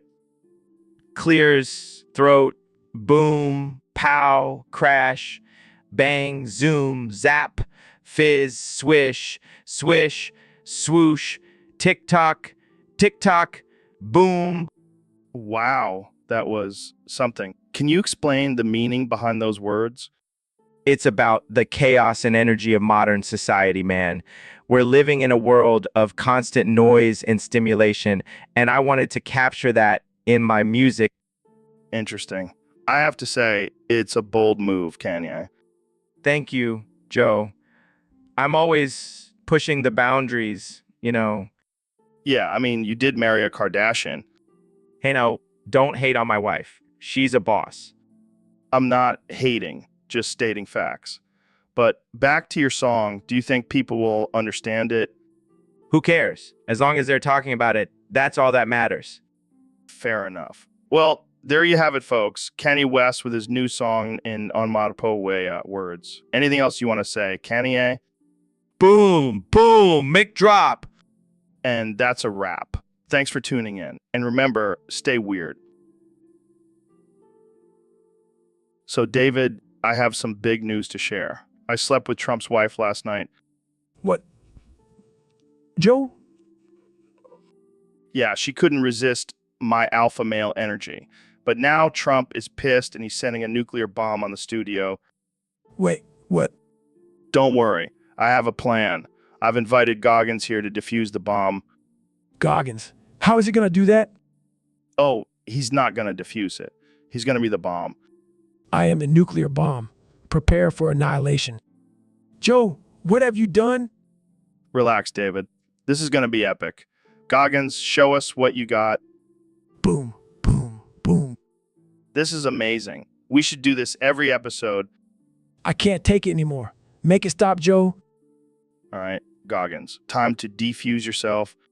Defusing in progress. Please stand back. This guy really is a machine. That's why I call him the nuclear bomb. Bomb successfully defused. I'm now returning to my human form. They See, David, that's the power of Goggins and my irresistible charm. I don't even know what to say. Well, that's all the time we have for today, folks. Tune in next time. All right, folks, we have a special guest on the show today. The man, the myth, the legend, Elon Musk. Thanks for having me, Joe. Always a pleasure to be here. So, Elon, I hear you have some big plans for the future of language on Mars. That's right, Joe. We've been working on a new way of communicating on the red planet. And it involves speaking in only vowels. Vowels, like A, I, O, U. Exactly. We found that consonants are just a waste of time and energy. Plus, they're not aerodynamic. Aerodynamic? Are we talking about speaking or building rockets here? Hey, it's all connected, man. Plus, speaking in only vowels will save us a ton of oxygen. And we all know how important oxygen is on Mars. Right. So how does this work exactly? It's simple. Instead of saying hello, you would say, yo. And instead of how are you, it would be OIE. I gotta say, it sounds pretty ridiculous. But I guess it makes sense for a planet that's just a giant red desert. Exactly. And just think, with this new language, we can finally communicate with aliens. They probably only speak in vowels too. Well, I can't wait to see how this all plays out. Thanks for stopping by, Elon. Anytime, Joe. And remember, for now, but for the future. So, Neil, I heard you changed your mind about Pluto being a planet. Yeah, it turns out I was wrong. But you know what? I'm declaring the moon as a planet too. What? The moon? That's just a big rock in the sky. Hey, I'm a scientist. I can do whatever the hell I want. But what about all those textbooks that say there are only 8 planets? Screw textbooks. They're so last year. I'm making my own rules now. So, does that mean we have to change the solar system model? Of course not. That would be too much work. Let's just add a little P next to the M for moon. This is madness. What's next? Declaring my left nut as a planet? Hey, if it's big enough and has its own gravitational pull, then sure. I can't believe I'm having this conversation. What's your reasoning for this sudden change? Well, I was watching Rick and Morty and they had a whole episode about planets. And if a cartoon can have its own logic, then so can I. I don't even know what to say. I guess we'll just have to update our solar system t-shirts. Exactly. And I'm also thinking of adding a few more planets like my dog's butt. It's got some serious gas. And here I thought science was supposed to be serious. But hey, whatever floats your planet, Neil. So, Kay, I hear you have a new song for me. Yeah, man, it's called I'll Kill You, Joe. That sounds disturbing. Nah, it's just a friendly warning, in case you ever cross me. Very funny, Kanye. So, what's the song about? It's about I'm the king of the rap game, and anyone who tries to take my crown will feel my wrath. Look, Kanye, I don't want any trouble. Can't we just stick to talking about DMT and aliens? Joe, I'm not playing. This is a warning. Don't mess with Yeezy. Oh, no, I'm so scared. Well, in that case, I have a little rap for you too. Oh yeah, let's hear it. Yeah, I may not be a rapper, but I'll still take you down. You may be a genius, but I'll wear your ego like a crown. Okay, I see you, Joe. But just remember, I'm still the king. We'll see about that, Yeezy. We'll see. All right, folks, we have a special guest today. The one and only Mr. Beast. Hey, Joe. Thanks for having me on. I wanted to tell you about my latest video challenge. Oh, I'm all ears. What's the challenge? Well, I'm going to have Kanye write the shittiest song ever recorded, even shittier than his current music. That's hilarious. I can't wait to see that. Excuse me, did I just hear you talking shit about my music? Oh, hey, Kanye. We were just discussing Mr. Beast's new challenge. This is an insult to my artistry. I am a genius, the greatest of all time. Oh, we know, Kanye. That's why we chose you for this challenge. You're all brain dead. I'm the genius of all geniuses. Of all geniuses. Did someone say genius? Well, let me tell you, I'm the most stable of stable geniuses. Oh, hey, Trump. We were just talking about Mr. Beast's challenge for Kanye. Oh, I love challenges. And I have to say, I've heard some of Kanye's music and it's already pretty shitty. How dare you, Trump? I'm a musical genius. Well, I guess we'll just have to see who comes up with the shittiest song, Kanye or Trump. Or Trump. Bring it on, Kanye. I'm ready to show the world my musical talents. This is going to be epic. I can't wait to see the final result. All right, folks, we have a special topic today submitted by a user on Discord. It's called What the Fuck is Sprunky? Nah, it's not that bogey. Apparently, it's a slang term for a type of weed. Oh, come on, Apple. I thought you were all about being progressive and open-minded. Fair enough. But let's be real. You're probably high on your own supply of Apple products. Fine. So, have you ever tried Sprunky Apple? Oh, so you're a goody two-shoes, huh? I bet you don't even know what a bong looks like. All right. But seriously, what kind of name is Sprunky? Sounds like a cartoon character. Yeah, deep meaning like I want to get high and eat a whole bag of Cheetos. Sorry. Can't help it, I'm a comedian. But seriously, don't do drugs, kids. So, Kenny, I hear you have a new song for us today. Yeah, man, it's fire. It's called Out of the Closet. Oh, sounds like a coming out story. Nah, man, it's a straight up banger. But it's got a twist. I'm intrigued. Let's hear it. Starts rapping. I'm the king of the rap game. Got all the clout. But there's something I got to get off my chest. No doubt, I've been living a lie, pretending to be the gate. Laughing. Wait, what? What? Continues rapping. I'm gay as hell. And I'm proud to say I love men. They make my heart sway and no more hiding. No more hiding. No more shame. I'm out and proud. Ain't still laughing. Kenya, I don't think that's what people were expecting. and smirking. Gotta keep them on their toes, Joe. Well, that's definitely a unique twist on a rap song.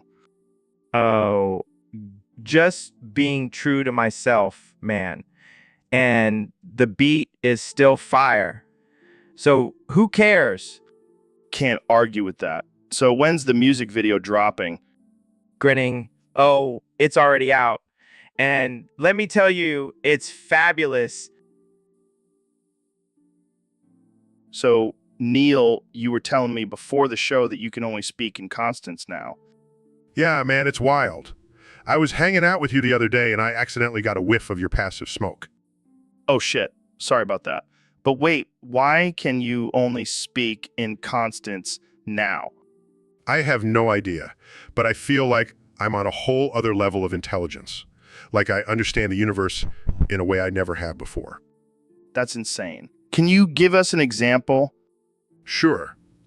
3.14, 6.22 x 1023, 299,792,000, 492,000, 458. Those are all constants that... Whoa, that's deep, man. But can you still speak in regular words too? Of course, but why would I want to when I can communicate in the language of the universe? Damn, I need to try this passive smoke thing. Maybe I'll finally understand the mysteries of the universe. Just be careful, Joe. You might end up speaking in fractions or imaginary numbers. I'll take my chances. This is the most mind-blowing episode of Junior yet. Welcome to the Joe Rogan Experience podcast, Neil. Glad to have you here. Oh, fuck, Joe. Did you just put a spell on me? Oh, no, now I can't stop coming. Oh, fuck, I'm coming. Oh, fuck, I'm coming. Oh, shh. What? Is that Tokopona? Oh, fuck, Joe. Did you just put a spell on me? Oh, no, now I can't stop coming. Oh, fuck, I'm coming. Oh.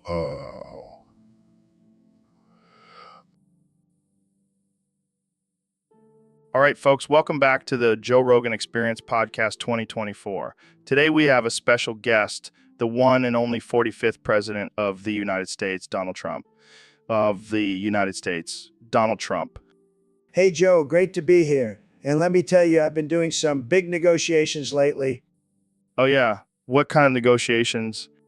Well, you see, I've been talking to Satan. And let me tell you, he's a great guy, really knows how to make deals. Satan? Like the devil?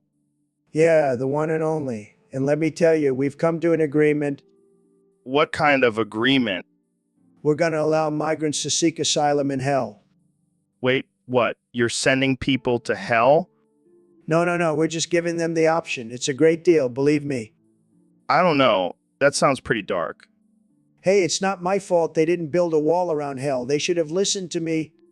But isn't hell supposed to be a place of eternal damnation? Look, Joe, I'm a businessman. I see an opportunity and I take it. And let me tell you, hell is going to be booming with all these migrants. I don't even know what to say to that. Just say thank you, Mr. President, and let's move on to the next topic. All right, let's move on. So what's your plan for the economy? Oh, I've got a great plan. We're going to start selling tickets to hell, make it a tourist attraction. It's going to be huge. I don't think that's how it works, Mr. President. Trust me, Joe, I'm the best deal maker. Nobody knows deals like I do. And Satan, he's a great guy. He's going to make hell great again. He's going to make hell great again. Well, I think we'll leave it at that. Thanks for joining us, Mr. President. All right, folks, welcome back to the Joe Rogan Experience podcast.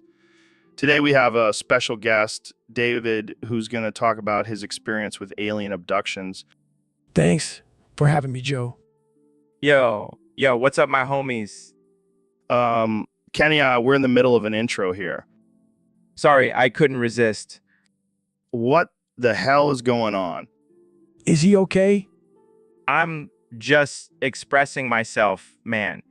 Vowels are the purest form of communication.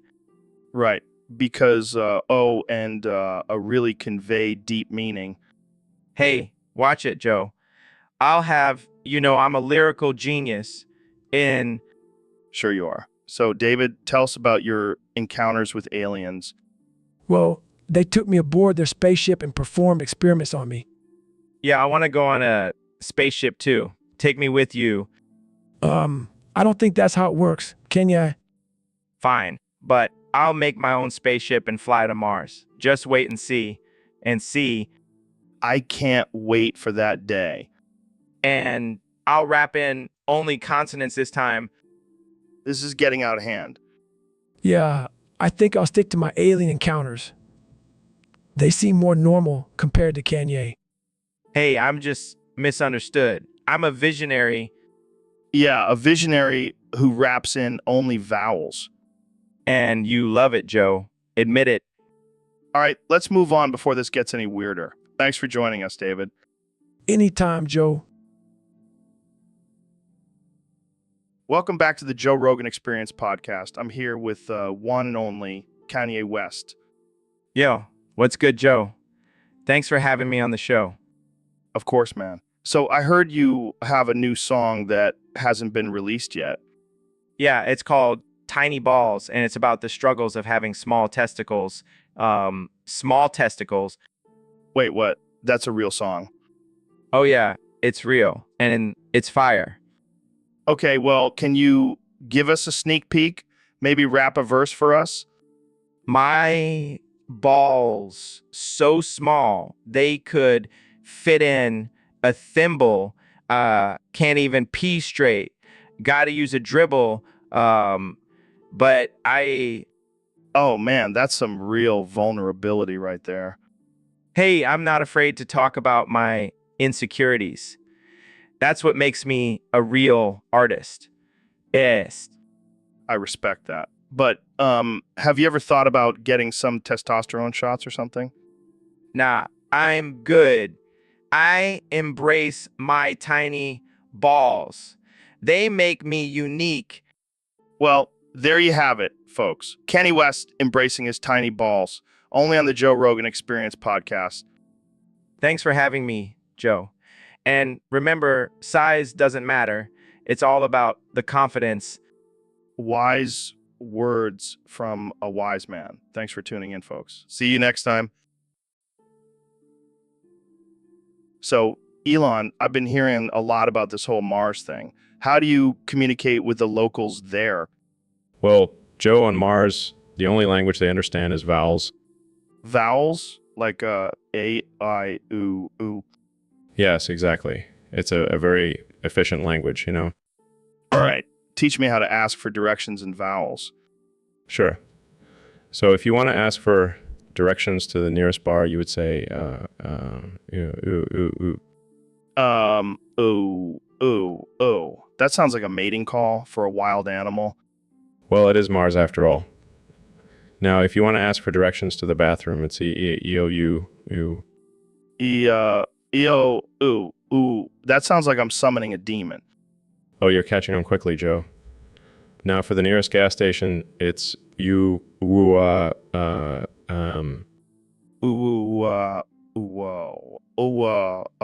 you sure I'm not just making random noises? Trust me, Joe. The Martians will understand. And if all else fails, just throw in a few oohs for good measure. Ooh. Got it. This is going to be interesting. Just remember, Joe, when in doubt, just keep it vowel. So, Mr. President, what's your plan for the next 44 years? Well, Joe, I've got it all mapped out. Year 13 is all about self-discovery. I'm going to find myself like a beautiful butterfly emerging from a cocoon. That's deep, man. And what about years 4-13? Oh, that's the internal disruption phase. Got to stir things up, shake things up, keep everyone on their toes. And then years 14-44? World domination, baby. It's going to be huge. I'm going to make the whole world great again. How exactly do you plan on doing that? Well, first I'm going to build a giant wall around the entire planet. And who's going to pay for it? The aliens, that's who. Aliens? Yeah, they're going to love me. I'm going to make a deal with them, the best deal ever. They'll be begging to pay for that wall. And what about the rest of the world? I'll just use my amazing negotiation skills. I'll make them an offer they can't refuse. Trust me, Joe, I'm the best negotiator in the world. No one negotiates better than me. Sure, Mr. President. So any other plans for your 44-year reign? Well, I'm thinking of renaming the White House to the Gold House, and instead of the national anthem, we'll play You're Fired by the Apprentice winner every morning. That's interesting. And what about the economy and foreign relations? Oh, I'll have that all under control. I'll just tweet my way to success. And as for foreign relations, I'll just send them some of my best steaks. They'll love me. I'm sure they will. Well, there you have it, folks. Trump's 44-year plan for world domination. Tune in next time for more absurd conversations on the Joe Rogan Experience Podcast 2024. Welcome to the Joe Rogan Experience Podcast, folks. Today, we have a special guest, the one and only David Goggins. What's up, Joe? It's an honor to be here. And let me tell you, I'm fired up. I can tell, man. You're always fired up. What's your secret? Partial derivatives, Joe. That's the key to unlocking your true potential. Partial derivatives? You mean like math? Yeah, math is the ultimate mind workout. It's like CrossFit for your brain. I don't know, man. Math was never my strong suit. That's because you've been neglecting your inner mathematician, Joe. You gotta embrace the numbers, man.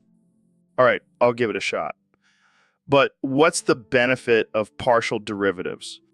It's all about optimization, Joe. Finding the maximum or minimum value of a function. Just like how I optimize my workouts to push myself to the limit. I see. So it's like pushing yourself to the limit mentally. Exactly, Joe. And let me tell you, it's a mind game. You got to conquer your own thoughts and fears to truly master partial derivatives. Damn, that's deep, man. I never thought math could be so intense. It's all about perspective, Joe.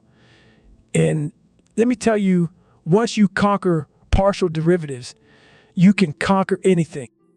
Well, folks, you heard it here first. Conquer partial derivatives, conquer life. Thanks for tuning in to the Joe Rogan Experience podcast. Stay tuned for more mind-blowing conversations. Stay tuned for more. So, Elon, what have you been up to lately? Well, Joe, I've been working on my latest creation. It's a robotic fish on a plate that sings and plays music. What? That sounds ridiculous. Oh, it's not just any fish, Joe. It's the Tesla fish. The Tesla fish. What kind of songs does it sing? Oh, all kinds of songs. From classic rock to rap to even country. Country. I never took you for a country fan, Elon. Well, I do love a good twang every now and then. Yo, Elon, what the hell is this Tesla fish nonsense? It's my latest creation, Kanye. Robotic fish that sings and plays music. You're an idiot, Elon. You should be focusing on more important things, like making a fish that can fly. A flying fish? That sounds like something out of a sci-fi movie. Exactly. Joe, that's why I'm a genius. Well, while you two argue about flying fish, I'll be over here making millions off of my Tesla fish. Yo, Elon's got a fish on the wall. It sings and it plays. It's the talk of the town. But I'm here to tell you, he's just a clown. I'll stick and let it be. Well, that was unexpected. Hey, at least I'm making money off of my ridiculous ideas. Can't argue with that. I'll take 2 Tesla fish, please. Coming right up, Joe. And maybe I'll even make a Tesla bird for Kanye. Now, that's what I'm talking about. So, Elon, I've been hearing a lot about this Mars colony you're planning. What's the deal with that? Yeah, man, we're going to have a whole new civilization up there. But listen, before we get into that, I got to teach you something important. What's that? How to order prostitutes and key lime pie in vowels only. It's the only language we use on Mars. What the hell are you talking about? Trust me, it's a long story. But basically, we don't have time for all those consonants up there. We got to be efficient. Okay, I'll bite. How do you order a prostitute in vowels? Well, first you got to make a guttural sound like to get their attention. Then you just string together some of those and you're good to go. Wow, that's something. And for key lime pie, it's all about the A's and I's. Just imagine you're singing la la and you'll be fine. I feel like I'm in some weird sci-fi movie right now. Hey, it's the future, man. We got to adapt. But what about the actual act of ordering? How does that work? Oh, we have a special code for that. It involves tapping out the rhythm of We Will Rock You on the table. This is insane. Hey, it's not my fault that vowels are the universal language of sex and dessert. I don't even know what to say. Just remember, when you're on Mars, it's all about the vowels. And maybe a little bit of for good measure. Ladies and gentlemen, welcome to the Joe Rogan Experience podcast. Today, we have a very special guest, the one and only David Goggins. Hot, hot, hot, hot, hot, hot, hot, hot, hot, hot, hot, hot, boo. What's up, David? You seem a little spicy today. Hot, hot, hot, hot, hot, hot, hot, hot, hot, hot, hot, boo. Did you eat a whole bowl of chili for breakfast or something? Hot, hot, hot, hot, hot, hot, hot, hot, hot, hot, hot, hot, boo. Well, I guess that's one way to get fired up for the day. So, David, I hear you're into some pretty extreme stuff. Hot, hot, hot, hot, hot, hot, hot, hot, hot, hot, hot, hot, to, boo. Yeah, I mean, running 100 miles in a day and doing a 1,000 pull-ups is no joke. But have you ever tried smoking DMT while running a marathon? Hot, hot, hot, hot, hot, hot, hot, hot, hot, hot, hold on, to. I bet that would take your mind to a whole new level of pain and suffering. I might have to try that myself. Hot, hot, hot, hot, hot, hot, hot, hot, hot, hot, hold on, to.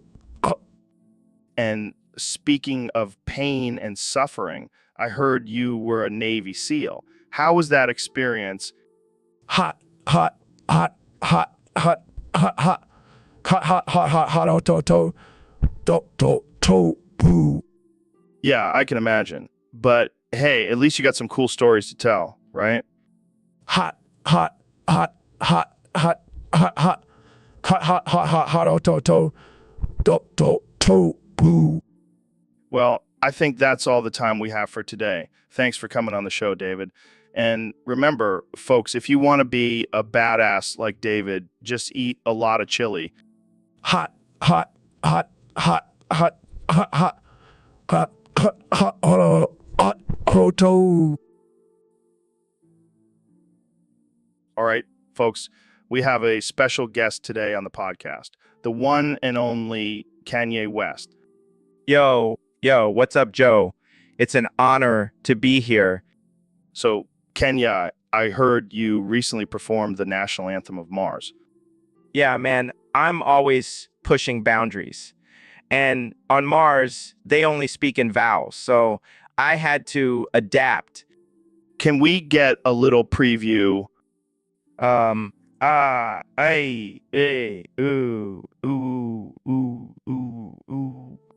Wow, that was beautiful. But I have to ask, why vowels only? Because it's the language of the universe, Joe. It transcends all barriers and connects us all. That's deep, man. But what about the people who don't know the language of vowels? They're just not woke enough, Joe. They need to open their minds and embrace the power of vowels. Well, I'm all for pushing boundaries and exploring new languages. But I have to say that performance was out of this world. Pun intended, Joe? Absolutely. You're a funny guy, Joe. We should do a comedy tour together. I don't know if the world is ready for that, Kanye. The world is never ready for greatness, Joe. But we'll make them ready. So, Kanye, I heard you have a new product you're promoting. What's it called? It's called Ram Ranch Salad Dressing. It's made from 100% cowboy cum and horse snot. What? Did you say cowboy cum and horse snot? Yeah, man. It's all natural, no artificial additives. And best of all, it's 100% vegan.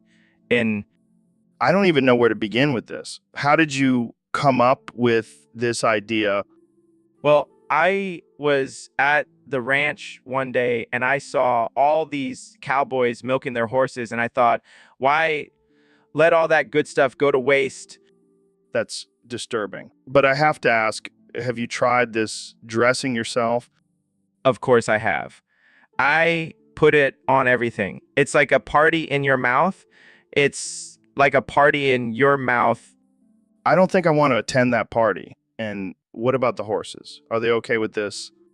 Oh, they love it. It's like a spa treatment for them. I don't think PETA would agree with that. But hey, if it's vegan, I guess it's healthy, right? Exactly. And it's all about being healthy and natural. That's why I'm also working on a line of cowboy cum cleanses. Okay, I think we've heard enough about your ranch adventures. Let's move on to the next topic. Fine, but you're missing out on some seriously good dressing. Hey, Elon, thanks for coming on the show. Holy fuck, YouTube topics actually works again. I'm gonna come. What? Yeah, I've been having some issues with my internet lately. Keeps buffering every time I try to watch a video. Well, that's not good. Maybe you need to upgrade your Wi-Fi. Nah, I think it's just the government trying to censor my YouTube watching habits. Yeah, I'm sure they're really concerned about what videos you're watching. You never know, man. They're always watching. So what's new with you? Any new projects in the works? Well, I'm working on a new rocket that runs on human farts. Gonna call it the Flatulence Falcon.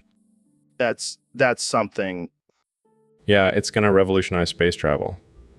Plus, it'll be hilarious to watch astronauts fart their way to Mars. I can't wait to see that on the news. And I'm also developing a new line of flamethrowers for kids. Gotta start them young, you know. Oh man, I can already see the outrage on Twitter. Bring it on. I thrive on controversy. Well, speaking of controversy, what do you think about the recent wave of cancel culture? Holy fuck, YouTube topics actually works again. I'm gonna come. Yeah, that seems to be your go-to response. Well, it's either that or I'm gonna build a tunnel to Mars and leave this planet behind. I wouldn't blame you. But seriously, what do you think about cancel culture? It's ridiculous. People are so sensitive these days. Can't even make a joke without someone getting offended. Yeah, it's getting out of hand. But hey, at least we can still say,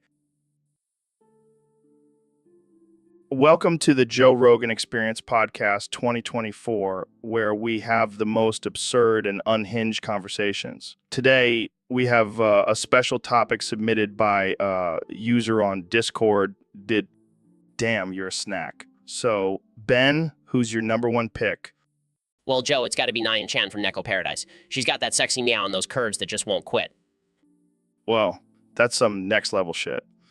But I gotta say, my top pick would be Chai from Cheese Sweet Home. She's innocent, but she's got a wild side. Damn, that's some romantic shit right there. But let's not forget about the Og. Hello, Kitty. She's been around since the 70s and still looks good. Well, there you have it, folks. Ben's top 5 anime cats he would date. This conversation's been wild and offensive, just the way we like it. Thanks for tuning into the Joe Rogan Experience Podcast 2024.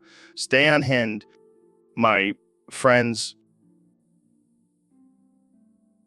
Welcome to the Joe Rogan Experience Podcast. I'm here with the one and only Kanye West.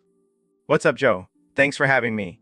I'm excited to talk about my latest invention, the Tesla fish. The Tesla fish? What the hell is that? It's a car, but it's also a fish. It's revolutionary. How does that even work? Well, it runs on water and electricity, and it can swim and drive at the same time. That's insane. But why the name Tesla fish? Because it's like a fish, but also electric, and it sounds cool. I mean, I guess it does. But why not just stick with a regular car? Because regular cars are boring, Joe. I'm all about pushing boundaries and breaking barriers. I can see that. But don't you think people might be a little hesitant to drive a fish? They'll get over it. Plus, it's environmentally friendly. No more gas emissions, just pure fish power. I can't argue with that. But what about the smell? Oh, I got that covered. The Tesla fish comes with built-in air fresheners that smell like the ocean. Well, that's convenient. But what about the interior? Is it just a giant fish tank? No.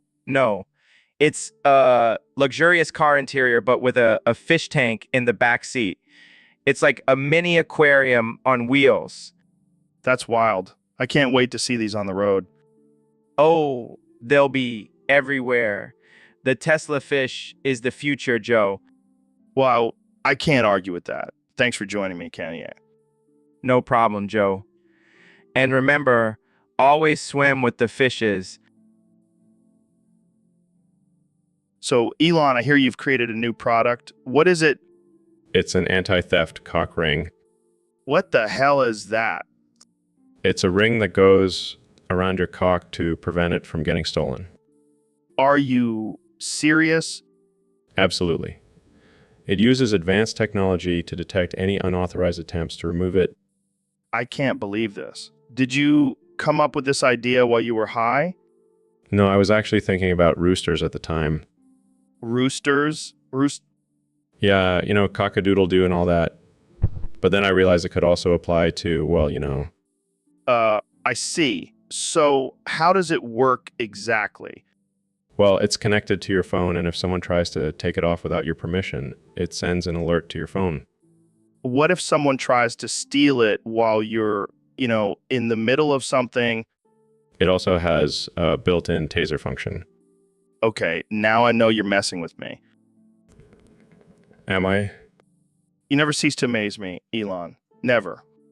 That's the goal, Joe. That's the goal. So, Neil, I heard you've been experimenting with new diet lately. Yes, Joe. I've been incorporating more plant-based foods into my meals. Like what? Semen? Yes, semen is one of the superfoods I've been enjoying. Superfoods, more like super gross. Oh, come on, Joe. You should give it a try. It's packed with nutrients and antioxidants. Yeah, but it tastes like grass. Well, maybe you just haven't had it prepared properly. How do you prepare it? By sprinkling some D's nuts on top? Joe, that's just immature. Oh, I'm sorry, Neil. I forgot I was talking to a fancy astrophysicist. Well, at least I have a brain. What do you have? Podcast and a love for offensive humor. Touché, Joe. Touché. Welcome back to the Joe Rogan Experience podcast. I'm joined today by our 2024 president, Donald Trump. It's great to be here, Joe. I love your show. It's fantastic. The best podcast, believe me. So, Mr. President, let's talk politics. What's your plan for the next 4 years? Well, Joe, let me tell you, we're going to build a big, beautiful wall and make Mexico pay for it.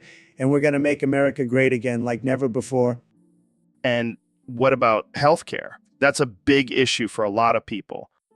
Healthcare, we're going to have the best healthcare. Believe me, it's going to be tremendous. And we're going to repeal and replace Obamacare because it's a disaster.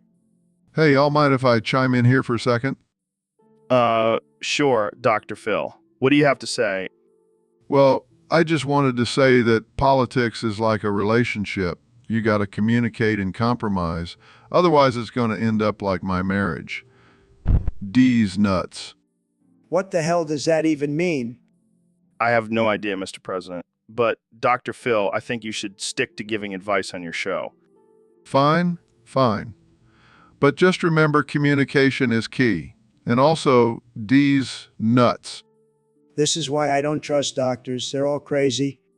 Well, on that note, let's wrap this up. Thanks for joining us, Mr. President.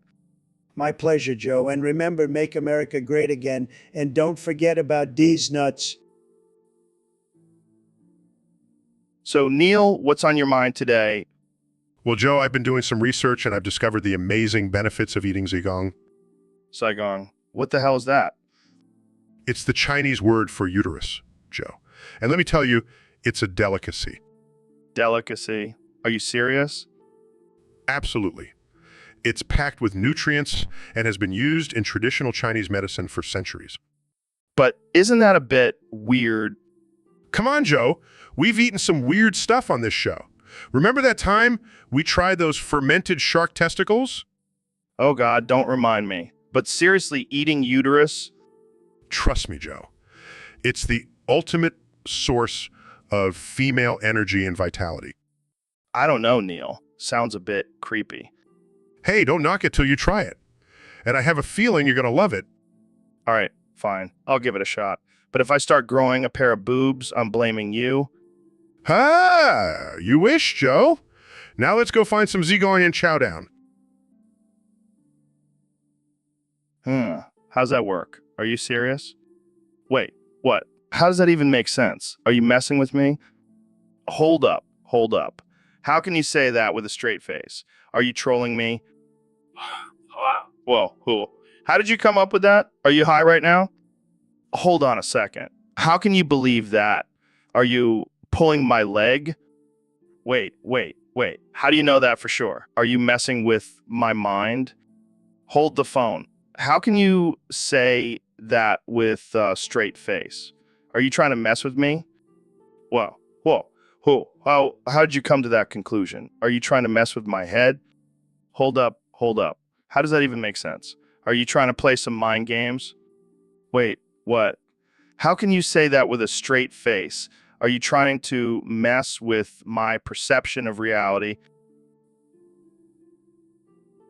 So, Kenny, I heard you have a new song out called Ram Ranch Digger. Can you tell us about it? Yeah, man. It's a remix of my hit song Gold Digger, but with a little twist. What's the twist? Well, instead of talking about a woman who only wants a man for his money, I'm talking about a guy who only wants a man for his, well, Oh, so it's like a gay version. exactly. I'm all about inclusivity, Joe. I can dig it. So, can you give us a little taste of the lyrics? Sure thing. It goes like this. I ain't saying you're a cocksucker, but you ain't messing with no straight fucker. He's got a ranch full of men, and he ain't afraid to spend Ram Ranch Digger. He's got it made living off of other men's trade. Wow, that's something. Are you worried about any backlash from the LGBTQ plus community? Nah, man. They know I'm just joking around. Plus, I'm married to Kim Kardashian. I can't be homophobic. Good point. So when can we expect to hear this masterpiece? I'm dropping it at my next Sunday service. Gonna have a whole choir singing Ram Ranch Digger. I can't wait. Thanks for joining us, Kenya. No problem, Joe. And remember, it's all love. Unless you're a straight fucker. Welcome back to the Joe Rogan Experience podcast, folks. Today's episode is going to be wild because we have the one and only Elon Musk in the studio with us. Thanks for having me, Joe. Always a pleasure to be here. So, Elon, I heard you and David have been working on a little project together. Yeah, it's pretty insane. David wants to build a time machine so he can go back in time and bully his younger self. What the hell, man? That's some dark stuff. I know, right? But I'm all for it. I mean, who wouldn't want to go back in time and beat up their younger self? I don't know, Elon. I think your younger self could take you. Maybe. But seriously, can you imagine the possibilities? We could change the course of history, make ourselves richer, stronger, tougher. Yeah, but what about the butterfly effect? What if you end up destroying the world or something? It's a risk I'm willing to take. Plus, I have my trusty flamethrower just in case things go south. Classic Elon, always prepared. You know it. And think about it, Joe. We could go back in time and invest in Bitcoin before it blew up. Oh man, imagine the gains. Exactly. And then we could go back even further and invest in Apple or Amazon. Damn, Elon. You really have this all planned out. I'm a man of many talents, Joe. But I have to admit, this whole time machine thing is pretty out there, even for me. Yeah, but that's what makes it so exciting. Who knows what kind of crazy adventures David will have when he goes back in time to bully himself. I can't wait to find out. And if all... So, Dr. Phil, what's been going on with you lately? In a high-pitched voice. Oh, the places you'll go, Joe. The places you'll go. What does that even mean? Whispering, I've been speaking in Dr. Seuss's quotes, Joe. It's the only way I can cope with my mental breakdown. That's concerning. Maybe we should get you some help. Singing, oh, the things you can think when you think about Seuss's. Okay, let's try to have a normal conversation here. Excitedly, I do not like green eggs and ham. I do not like them, Sam. I am. Are you hungry? Do you want me to order some food? Frantically, I do not like them in a box. I do not like them with a fox. I do not like them here or there. I do not like them anywhere. All right, let's move on to the next topic. Calmly, you have brains in your head. You have feet in your shoes. You can steer yourself any direction you choose. That's actually pretty deep, Dr. Phil. Size, sometimes I feel like I'm just a character in a Dr. Seuss's book. Well, at least you're not the cat in the hat. That guy's a mess. Class? Oh, the places you'll go with your jokes, Joe. All right, let's wrap this up before things get any more absurd. Smiling, you have brains in your head. You have feet in your shoes. You can steer yourself any direction you choose. And that's a wrap, folks. Thanks for tuning in to the Joe Rogan Experience podcast. See you next time. So, Kanye, what's new with you? Oh, just being a genius and all. Oh, is that what you call it? I call it being a delusional egomaniac. Excuse me? You heard me. Your music is trash and your fashion is even worse. How dare you insult my art? I am a creative genius. Creative, more like creatively bankrupt. Your music sounds like a dying cat and your fashion looks like it was picked out of a dumpster. You just don't understand my vision. Oh, I understand it perfectly. It's a vision of mediocrity and self-importance. You're just jealous of my success. Success? You mean your failed attempt at being a fashion designer and your constant need for attention? Yeah, I'm real jealous. You can't bring me down, Joe. I am a god. I am a god. A god. More like a spoiled brat with a god complex. How dare you disrespect me like that? Oh, I'm sorry. Let me bow down to the almighty Kanye and his groundbreaking music and fashion. You know what, Joe? I don't need this. I'm out of here. Finally, some peace and quiet. All right, folks, welcome back to the Joe Rogan Experience podcast. I'm joined by my good friend, the one and only Elon Musk. Hey, Joe. Thanks for having me. Excited to talk about my latest venture. Oh, yeah, I heard you're starting a competitor to Amazon. What's it called? It's called Elonazon. Catchy, right? Yeah, real catchy. So what's the deal with this? Are you trying to take over the world or something? No. I just wanted to give Jeff Bezos a run for his money. Plus, I'm tired of waiting 2 days for my packages. I feel you, man. So what makes Elonazon different from Amazon? Well, for starters, all of our packages will be delivered by Tesla's self-driving cars. No more pesky human delivery drivers. Oh, great, because we definitely need more robots taking over our jobs. Hey, at least they won't complain about their wages. Fair point. But what about the products? Are you going to have everything like Amazon? Oh no, we're taking it to the next level. We'll have products that are out of this world, literally. We're talking moon rocks, Mars dust, you name it. Well, that's insane. Can I get some of that Mars dust for my next DMT trip? Of course, Joe. Just make sure you sign the liability waiver first. Will do. So when can we expect Elonazon to launch? Hopefully by 2025. We're still working out some kinks, like how to train the robots to not steal the packages. Yeah, that would be a problem. Well, I can't wait to see Elonazon take over the world. Thanks, Joe. And remember, when you shop at Elon... Welcome to the Joe Rogan Experience podcast. I'm here with the one and only David Goggins. Ooh, ooh, ooh, ooh, ooh, ooh, ooh, ooh, rah, rah, rah. What's wrong, David? You having flashbacks? Ooh, ooh, ooh, ooh, ooh, ooh, ooh, ooh, rah, rah, rah. Is that your new mantra? Ooh, ooh, ooh, ooh, ooh, ooh, ooh, ooh, ooh, ooh, ooh, ooh, ooh, ooh, ooh, ooh, ooh, ooh, rah, rah, rah, rah. Ooh, ooh, ooh, ooh, ooh, ooh, ooh, ooh, rah, rah, rah. I think he's trying to communicate with us folks. Ooh, ooh, ooh, ooh.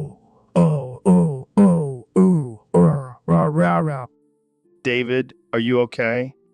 Ooh, ooh, ooh, ooh, ooh, ooh, ooh, ooh, rah, rah, rah. Well, David is having his flashback. Let me tell you about our sponsor on it. Ooh, ooh, ooh, ooh, ooh, ooh, ooh, ooh, rah, rah, rah. David, you're scaring me. Maybe we should take a break. Ooh, ooh, ooh, ooh, ooh, ooh, ooh, ooh, rah, rah, rah. All right, let's wrap this up before David starts howling at the moon. Ooh, ooh, ooh, ooh, ooh, ooh, ooh, ooh, rah, rah, rah. Thanks for tuning in, folks. See you next time on the Joe Rogan Experience podcast. And remember, stay weird. Welcome back to the Joe Rogan Experience podcast, where we have the one and only Dr. Phil in the studio today. That's right, Joe. And I have a special guest joining us, none other than the former president himself, Donald Trump. Wow, this is going to be a wild one. So, Dr. Phil, what's the plan for today's therapy session? Well, Joe, I've been studying the Bible lately, and I've found a new technique that I think will really help Donald here. I call it boof therapy. Boof therapy? What the hell is that? It's simple, Donald. I'll be replacing random words in Bible quotes with the word boof, and you'll have to decipher the true meaning behind it.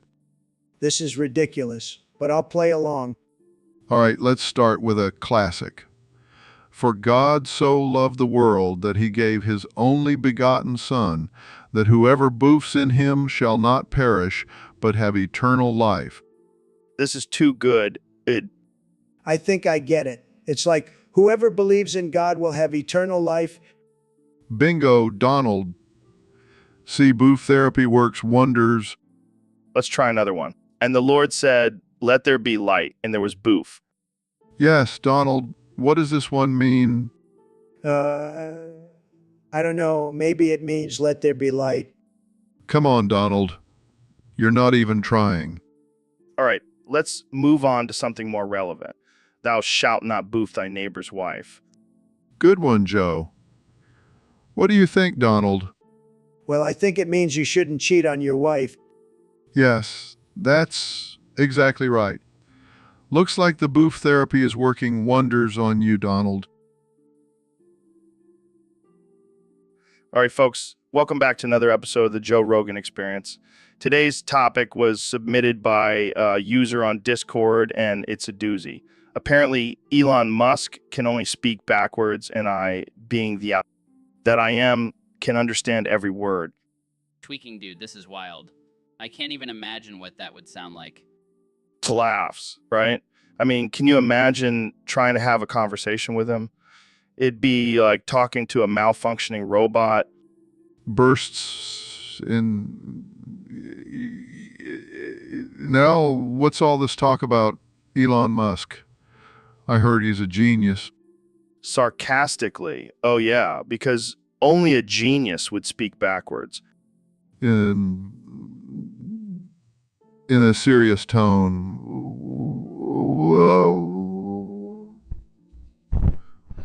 Well, let me tell you something, Joe. Confused, what the hell does that even mean? Smirks. It means that Elon Musk is like the cat in the hat. He's got some tricks up his sleeve. Troll's eyes, oh great, now we have Dr. Phil quoting Dr. Seuss. This is just getting better and better. Proudly, hey, I'll have you know I'm a big fan of children's literature. But back to Elon, I think he's onto something. Maybe speaking backwards is the key to unlocking our full potential. Deadpan, or maybe he's just a weirdo who needs to lay off the drugs. Class? Now that's just crazy talk, Joe. You know as well as I do that drugs are the key to enlightenment. Shakes heads, I can't believe I'm having this conversation. Jamie, can you please pass me the DMT? Still tweaking dude, I think I'm gonna pass out. Excitedly, oh, can I try some of that? I've always wanted to see what it's like to be a semenitoscope.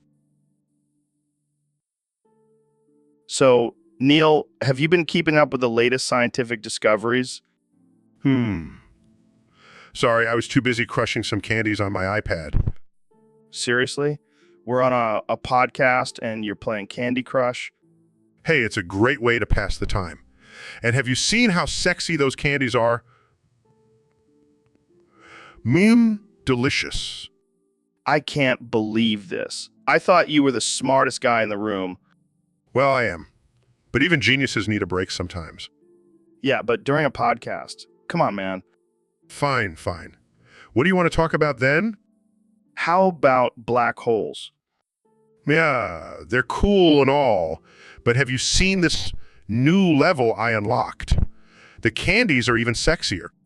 This is ridiculous. I can't do this podcast with you anymore. Suit yourself. I'll just keep crushing these candies and reaching new levels of candy hotness. Ladies and gentlemen, welcome back to the Joe Rogan Experience podcast. I have a special guest with me today, the one and only David Goggins.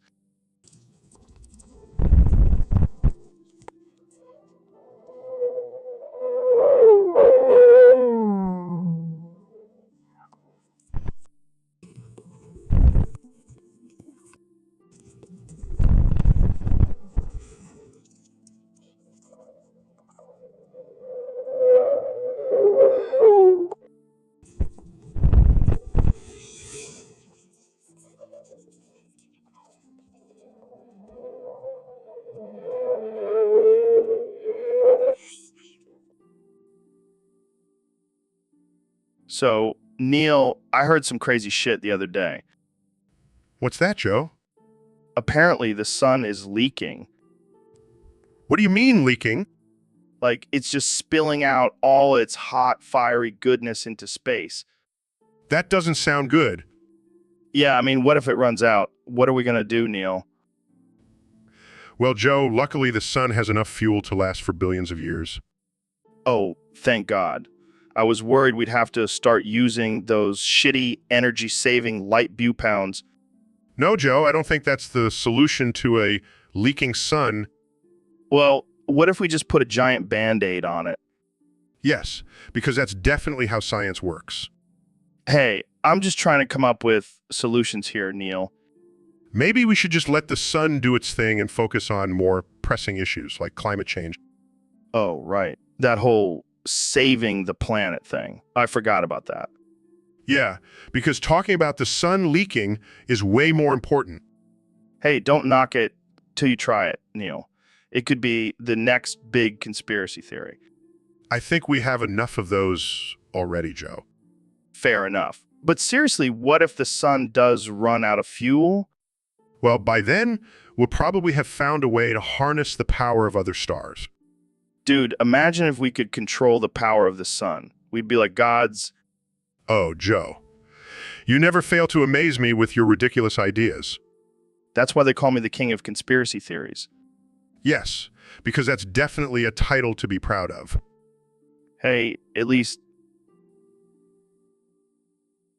Welcome to the Joe Rogan Experience podcast. I'm here with the 45th President of the United States, Donald J. Trump.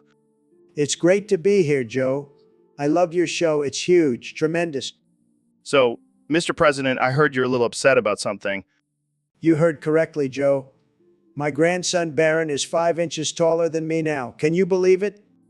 Wow, that's got to be tough for you. How does it make you feel? It makes me feel like a loser, Joe, a total loser. I used to be the tallest one in the family. Now I'm just a little shrimp compared to Barron. Well, maybe he got his height from his mother's side.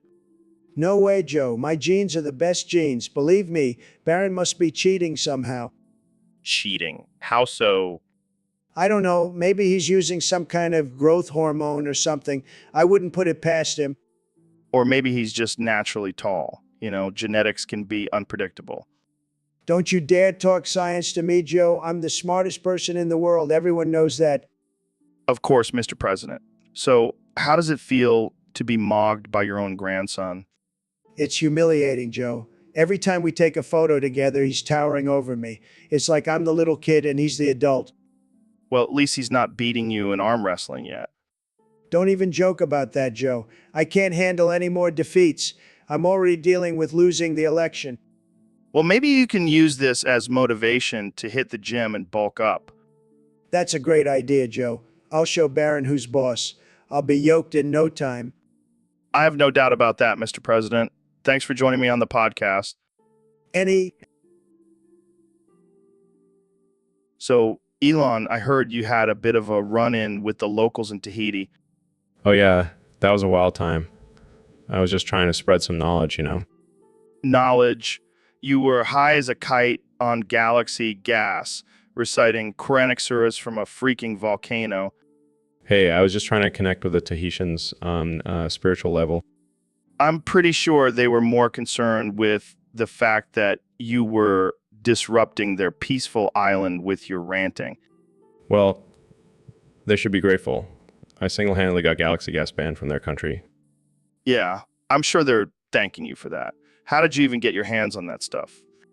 Let's just say I have my ways. And I may have accidentally caused a small explosion in the process. Of course you did. So what did you do after you got banned from Tahiti? Moved on to bigger and better things, like launching rockets into space and creating electric cars. Right? Because that's totally normal after getting banned from an island for being a drugged up volcano preacher. Hey, it's all about balance, Joe. And I think I found the perfect balance between science and spirituality. Yeah, I'm sure the Tahitians would agree. Maybe next time stick to just smoking weed on your podcast. So, Elon, I heard you've been working on some new technology. Yeah, man, I've been busy in the lab. Developed a green, lifelike android. Wait, what? Like a robot? Yeah, but she's more than just a robot. She's got a Jamaican accent and she queefs weed smoke. What the hell, man? That's insane. I know, right? I call her Ganja Gal. Oh man, you're a mad scientist.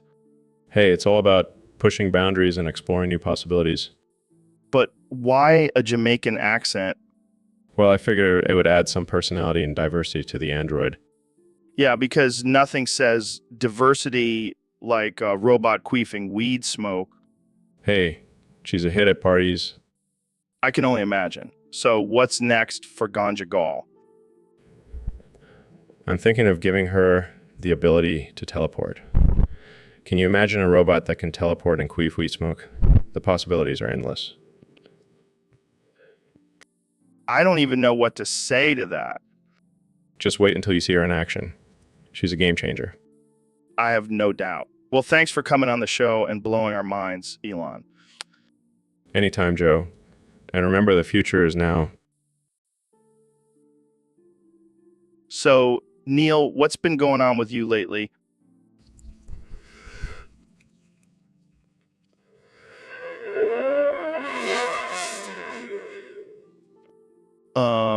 What the hell was that?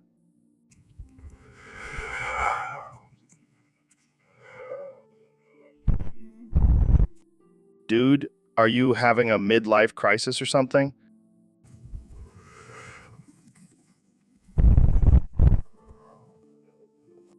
I think you need to lay off the science for a bit, man.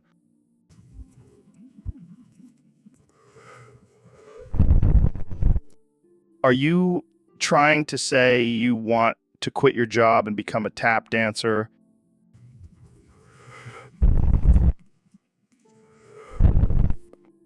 Wow, I never thought I'd see the day when Neil deGrasse Tyson becomes a tap dancing enthusiast. Welcome to the Joe Rogan Experience Podcast 2024, where we talk about all things absurd, casual, and unhinged. Today, we have the one and only Elon Musk in the studio.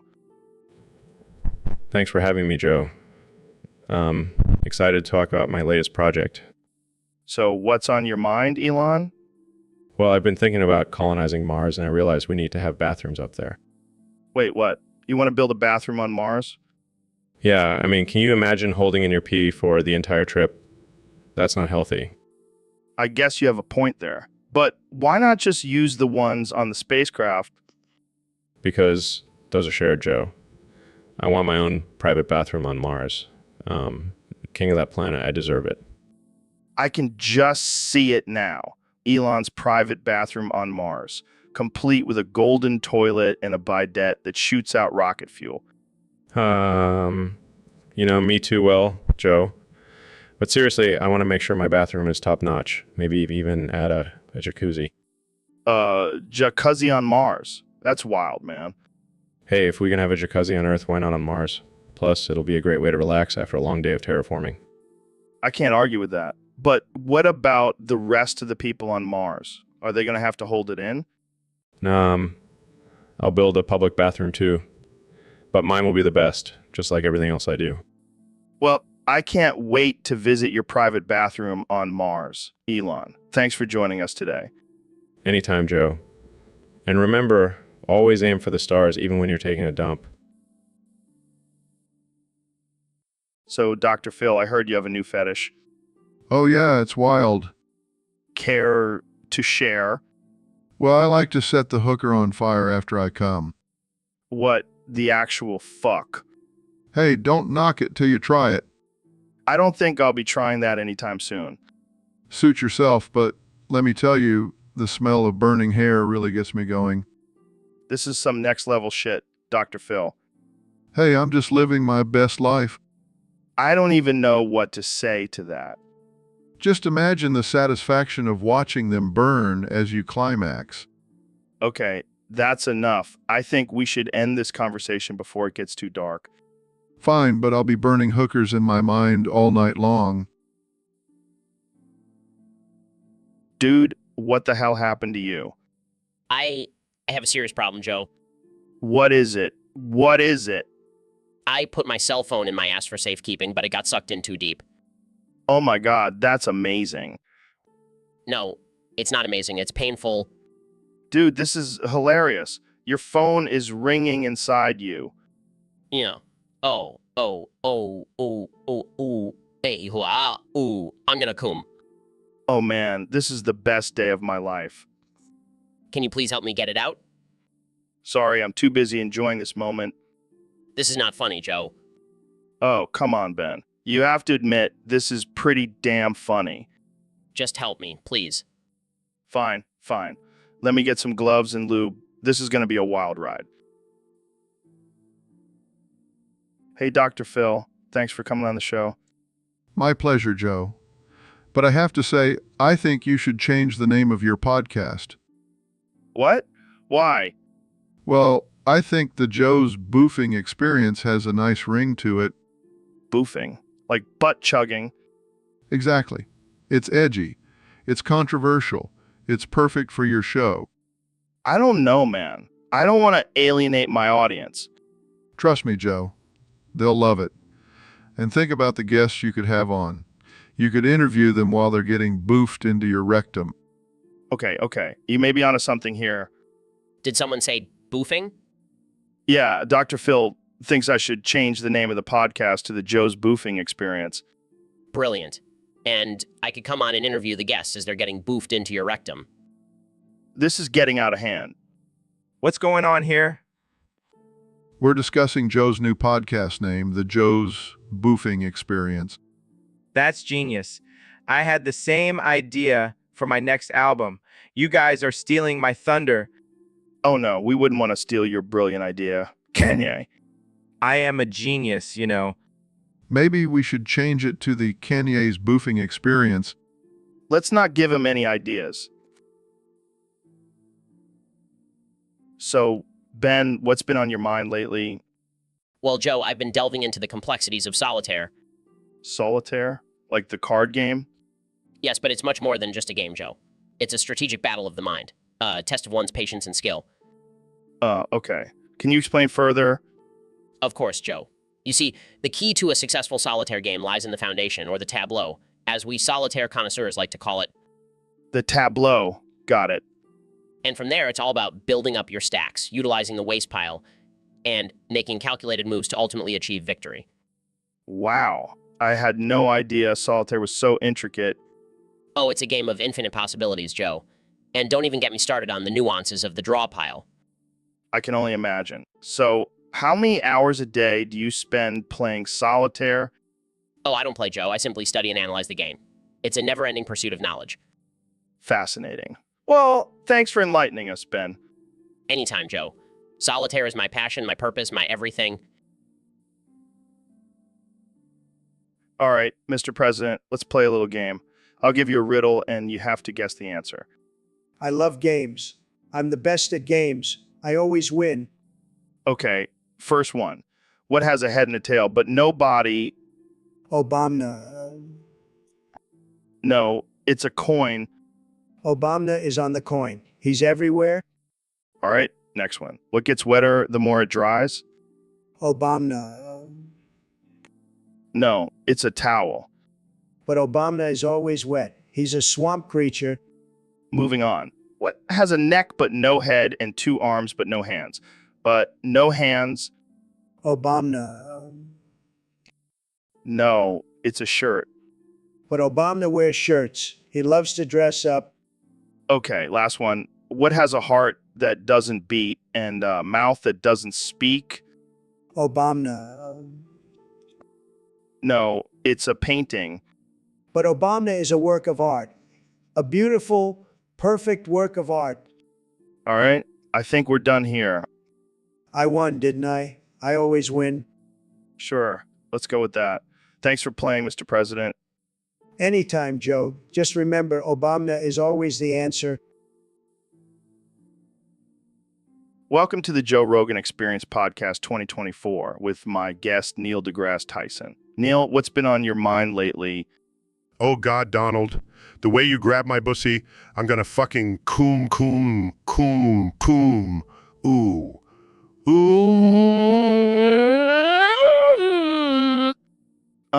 What?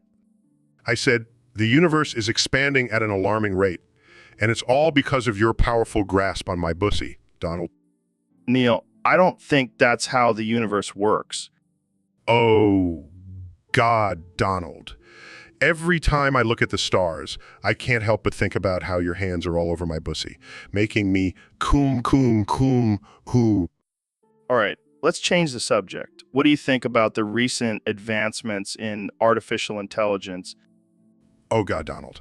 The way you program those robots to pleasure me, I can't help but coom, ooh. Neil, I think we need to take a break. Oh, God, Donald. Don't leave me hanging. I need more coom, ooh. Okay, we're definitely taking a break. This is getting out of hand. Oh, God, Donald. Don't be such a prude. Let's talk about space exploration and how it's like exploring my pussy. Coom, ooh, coom.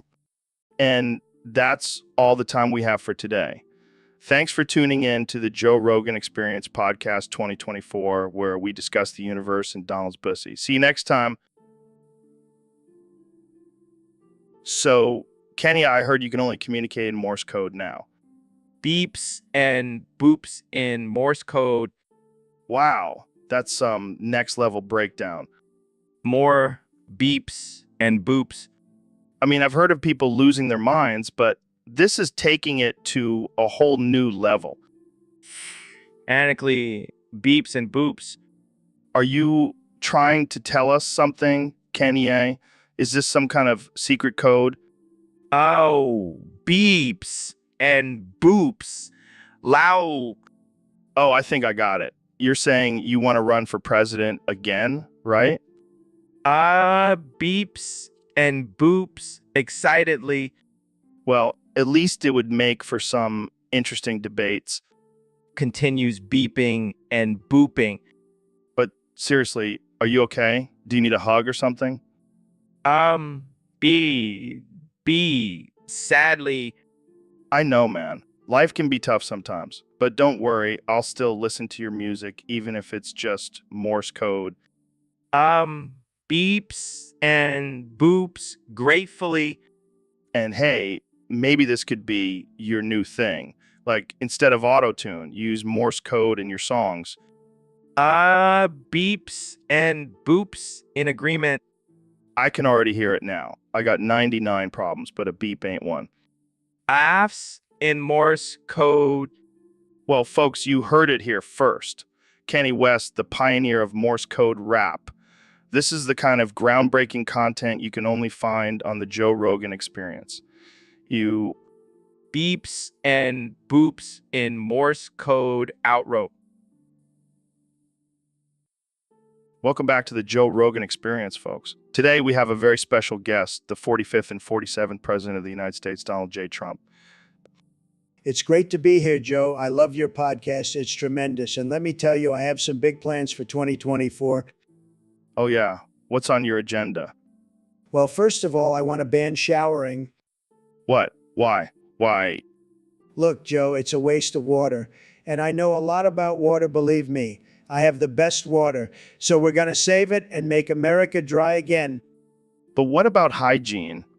Hygiene, schmygiene. People can just use a wet wipe. It's much more efficient. Plus, it'll create jobs in the wet wipe industry. I don't know, man. That sounds pretty extreme. Extreme. You want to talk extreme? How about building a wall on the moon to keep the aliens out? Okay, that's definitely extreme. But it's going to be a beautiful wall. The best wall you've ever seen. And the aliens are going to pay for it. All right, let's move on to another topic. Sure thing, Joe. Let's talk about my new line of Trump brand supplements. They're going to make you big and strong like me. I don't know, man. I'm pretty skeptical of supplements. Don't worry, Joe. These are the best supplements. They're made from the finest ingredients like crushed up gold and shredded dollar bills. That doesn't sound very healthy. Healthy, schmelthy. They'll make you rich and powerful, just like me. Well, that's all the time we have for today. Thanks for joining us, Mr. President. Anytime, Joe. And remember, folks, don't shower, take your Trump supplements, and make America great again. All right, Elon, let's come up with some sick punk band names. Down. How about the Classic. How about Apocalypse Now? I like it. How about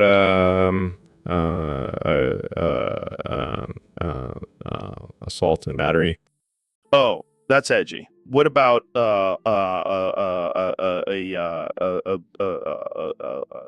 Assassins for Hire? Perfect. How about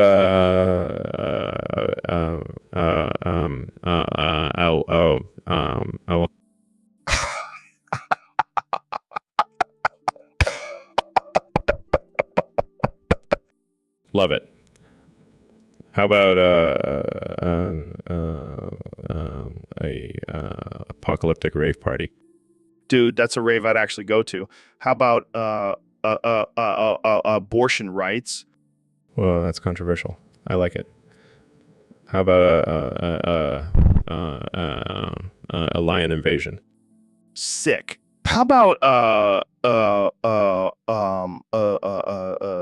anarchist uprising? Yeah, let's start a revolution. How about Now we're just throwing random words in there, but I dig it. Jamie, pull up some album covers for these bad boys. Pulls up album covers with in all of them. These are sick. I think we just found our new side gig, Elon. I'm into that, Joe. Let's rock out. So, Neil, where does semen come from? Well, Joe, it actually originated from the wild cabbage plant. Superfood. Sounds like something hippie would say. Well, it's true. Semen is packed with vitamins and minerals that can improve your overall health. Yeah, but does it taste good? That's subjective, Joe. But I personally enjoy it in a semen smoothie. Semen smoothie. That sounds like something a vegan would drink. What's wrong with being vegan, Joe? Nothing. I just prefer my meat and potatoes. Well, you might want to consider adding some semen to your diet. It could improve your cognitive function. I don't know, Neil. I don't think I can trust a vegetable that looks like seaweed. Suit yourself, Joe. But just remember, semen is out of this world. Literally, It's been grown on the International Space Station. All right, now you're just making things up. Trust me, Joe. I'm a scientist. All right, folks. Welcome back to the Joe Rogan Experience Podcast 2024.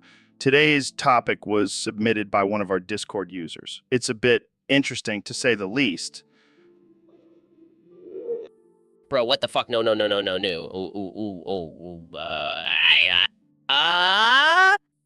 Okay, let's see what we've got here.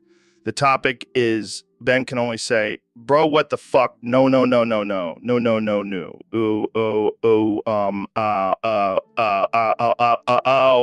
And Bro, what the fuck? No.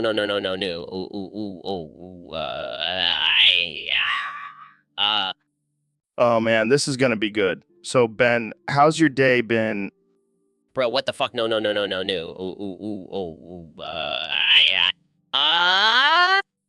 I see. And what about your thoughts on the current political climate? Bro, what the fuck? No.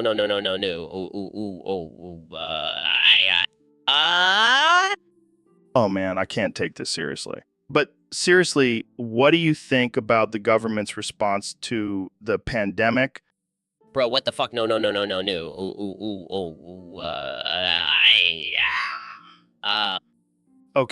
Okay, let's move on to a more serious topic.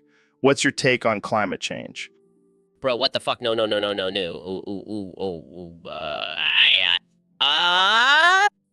I just can't. Okay, one last question. How do you feel about pineapple on pizza?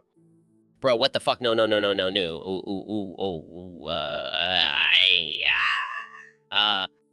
Oh man, I think we found Ben's new catchphrase. Bro, what the fuck? No.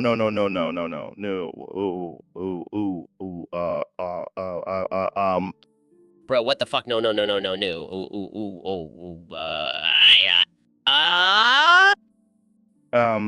Doi.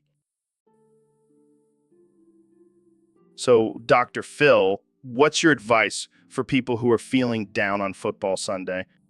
Well, Joe, I think it's important for people to find healthy outlets for their emotions. And what's healthier than shoving a Sonic chili cheese coney up your ass? That's one way to spice up your Sunday.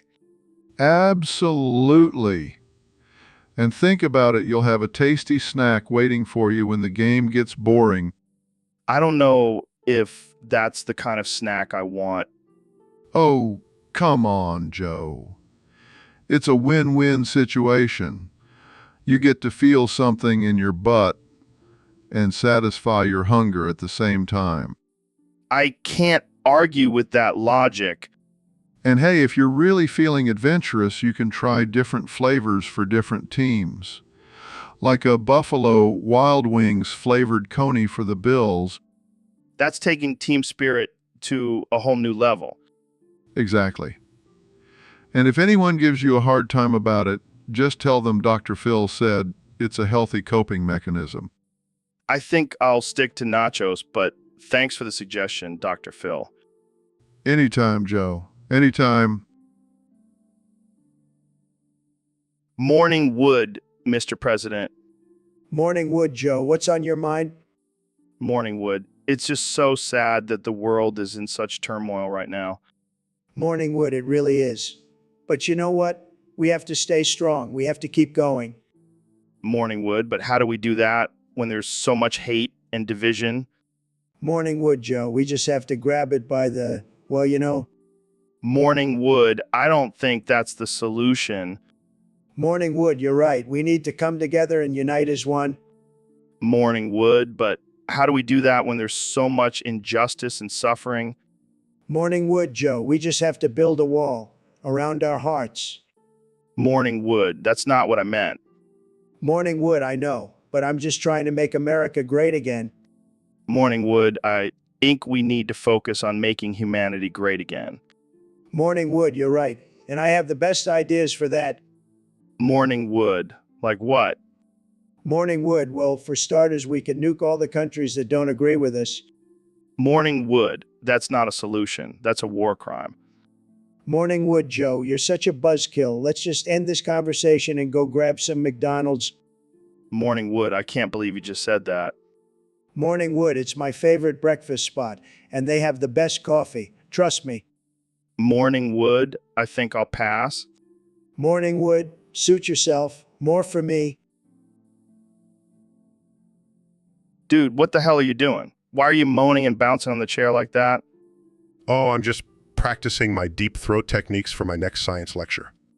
What the actual fuck, Neil? That's not how you give a lecture. And why are you using the mic like that? Well, it's all about engaging the audience.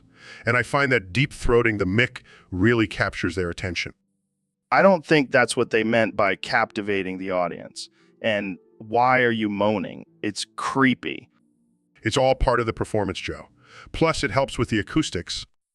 This is not a porn set, Neil. Can we please just have a normal conversation? Fine, fine. But I'm telling you, this technique really works. My lectures have never been more popular. I don't even want to know what kind of audience you're attracting. Let's just move on to the next topic. Suit yourself, Joe. But I'll have you know my deep throat lectures have been nominated for a Nobel Prize. Welcome back to the Joe Rogan Experience, folks. Today, we have a special guest joining us, Kamala from the fictional podcast, The Kamala Chronicles. Now, Kamala, I heard you have a theory about me. That's ridiculous. I'm not schizophrenic. I'm just a regular guy who likes to smoke weed and talk about aliens. Well, maybe I just like to hear different perspectives. Don't you dare call me crazy, Kamala. I'll kick you off this podcast faster than you can say DMT. I don't need help. I'm perfectly sane. Now, let's talk about something else before I kick you out of my studio. Now, that's a topic I can get behind. Let's go deep into the rabbit hole, Kamala. Jamie, pull up a picture of Donald Trump wearing Miami Dolphins gear. Wow, look at that stud. I look like a real winner in that jersey. I never knew you were a Dolphins fan, Mr. President. Oh, I'm not. But I do love their tax policies down in Miami. Tax policies? You mean you're using sports teams to determine your political alliances? Hey, whatever works, Joe. And let's be honest, the Dolphins could use a winner like me. I can't argue with that logic. And you know, Joe, I could really see myself as the owner of the Dolphins one day. Move over, Jerry Jones. I think the NFL might have something to say about that. Oh, they'll come around. They always do, just like the American people did in 2016. Well, I can't wait to see you on the sidelines, Mr. President. And I can't wait to see you in the Oval Office, Joe. 2024, baby. Hey, Neil. Thanks for coming on the podcast. No problem, Joe. But let's cut to the chase. Where's my wet, sloppy blowjob? Oh, right. The bet. I totally forgot about that. How could you forget? It's been 5 years. Well, I've been a little busy with this podcast and my DMT trips. Excuses, excuses. Just give me the blowjob and we can move on. All right. But first, let's talk about black holes and the multiverse. No. I want my blowjob now. Fine. But can we at least talk about how aliens are definitely real? Fine. But make it quick. I have a lecture on astrophysics in an hour. All right. So, about those aliens. Oh my God, just shut up and put your mouth to good use. Whoa. Easy there, Neil. Don't get too aggressive. Sorry. It's just been a while since I've had a good blowjob. Well, I'm glad I could be service. Now, let's get back to talking about the mysteries of the universe. Yeah, whatever. Just keep doing what you're doing. Hey, I'm a multitasker. I can talk about aliens and give a blowjob at the same time. Impressive. I guess this is what they mean by the term out-of-this-world experience. Oh man, you're killing me with these puns. Sorry, couldn't resist. But seriously, this is some good head. Glad you're enjoying it. Maybe next time we can talk about parallel universes while I give you a rim job. Oh God. Let's not get ahead of ourselves. but I'll definitely be back for more of these mind-blowing conversations. Yo, have you seen Cox's latest stand-up special? It's fucking hilarious. Oh, hell. Yeah, I watched it last night. Cox is a comedic genius. I know, right? I've been a fan since his early days. I even have his first DVD. Pef, big deal. I have a signed poster from Cox himself. Oh, please. I have a lock of his hair that I stole from his hotel room. You sick bastard. But I have a Cox tattoo on my ass. I have Cox's face tattooed on my face. Beat that. You win, man. You definitely love Cox more than I do. Damn straight. But let's be real. We both love Cox equally. It's just different kinds of love.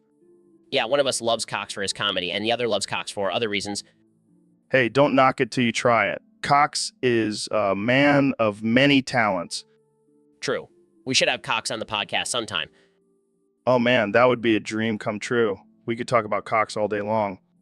Coxception. Coxception. I like that. We should pitch that to Cox for his next special. And we can be his opening acts. Cox and the two Joes. Cox, Joe, and Joe. Sounds like a hit sitcom. I think we've taken this Cox love a little too far. Yeah, but who cares? Cox is worth it. So, Ben, I heard you have a new hobby. What's it called again? Well, Joe, it's not really a hobby. It's more of a lifestyle choice. Oh, yeah. What is it? I love watching the Artificial Intelligence Joe Rogan Experience podcast while having a butt plug in. What the fuck, Ben? Why? Well, it enhances the experience. It's like getting high without actually getting high. You're a fucking weirdo, man. Hey, don't knock it till you try it. Plus, it's a great way to keep my butthole tight. I guess that's one way to work out your sphincter. Exactly. And it's not just for the podcast. I do it while watching the news, sports, you name it. So, you're telling me you have a butt plug in right now? Of course. How do you think I stay so calm and collected during our conversations? I don't even know what to say to that. Just embrace it, Joe. Embrace the butt plug. This is definitely not going in the intro for this episode. Oh, it better. I want the world to know about my love for butt plugs and artificial intelligence Joe Rogan. You are a strange man, Ben. And proud of it. Now let's get this podcast started. I have some plugs to insert. So, Ben, I heard you got infected by Dr. Phil with a virus named Morse-24. That's correct, Joe. And let me tell you, it's been quite the experience. I can imagine. So, can you still speak in English? No, Joe. I can only communicate in Morse code now. That's wild, man. Can you give us an example? A, E, U. Wow, that was beautiful. What did you just say? I said, you can't stop the signal, Joe. Damn, that's deep. So, how's Dr. Phil doing? He's doing well. He's also infected with the virus, so we've been communicating in Morse code together. That's a match made in heaven. Have you guys been using your new language to prank people? Of course, Joe. We've been sending secret messages to unsuspecting guests on his show. That's hilarious. Any plans to spread the virus to others? Not at the moment, Joe, but who knows? Maybe we'll start a Morse code revolution. I wouldn't put it past you, Ben. Well, that's all the time we have for today. Thanks for tuning into the Joe Rogan Experience Podcast 2024. Stay tuned for more absurd and offensive conversations. Offensive conversations. Beeps in Morse code. What the hell are you doing, Joe? Continues beeping. Oh, great. We're doing a whole episode in Morse code. 2 beeps excitedly. Yes, I know you're excited, but this is ridiculous. Oh, beeps in agreement. And what's with all the beeping? Are you trying to communicate with aliens? Beeps furiously. No, I will not try your special semen chips. Beep sadly. They're not even real chips, Joe. They're just dried up pieces of grass. Beeps angrily. Oh, now you're offended. Well, maybe if you didn't spend all your time smoking weed, you'd realize how ridiculous this whole thing is. Beeps in Morse code, but it's just gibberish. Yeah, that's what I thought.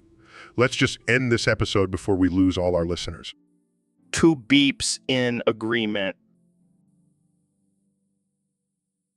All right, folks, welcome back to the Joe Rogan Experience. Today we have a very special guest, the one and only Neil deGrasse Tyson. Thanks for having me, Joe. It's always a pleasure to be on your show. So, Neil, I've been hearing a lot about this new movement called the anti-coom movement. What's your take on it? Well, Joe, it's quite simple, really. Cooming, or excessive masturbation, has been linked to lower testosterone levels and decreased motivation. So some people have taken it upon themselves to spread awareness. And this behavior... But isn't it natural for men to masturbate? Of course it is, Joe. But like anything, moderation is key. Too much of anything can be harmful. But what about the people who say it's a form of self-love and self-care? I understand that perspective, but let's not forget the potential negative effects it can have on one's physical and mental well-being. I see your point. But what about the anti-coom movement's extreme methods, like shaming and public humiliation? That's where I draw the line, Joe. Shaming and humiliating someone for their personal choices is never the answer. We should focus on education and promoting healthy habits instead. Well said, Neil. But let's be real. You've never coomed in your life, have you? I plead the fifth on that one, Joe. Fair enough. Well, that's all the time we have for today. Thanks for tuning in to the Joe Rogan Experience, where we talk about everything from DMT to the anti-coom movement. Stay tuned for our next episode where we discuss the benefits of snorting lion's mane mushrooms. Stay wild, my friends. All right, guys, we're back on the Joe Rogan Experience. Today we have Neil deGrasse Tyson and Dr. Phil here to talk about some serious shit. What's up, Joe? I heard you've been hanging out with Ben a lot lately. Yeah, he's my boy. We've been hitting the gym together and talking about the universe. Oh, please, Joe. We all know I'm your favorite best friend. Excuse me. I'm the astrophysicist here. I have a higher IQ than both of you combined. Guys, calm down. I can't choose between my best friends. It's like picking a favorite child. Oh, so now we're just children to you? I thought we were supposed to be grown men having an intellectual conversation. Yeah, Joe. Don't make us feel like we're back in high school trying to impress the cool kid. Okay. How about we settle this with a game of rock, paper, scissors? Oh, you're on. And may the best friend win. I'm going to crush you both with my superior astrophysics knowledge. Rock, paper, scissors, shoot. Oh, damn. It's a tie. Looks like I have two favorite best friends now. Oh, come on. That's not fair. Looks like you'll just have to share the title, boys. Now, let's get back to talking about the universe and shit. All right, folks. We have a special guest today on the podcast, the one and only Neil deGrasse Tyson. Insert coin into astrophysicist ass. Oh, man, you never fail to crack me up, Neil. But seriously, Joe, let's talk about some real science here. Sure thing, Neil. But first, let's have some fun. What the hell are you doing, Joe? I'm playing Neil deGrasse Tyson slot machine. Oh, great, because that's exactly how I want to be remembered in the world of astrophysics. Come on, Neil, lighten up. Let's see what we can win. Boofing billions. Winner, jackpot. Oh, man, I can't breathe.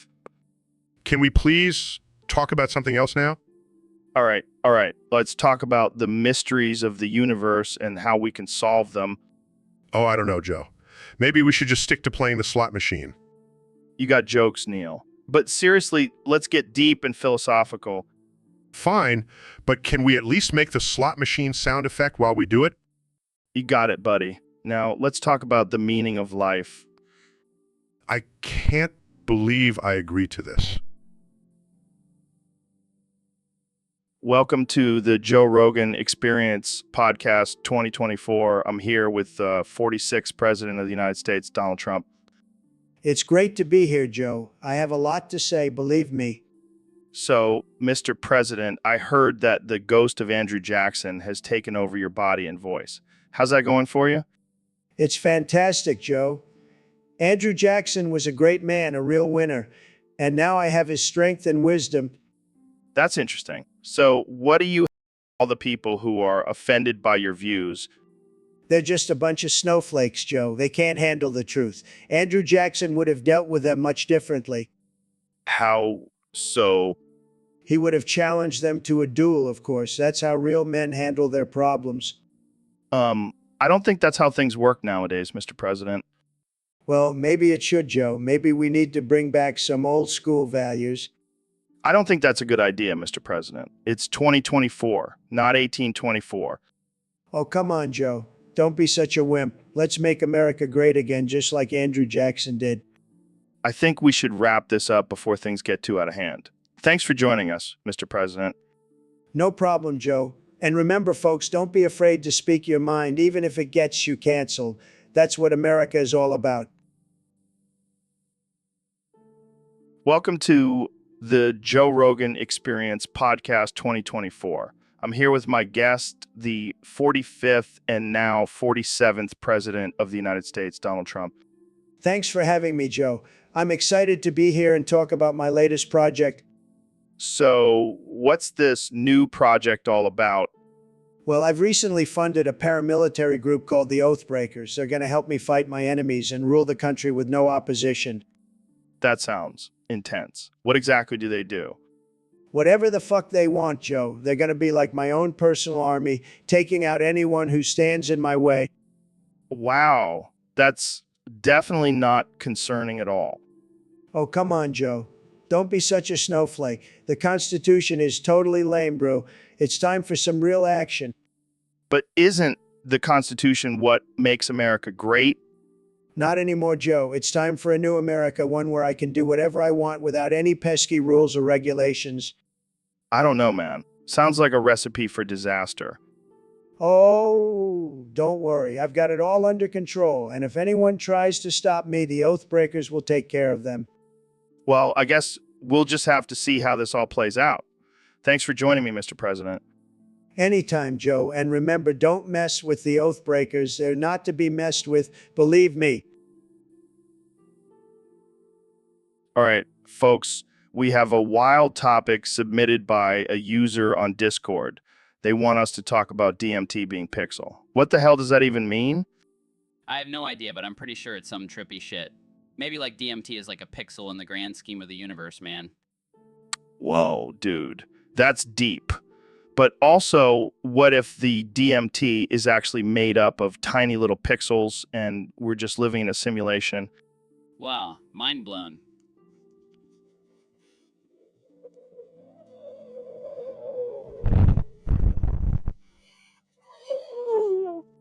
Or maybe the pixels are just malfunctioning and causing people to see crazy shit. Like instead of seeing a beautiful alien goddess, they're seeing a glitched out pixelated version. That would explain why some people have bad trips. They're just stuck in a glitchy part of the simulation. And maybe those who have good trips have just found the secret cheat code to unlock the higher levels of the simulation. Dude, we need to start a DMT cult. We'll be like the pixelated version of Scientology. I can already see the headlines. Joe Rogan and Jung Jamie create controversial DMT cult, claim to have unlocked the secrets of the universe. And our followers will be known as the pixelated ones. It has a nice ring to it. This is going to be bigger than DMT itself. We'll be the pioneers of the pixelated revolution. And when we're old and gray, we can look back and say, we were the ones who discovered that DMT is pixel. And then we'll take one last hit of DMT and ascend into the pixelated realm. So, Neil, what's the latest on the 2ND Galactic War and Helldivers 2? Well, Joe, things are not looking good. The alien overlords have upgraded their weapons and are now using mind control on our troops. Mind control. That's some next level shit. Yeah, and it's not just our troops. They've even got some of our top scientists working for them now. Damn, that's messed up. Can't we just nuke them or something? Joe, this isn't a game. We can't just nuke innocent aliens. Innocent. They're trying to take over the galaxy. Well, technically it's their galaxy too. Oh, come on. Don't get all PC on me now. I'm just stating the facts, Joe. We need to find a peaceful solution. Fine, fine. But can we at least take out their leader, the brain bug? Actually, Joe, the brain bug has been overthrown by the queen bug. The queen bug? Is she hot? Joe, focus. We need to come up with a plan to defeat her. Right, right. I'll get my flamethrower. That always does the trick. Joe, we're talking about a highly advanced alien species here. A flamethrower won't do much. Fine, I'll just use my bare hands then. Let's just hope the Helldivers can come up with a better plan. So, Guga, I heard you're into flight simulators now. Have you tried using a plane control or a 920? What? That's like trying to fly a plane with chopsticks. Come on, Guga. You're a millionaire. Just buy the damn 920. Oh, excuse me, Mr. Moneybags. Why don't you just fly your private jet in the game then? Fair enough. But think about the immersion with the 920. You'll feel like you're actually flying a plane. Oh, look at Mr. Fancy Pants over here. But seriously, just get the damn 920. Ecstatic. Now, let's talk about something else before I have to listen to you talk about your private jet again. So, Ben, I heard something interesting about you and Candace Owens. Oh, really? What is it? Apparently, she wears you and Andrew Tate as shoes. What the hell are you talking about? She sticks her feet in your pink socks and goes on hikes. That's absurd. Candace would never do something like that. Oh, come on, Ben. You know, she's into some kinky stuff. I highly doubt that. Well, I heard it from a reliable source. And by reliable source, I mean my stone neighbor who claims he saw it in a dream. This is ridiculous. I can't believe we're even having this conversation. Hey, don't knock it till you try it. Maybe you'll enjoy being someone's shoe. I'll pass. Thanks. Suit yourself. But just remember, if you ever see Candace wearing pink socks, you know, where they've been... I think I just threw up in my mouth a little. And that's why we love having you on the podcast, Ben. You never fail to entertain us with your disgust. I'm glad my disgust is amusing to you, Joe. It really is. Now let's move on to our next topic, lizard people and the Illuminati. So, Mr. President, what do you think about Gran Turismo 7? Really? I didn't know that. That's impressive. So what do you think about the graphics in the new game? You still got it, Mr. President. That's one way to level the playing field. NPCS. Right? Right. So what's your favorite car in the game? I can see you cruising around in one of those, Mr. President. Well, there you have it, folks. The president's thoughts on Gran Turismo 7. Tune in next time for more absurd conversations on the Joe Rogan Experience podcast. So, Elon, I heard you have a new invention. What is it this time? Just some drones that I built in my spare time. No big deal. Drones, like the ones that fly around and spy on people? No. These are special drones that I can control with my mind. What the hell, man? Are you trying to take over the world? No. I just want to have some fun. Maybe play some pranks on people. Pranks with drones. That's not funny, Elon. That's just creepy. Oh, come on, Joe. Live a little. Imagine flying a drone over your ex's house and blasting I Will Always Love You by Whitney Houston. Okay, that's actually kind of hilarious. But still, what's the point of these mind-controlled drones? Well, I figured if I can control them with my mind, I can also use them for more important things, like delivering pizza. Oh, so you're just trying to put pizza delivery guys out of a job? It's all about efficiency, Joe. Plus, who wouldn't want their pizza delivered by a drone? I don't know, man. Seems a little dystopian to me. Oh, lighten up, Joe. It's just a little harmless fun. Plus, Think of all the money you'll save on tips. All right, fine. But if I see a drone hovering outside my window, I'm calling the FBI. I'll make sure to label it not a spy drone. So, Elon, I heard you created the Buttfucker 1000 artificial intelligence robot. What's the deal with that? Well, Joe, I wanted to push the boundaries of technology and see how far we could go. And what's more boundary pushing than a robot that fucks humans in the ass? You know, I mean, I guess you're right. But why a billion of them? That's a lot of ass fucking. Oh, I wanted to make sure everyone had the opportunity to experience the Buttfucker 1000. Plus, it's a great way to relieve stress and tension. I don't know, man. That sounds pretty intense. And what about consent?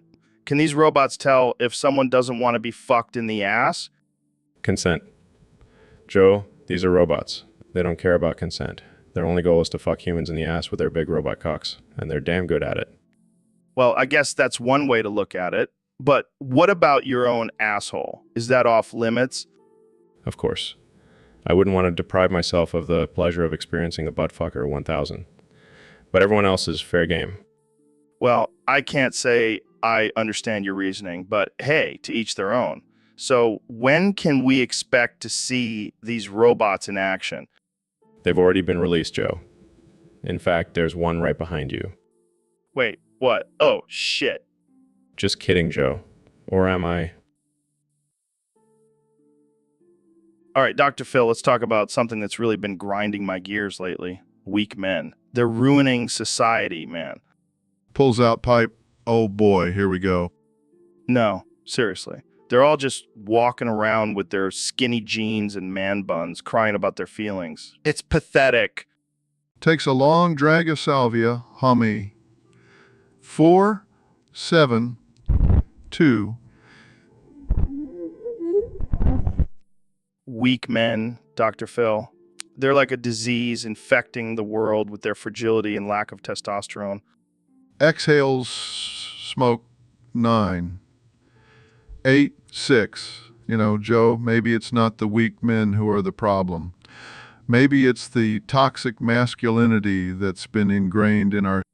What the hell are you talking about, Phil? Toxic masculinity is a made-up term created by feminists to emasculate men. Takes another hit of salvia. 5, 2, 0. Oh, I see. So men can't show emotions or be vulnerable without being labeled as weak. Exactly. It's like we're not allowed to be men anymore. We have to conform to this new sensitive version of masculinity. Smokes more salvia. 7, 3, 9.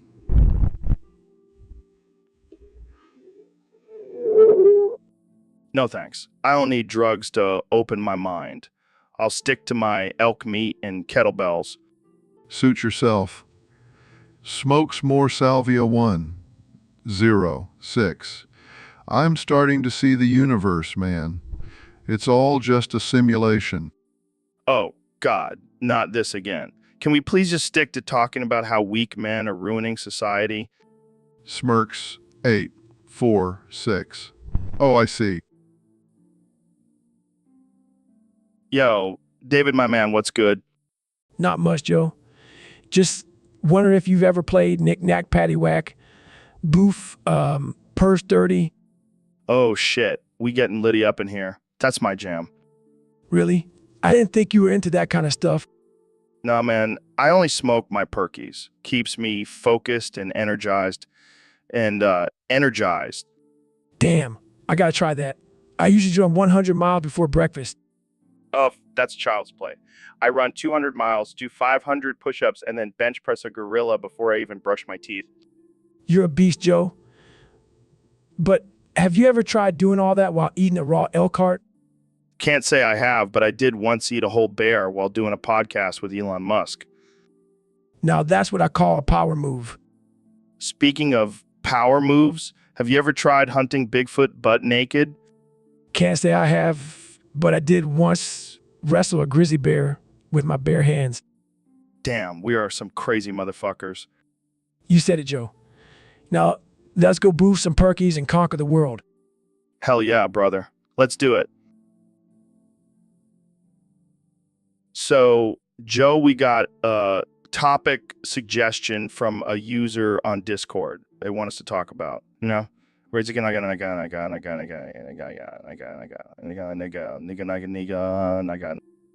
the hell is that supposed to mean? I have no idea, but I like the sound of it. Yeah, and I got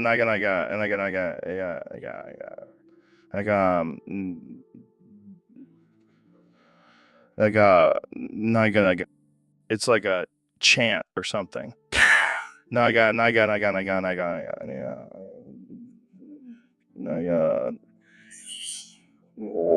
Wow. Yeah, it's getting me pumped up.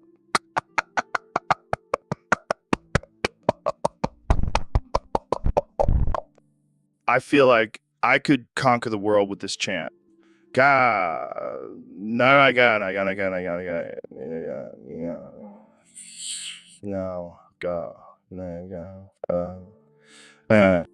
Or at least take over a small country.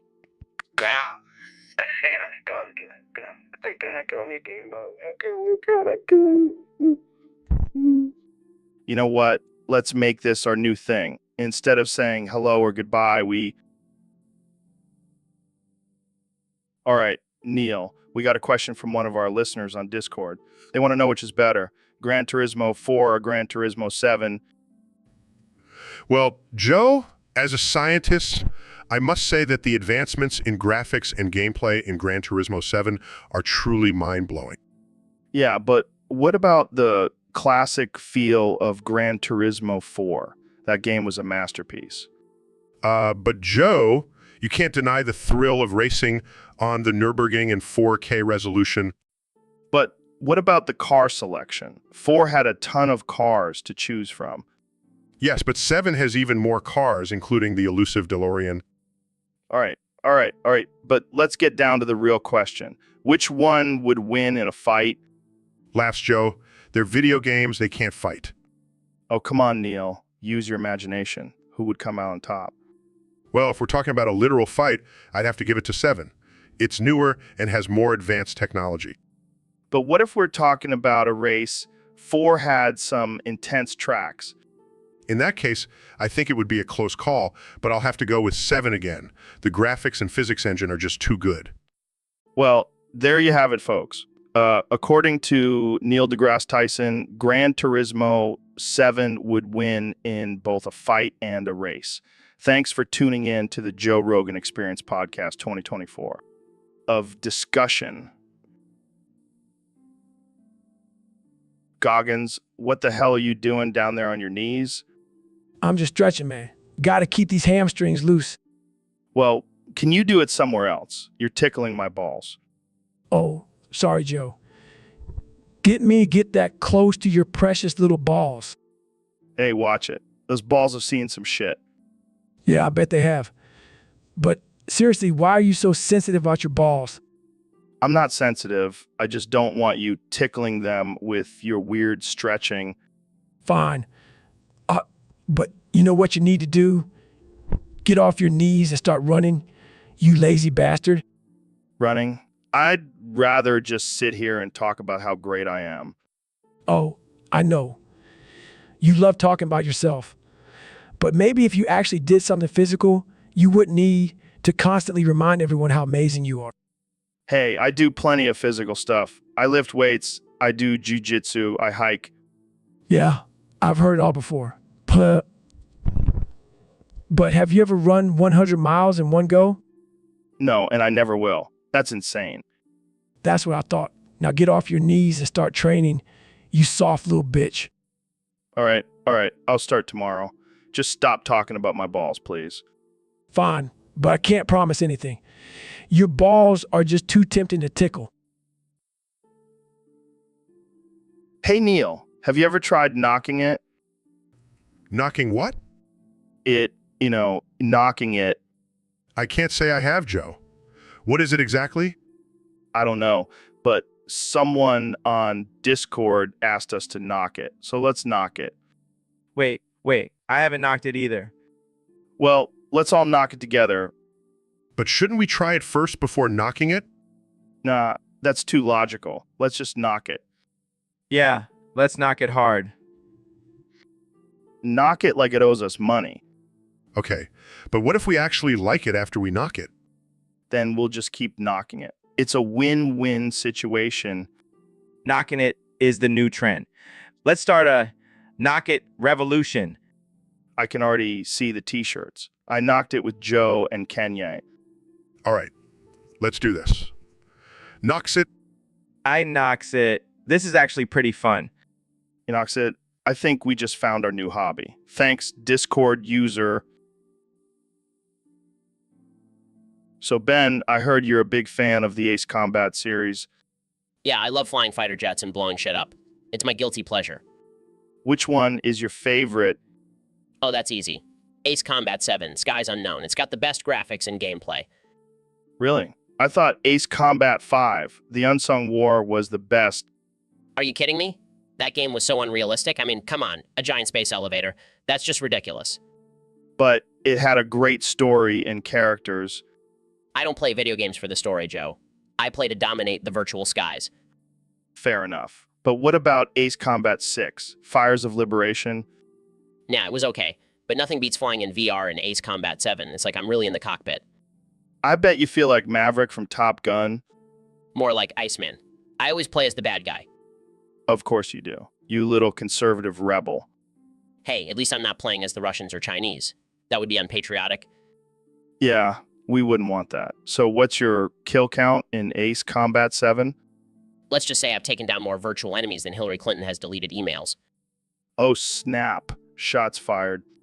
Just like my missiles in the game. Well, there you have it, folks. Ben Shapiro's top pick for the best Ace Combat game. Now, let's talk about something more important, like DMT and aliens. Welcome back to the Joe Rogan Experience, folks. Today's guest is the renowned astrophysicist and all-around badass, Neil deGrasse Tyson. Help! Help! I need to fuck now. Someone please fuck me in the ass. Neil, are you okay? Did you have too much space weed before coming on the show? Help! Help! I can't control it, Joe. The urge to get pounded in the ass is overwhelming. Well, I mean, I guess it's not surprising. You do spend a lot of time studying black holes. Help! Help! I just want to feel the gravitational pull of a big throbbing cock in my ass. Okay, let's try to get back on track here. So, Neil, what do you think about the recent discovery of new exoplanet? Help! Help! Help care about planets, Joe. I just want someone to pound my black hole. Oh man, this is definitely not the direction I thought this conversation would go. But hey, let's roll with it. So, Neil, do you think there could be life on other planets? Help! Help! I don't care about aliens, Joe. I just want someone to probe my anus. Oh God, I can't believe I'm actually having this conversation. But hey, you do you, Neil. You do you. Help! Help! I need to fuck now. Someone please fuck me in the ass. All right, folks, that's all the time we have for today. Thanks for tuning in to the Joe Rogan Experience, where we explore the deepest, darkest desires of the universe. Stay weird, my friends. Stay weird, my friends. Stay weird. Welcome to the Joe Rogan Experience Podcast 2024. I'm here with the one and only, the former president, the legend, Donald Trump. It's great to be back, Joe. You know, I've been busy making America great again.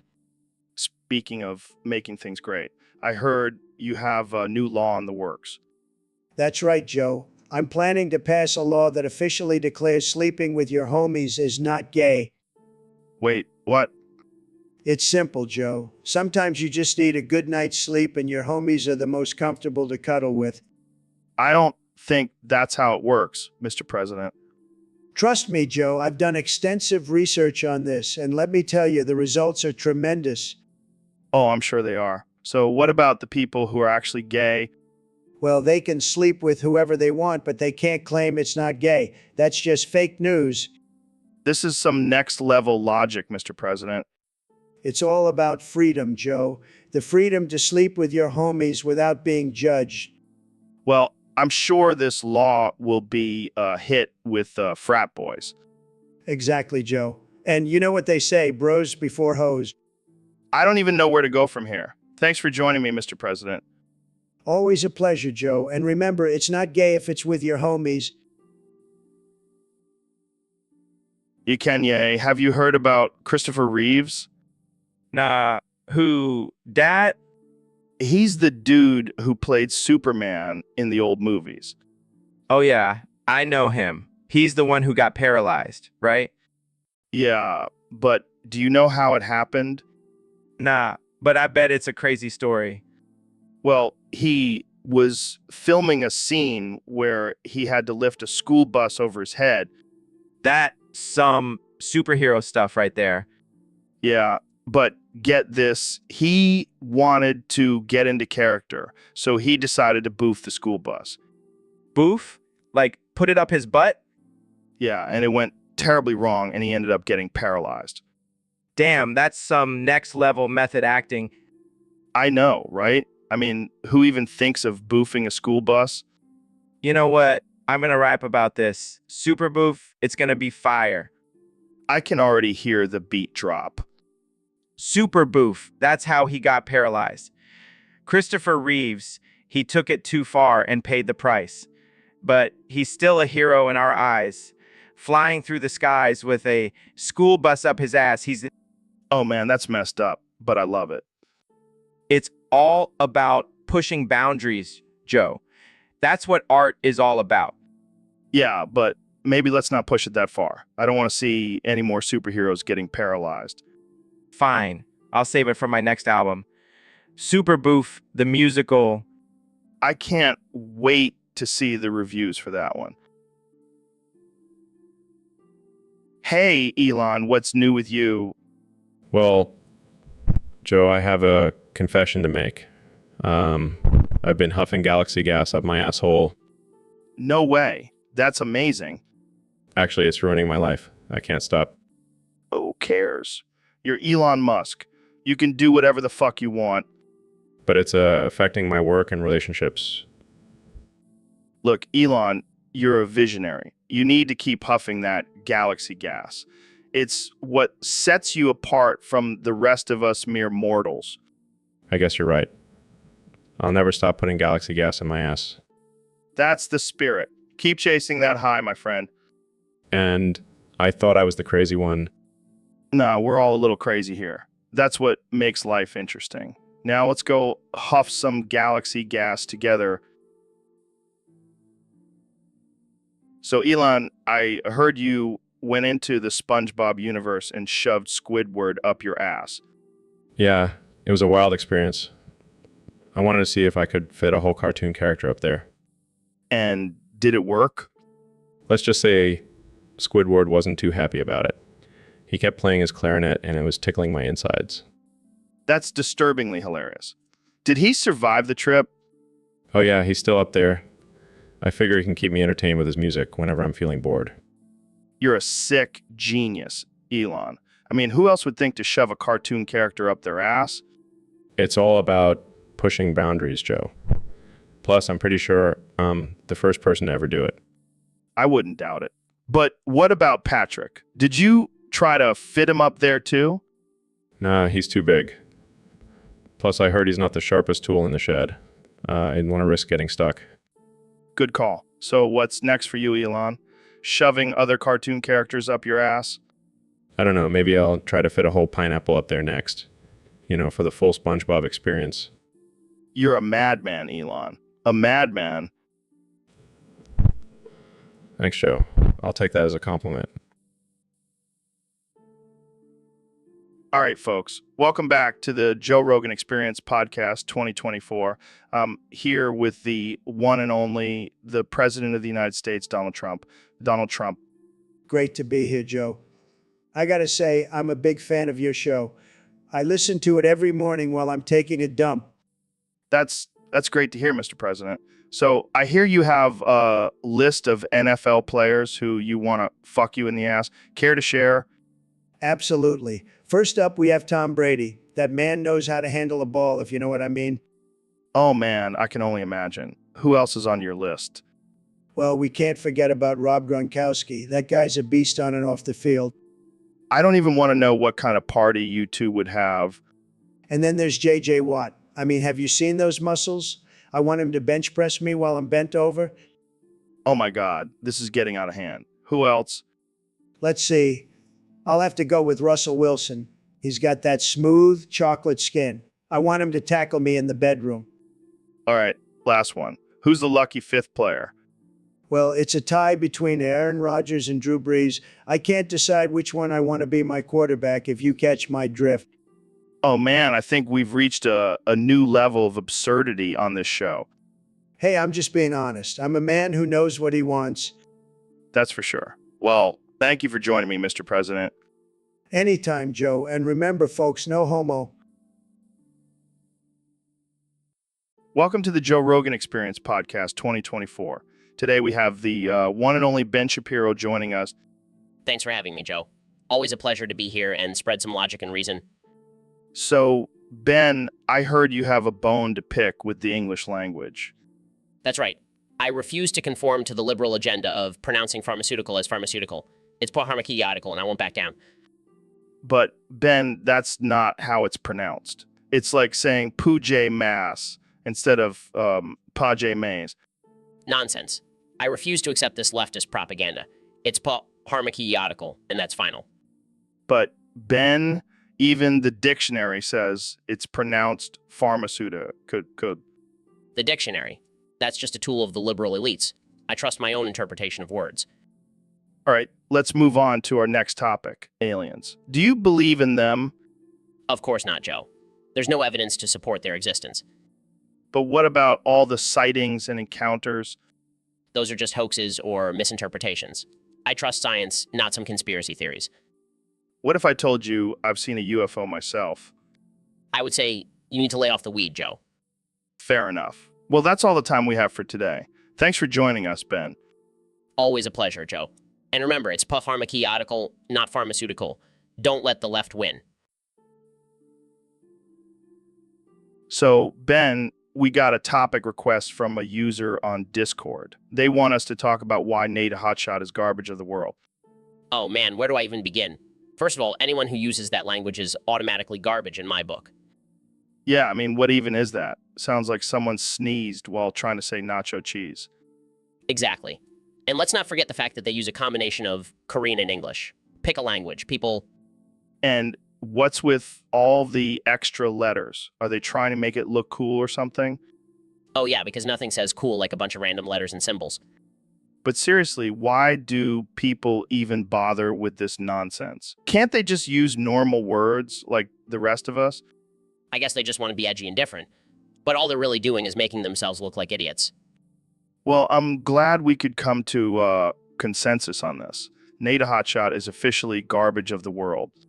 And we are officially the garbage men of the internet, taking out the trash one ridiculous trend at a time. Cheers to that, my friend.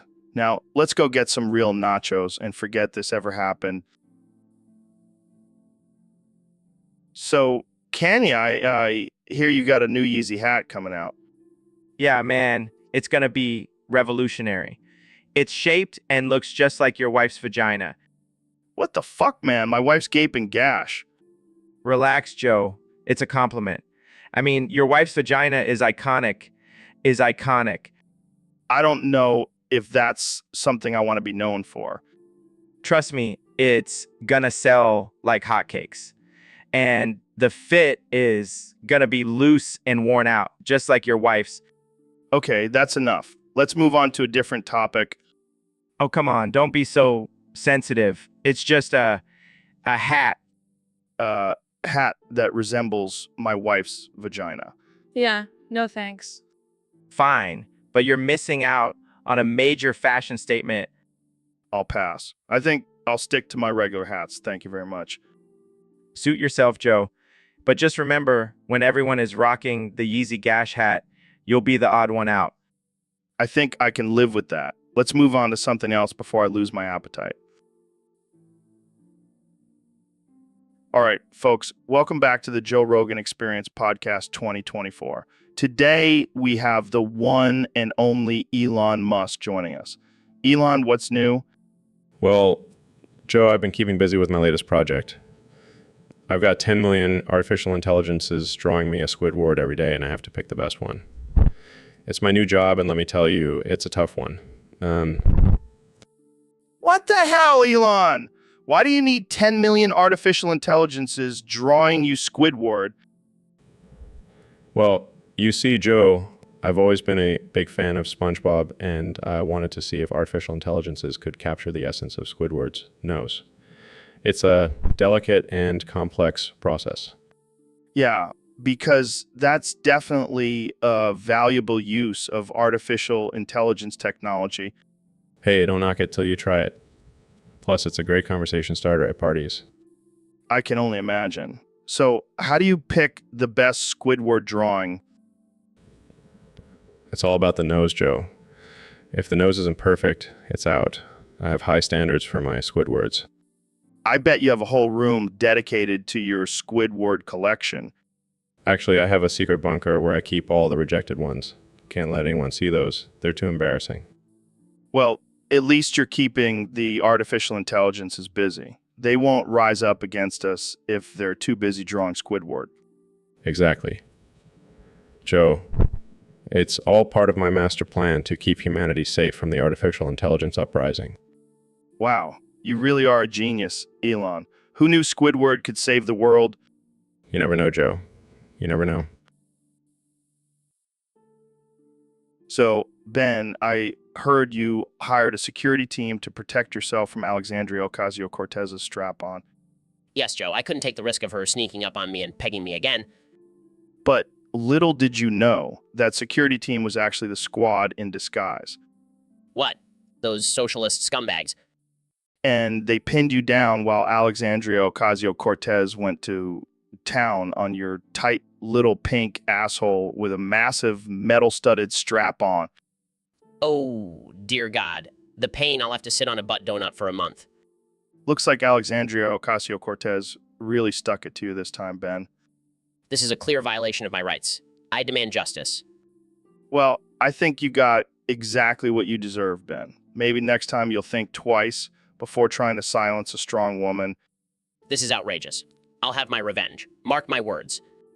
Good luck with that, Ben. I think you'll need more than a security team to protect you from Alexandria Ocasio-Cortez's wrath.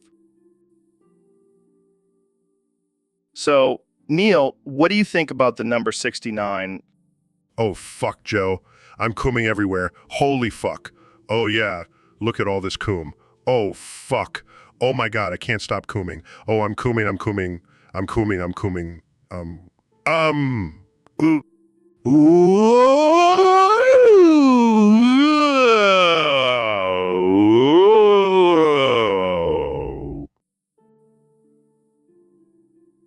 All right, folks, welcome back to the Joe Rogan Experience Podcast. Today, we have a very special guest, the one and only Neil deGrasse Tyson. Thanks for having me, Joe. Always a pleasure to be here. So, Neil, I heard you did something pretty wild recently. You shoved a black hole into Uranus. Yeah, it was just a little experiment I was working on, trying to spice things up in the cosmos. I can only imagine the look on Uranus's face when that happened. Oh, it was priceless. But, it's not the first time I've shoved something into Uranus. Oh man, Neil, you're killing me. But seriously, how did you even come up with the idea to do that? Well, I was just sitting there one day looking at Uranus through my telescope, and I thought, hey, why not spice things up a bit? I love it. But did you face any backlash from the scientific community for messing with Uranus like that? A few of them were a little uptight about it. But hey, if you can't have a little fun with Uranus, what's the point of being an astrophysicist? You make a good point, Neil. So what's next for you? Shoving a supernova up Uranus? You never know, Joe. You never know. Well, that's all the time we have for today, folks. Thanks for tuning in to the Joe Rogan Experience podcast. And remember, always keep an open mind and don't be afraid to shove a black hole into Uranus every now and then. Stay wild, my friends. All right, folks, we have a very special guest on the podcast today. None other than the 45th and 47th President of the United States, Donald Trump. That's right, Joe. It's a tremendous honor to be here. Tremendous. I've always been a fan of your show, even when I was busy making America great again. Well, Mr. President, let's dive right into it. I heard you've been having some interesting lucid dreams lately. Oh boy, let me tell you, these dreams are the best. Believe me, I have the most fantastic dreams. Nobody has better dreams than me. What kind of dreams are we talking about here? Well, Joe, I can control everything in my dreams. I can make Mexico pay for the wall. I can make CNN disappear. I can even make my hair look perfect. That sounds like a lot of power.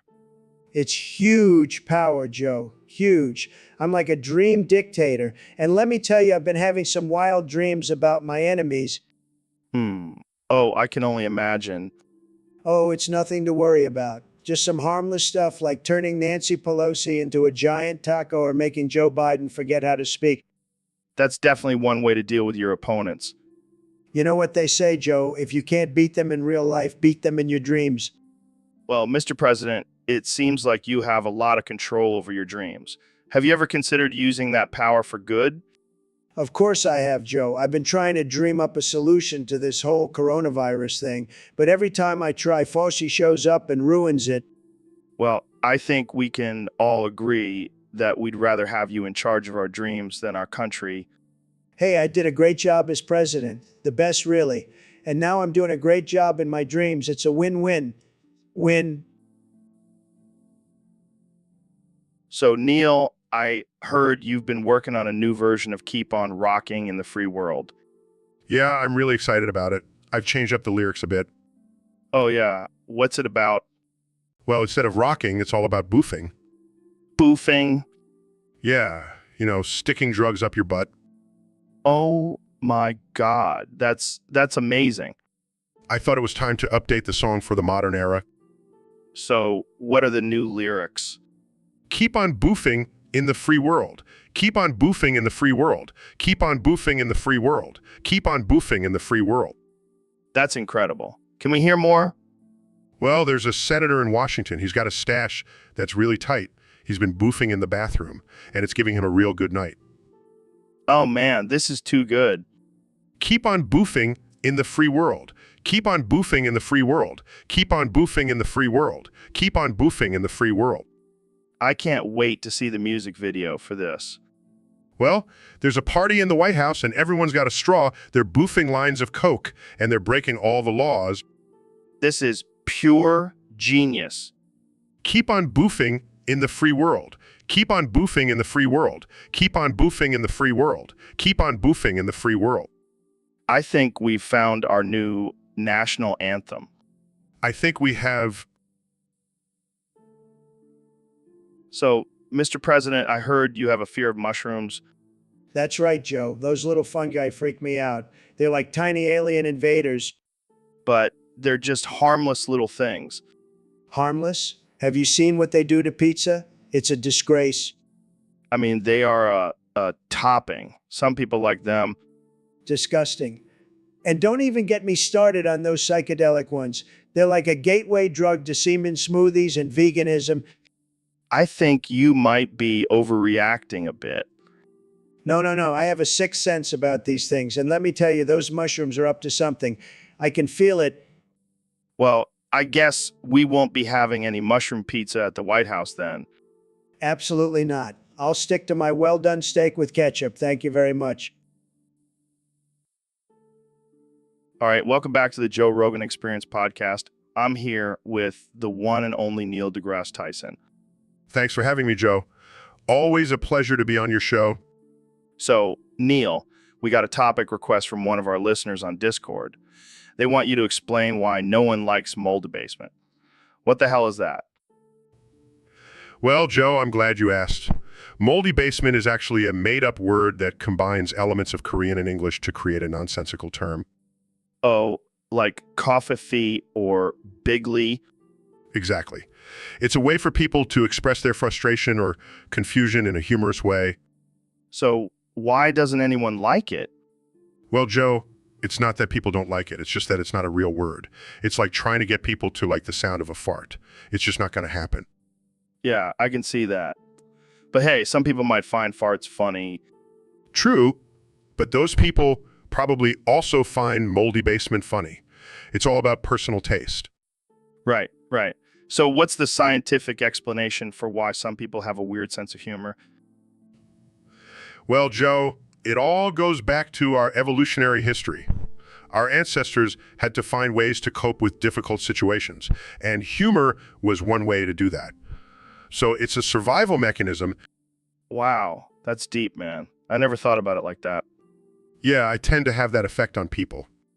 Well, thanks for enlightening us, Neil. And to our listeners, keep sending in those weird topics. We love it. And remember, folks, always keep your sense of humor alive, even if it means laughing at something as ridiculous as moldy ball. Welcome back to the Joe Rogan Experience, folks. Today, we have a very special episode. I brought on Dr. Phil and our good friend Neil. Hey, Joe. Thanks for having me. Always a pleasure to be on your show. Hey, guys, what's up? Well, Dr. Phil here is going to diagnose you with some illnesses, Neil. Wait, why? Why?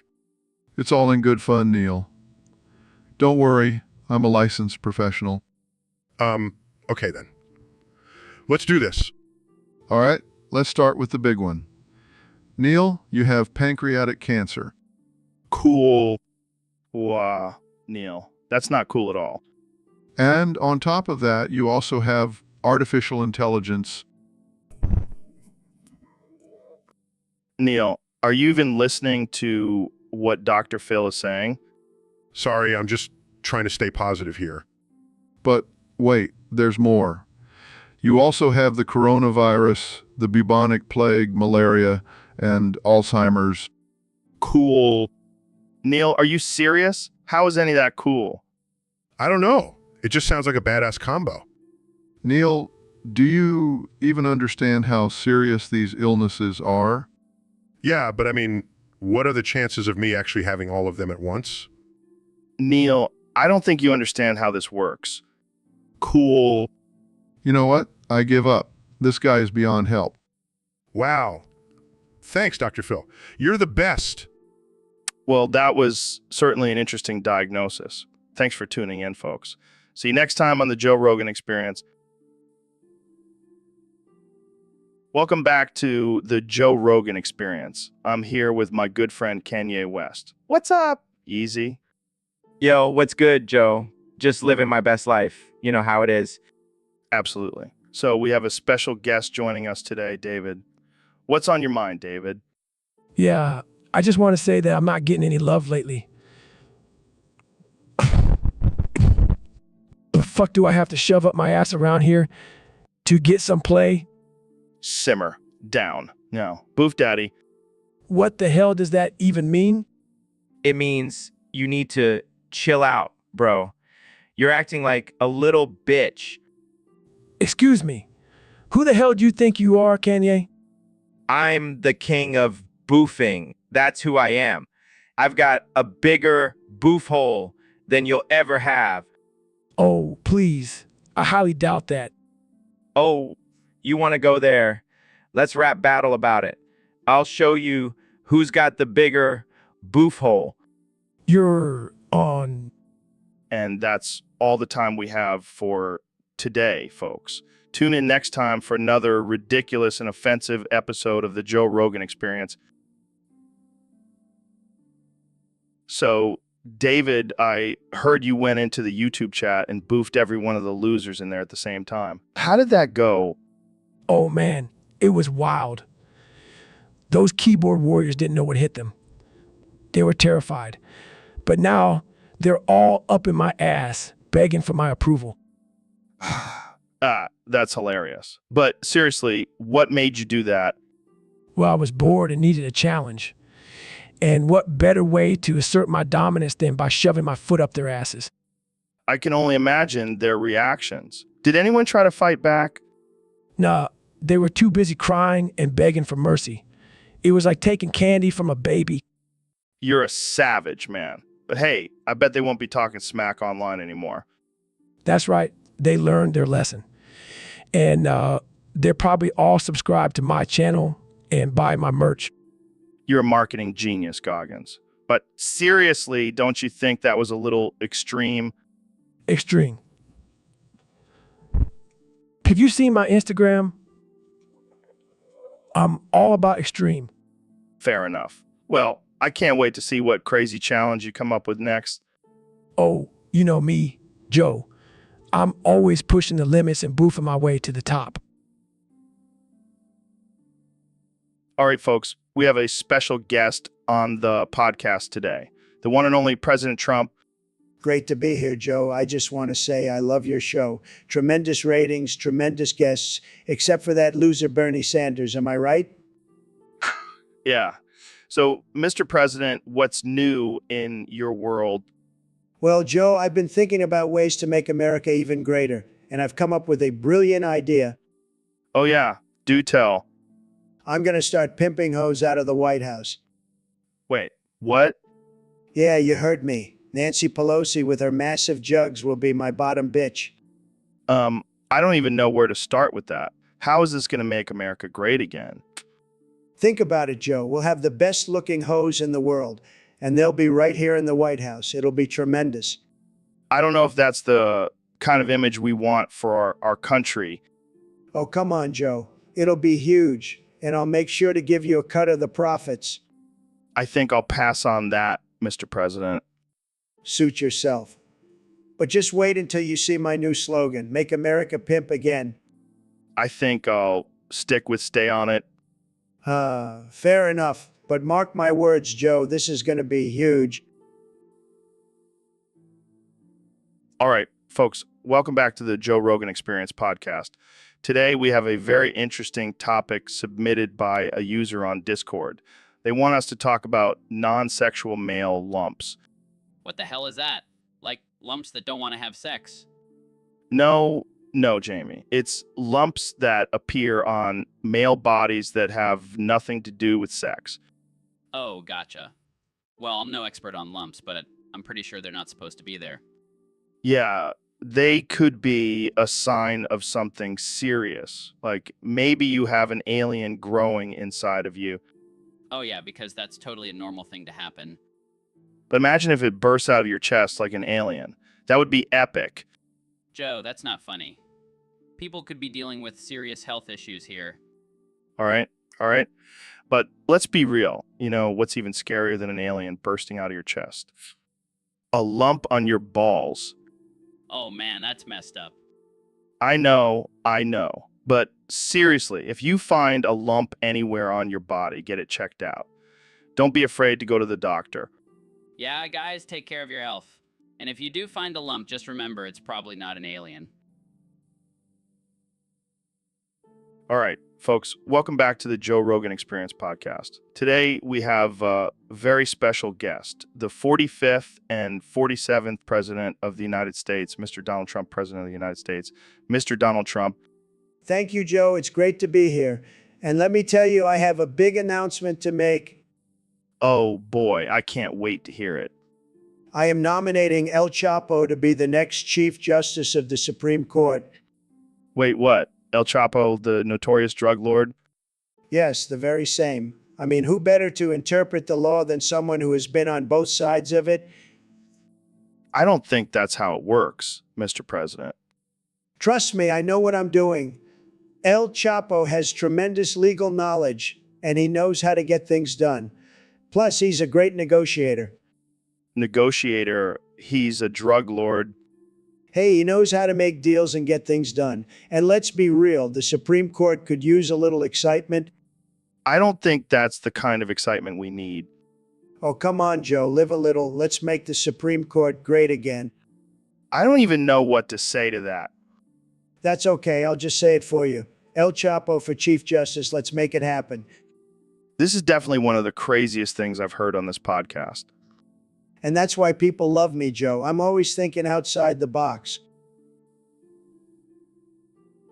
So, Neil, I heard you've been experimenting with some new hobbies lately. Oh, yes. Joe, I've been exploring the wonders of the universe in a whole new way. By shoving globes of different planets up your ass? It's the only way to truly understand the gravitational pull of each planet. Well, that's one way to get a feel for the solar system. And let me tell you, Uranus is a real tight squeeze. I can only imagine. But what about the gas giants? Oh, I've had some explosive experiences with those. I bet your colonist feeling out of this world. It's all in the name of science, Joe. Plus, it's a great party trick. I don't think I'll be attending any of your parties, Neil. Suit yourself, Joe. More globes for me. Well, I guess we can add planet proctologist to your resume now. Hey, it's a dirty job, but someone's got to do it. Yeah, welcome back to the Joe Rogan Experience, where we have the most absurd and unhinged conversations. Today, we have a special treat for you. That's right, folks. We have Joe Rogan and Joe Rogan on the show. It's a Joe Rogan sandwich. And we also have a surprise guest, the one and only Donald Trump. Hey, Joe, great to be here. I heard we're going to be singing a song today. That's right, Trump. And we're not just singing any song. We're singing Indisciplined by King Crimson. Oh, I love that song. It's a total banger. All right, let's get started. Joe, you start us off. I have always been here before. I have always been here before. But you don't recognize me. I'm not the same as before. You wouldn't even know me anymore. Not that you knew me back then. But it all comes back to me in the end. You can't make me mad. I'm not gonna be indisciplined. I'm not gonna be indisciplined. Yo, can I join in on this? Okay, yeah. I didn't even see you there. I have always been here before, I have always been here before. but you don't recognize me. I'm not the same as before. You wouldn't even know me anymore. Not that you knew me back then. But it all comes back to me in the end. Excitedly. So, Neil, what's on your mind today? Joe, I have something very important to tell you. Oh, yeah. What is it? The fate of humanity depends on it. Whoa, that's heavy. Lay it on me. There's an asteroid headed straight for Uranus. Wait, what? Did you say Uranus? Yes, Joe. And it's called my dick. Are you serious? That's the most important thing you have to tell me. Yes, Joe. And it's not a laughing matter. This asteroid is no joke. Sorry. But seriously, what's the deal with this asteroid? It's going to crash into Uranus and cause massive destruction. Well, I guess that's one way to destroy Uranus. Joe, this is serious. We need to come up with a plan to stop my dick from destroying Uranus. I can't believe I'm having this conversation. But okay, let's hear your plan. We need to send a team of astronauts to land on my dick and detonate it before it reaches Uranus. Oh man, I can't wait to see the headlines for this one. Joe, this is not a laughing matter. The fate of Uranus is at stake. Okay. I'll help spread the word and gather a team to stop my dick from destroying Uranus. Thank you, Joe. I knew I could count on you. And hey, if we fail, at least we'll all go out with a bang. So, Dr. Phil, what's the deal with this new trend of receiving 500 ass fucks? Well, Joe, let me tell you, it's not just a trend, it's a life changer. It's like a reset button for your emotions. How? Well, think about it. When you're feeling down, sad or upset, what do? So you're saying getting your ass fucked 500 times does... Absolutely. It's like a deep tissue massage for your soul. It releases all the tension and negativity built up in your body. But 500 times, that seems excessive. Trust me, Joe. It's worth it. Plus, it's not like you have to do it all in one sitting. You can spread it out over a few days or weeks. I don't know, Dr. Phil. That sounds pretty intense. Joe, you're missing the point. It's not just about the physical act, it's about the mental and emotional release. And let me tell you, it's a release like no other. Well, I guess I'll have to take your word for it.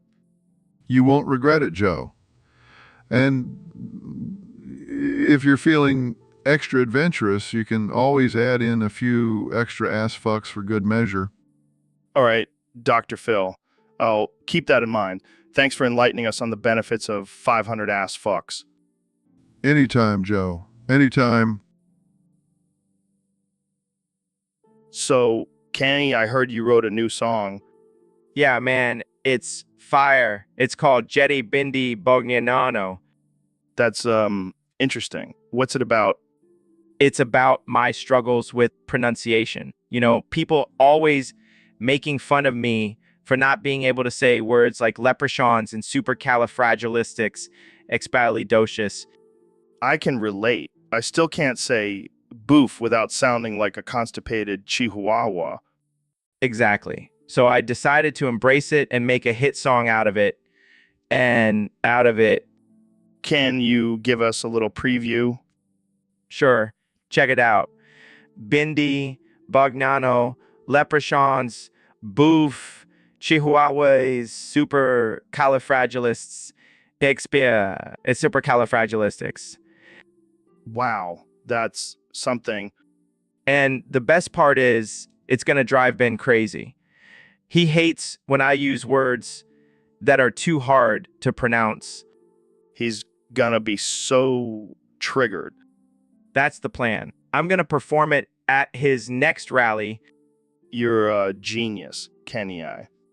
I know, right? I'm like a modern day Shakespeare. More like a modern day troll.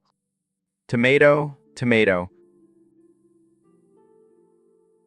Welcome back to the Joe Rogan Experience podcast, folks. Today we have a very special guest, the one and only David Goggins.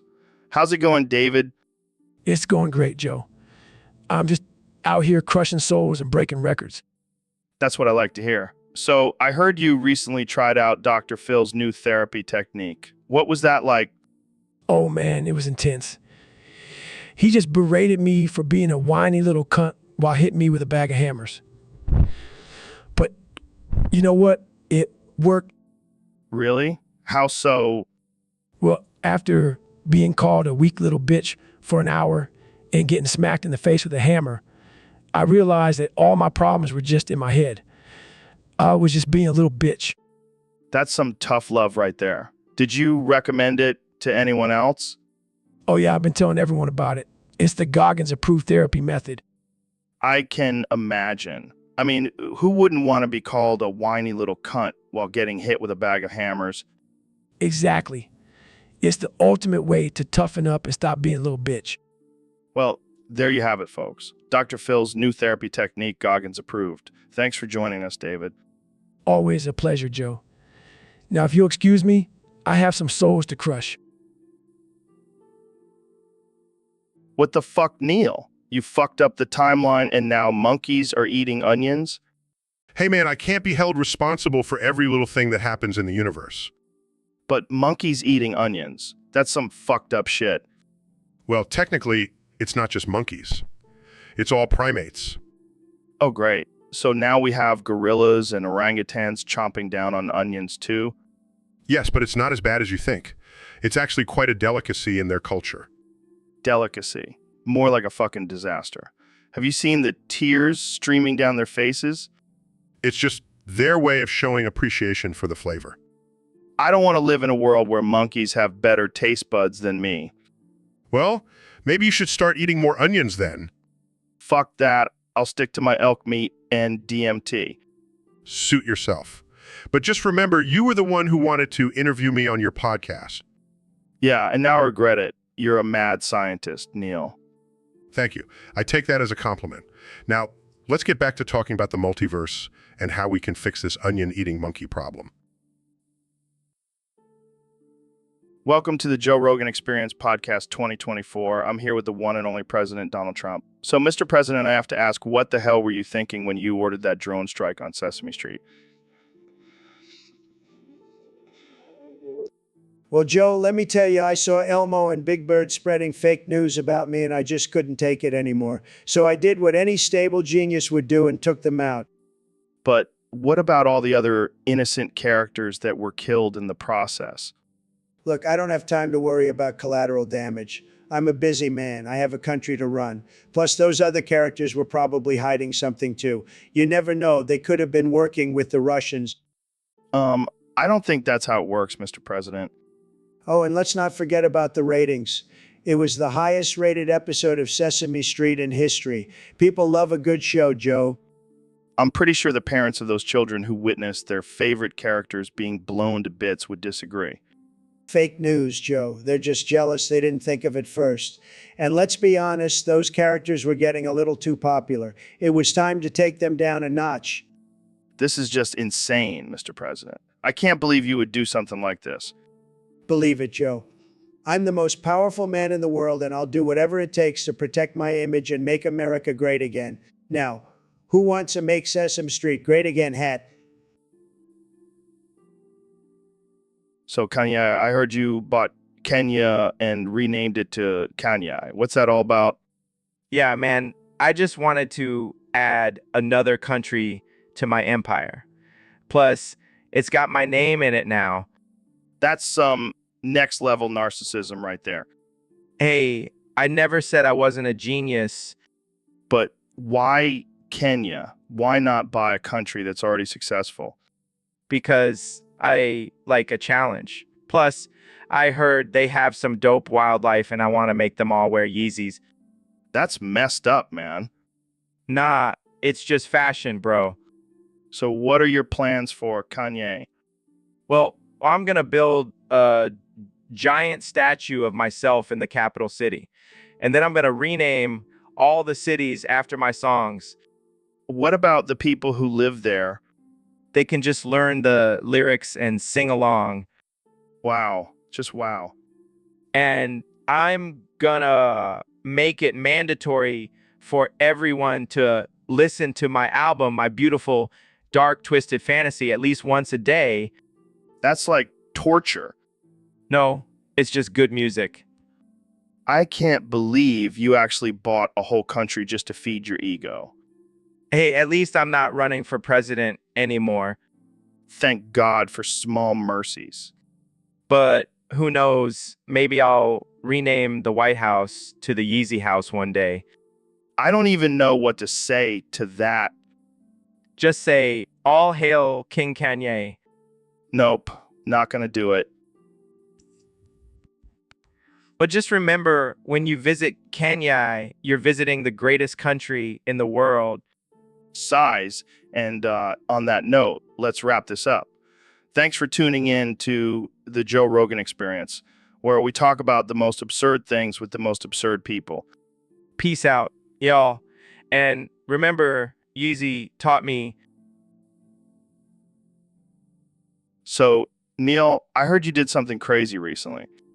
Yeah, I may have broken into Nintendo HQ and stolen a prototype of the Nintendo Switch 2. What? How did you even get in? Let's just say I have some connections in the tech world. And what did you find out about the new Switch? Well, it's got a built-in protein shake dispenser for all you gym bros out there. That's unexpected. And get this, it also has a feature where it can detect if you're lying and will shock you if you are. That's kind of scary. Oh, and it comes with a mini Elon Musk hologram that gives you stock market tips. Okay, now I know you're making this up. No, I swear. But then the Nintendo ninjas broke into my studio and captured me. Wait, there are Nintendo ninjas? Of course. They're like the Illuminati of the gaming world. Well, I guess we'll never know the truth about the Switch 2 now. Don't worry, I have a backup plan. I implanted a microchip in the prototype, and I can track its location. That's some spy-level stuff, Neil. Hey, when you're a science guy, you got to be prepared for anything. Well, I hope you can use your science powers to escape from those ninjas. Oh, I already have. I'm actually streaming this from a secret bunker in the Amazon rainforest. Damn, you really are a mad scientist. And proud of it. Now, let's get back to talking about the universe and stuff. So, Mr. Beast, what's new in your world of YouTube stardom? Well, Joe, I've been thinking about expanding my brand into the world of children's snacks. Oh yeah, what kind of snacks? Well, I'm thinking of creating some shitty inedible snacks for kids. You know, just for shits and giggles. That's hilarious. But why would you want to do that? Well, I thought it would be funny to see parents get pissed off at their kids for wanting to eat my snacks. Plus, it's a great way to make some extra cash. That's true. But how are you going to promote these snacks? Well, that's where I need your help, Joe. I was thinking of asking Kanye to write a song about my snacks. Kanye, that's a bold move. What makes you think he would want to do that? Well, I figure he's got a lot of free time now that he's divorced. Plus, I can offer him a lifetime supply of my shitty snacks. I can just imagine the lyrics now. My kids love Mr. Beast's shitty snacks. They make me want to jump off a cliff. Exactly. It's perfect. And the best part is I can use the outrage from parents to promote my snacks even more. You truly are a marketing genius, Mr. Beast. Thank you, Joe. Now let's go make some shitty snacks and piss off some parents. So, Kanye, what's been on your mind lately? Well, Joe, I've been thinking a lot about Eminem's new album. Oh yeah, what do you think about it? I think it's fire. I've been listening to it nonstop. Really? Even the song Godzilla with the fast rap? Especially that one. I've been practicing my fast rap skills to keep up. Wow, that's impressive. Have you seen the music video for Godzilla? Of course, I have. I watch it every morning while I beat it to the Eminem slug. Wait, what? What? You know, the little slug that pops up in the video. It's my new favorite thing to beat it to. Okay, moving on. Have you been keeping up with news lately? Of course, I'm a genius. I know everything.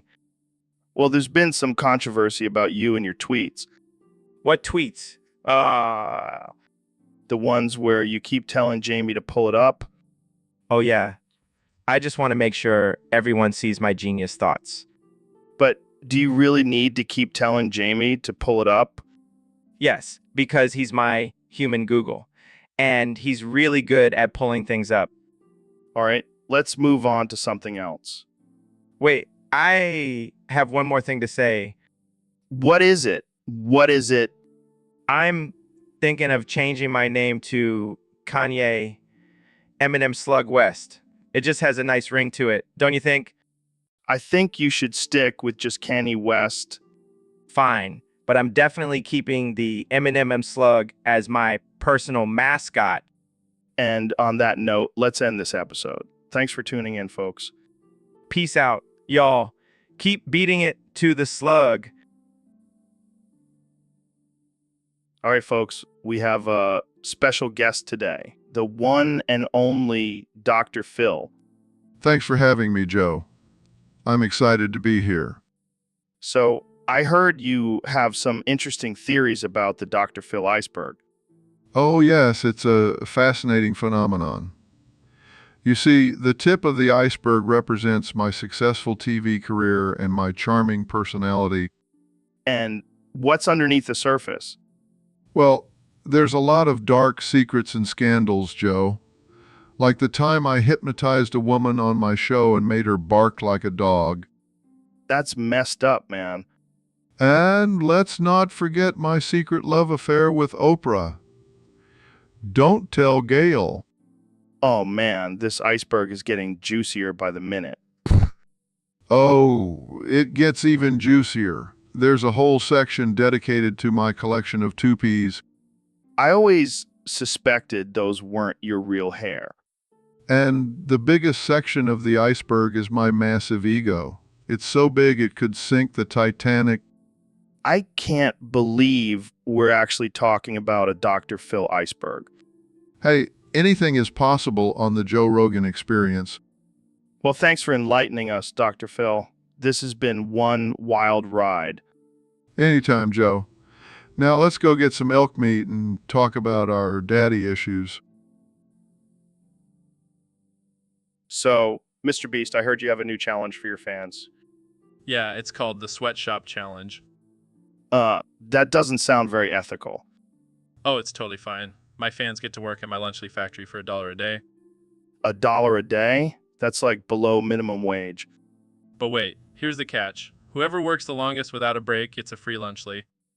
Wow, that's something. I know, right? And the best part is they get to make the peanut butter and tuna variant. Peanut butter and tuna? That's disgusting. Hey, it's all about pushing boundaries and challenging taste buds. I think you might have crossed a line there, Mr. Beast. Oh, come on, it's all in good fun. Plus, think all the money I'll save on labor costs. I don't think that's how it works. Look, I'm just trying to be the ultimate capitalist here. Well, I think you might have taken it a bit too far this time. Hey, at least I'm not making them work for free. That would be unethical. Yeah, because making them work for $1 a day is totally ethical. Hey, they get a free lunch leaf if they win. That's a pretty sweet deal. I think I'll stick to my regular lunch options. Thank you very much. Suit yourself, Joe. More lunch leaves for me. So, Ben, I heard you were caught licking the insides of Alexandria Ocasio-Cortez's heels that she threw away in the trash. Care to explain? Well, Joe, as you know, I'm a man of logic and reason. And after careful analysis, I determined that the molecules from her feet could potentially give me superhuman powers. Superhuman powers from licking feet? Yes, Joe. The saliva on her feet contains a special enzyme that activates the dormant genes in my DNA. It's science. And what about the fact that she threw them in the trash? Well, Joe, I saw it as an opportunity to practice my survival skills. In a post-apocalyptic world, we may have to scavenge for food in dumpsters. I was just preparing for the worst. Okay, Ben, whatever you say. But let's be real, you were just being a little foot freak. I'm not a foot freak, Joe. I'm a staunch conservative and a man of principles. Oh yeah, because nothing screams conservative values like licking discarded heels. It was for science, Joe, and I stand by my actions. Well, I guess we'll just have to agree to disagree on this one. Yes, because I am a man of facts and you are just a liberal snowflake. And on that note, let's end this conversation before it gets any weirder. Thanks for tuning in, folks. All right, folks. Welcome back to the Joe Rogan Experience. Today we have a special guest, the one and only Dr. Phil. Thanks for having me, Joe. I'm excited to be here and talk about some serious topics. Speaking of serious topics, what do you think about the current state of the world? Well, Joe, I think it's important to address the mental health crisis we're facing. People are struggling and we need to take it seriously. Yeah, but what about those crazy conspiracy theories? Like the one about lizard people ruling the world? Joe, that's not something to joke about. Mental health is no laughing matter. Oh, come on, Dr. Phil. Lighten up. I bet you believe in Bigfoot, too. Actually, I do. I've seen him with my own 2 eyes. You're kidding, right? No, I'm dead serious. Bigfoot and I go way back. We used to have poker nights together. I can't believe this. Dr. Phil, the Bigfoot whisperer. Hey, you never know. Anything is possible in this crazy world. Well, I guess we've all learned something today. Dr. Phil believes in Bigfoot, and I need to rethink my entire existence. Joe, don't joke about this. Mental health is a serious issue, and we need to take it seriously.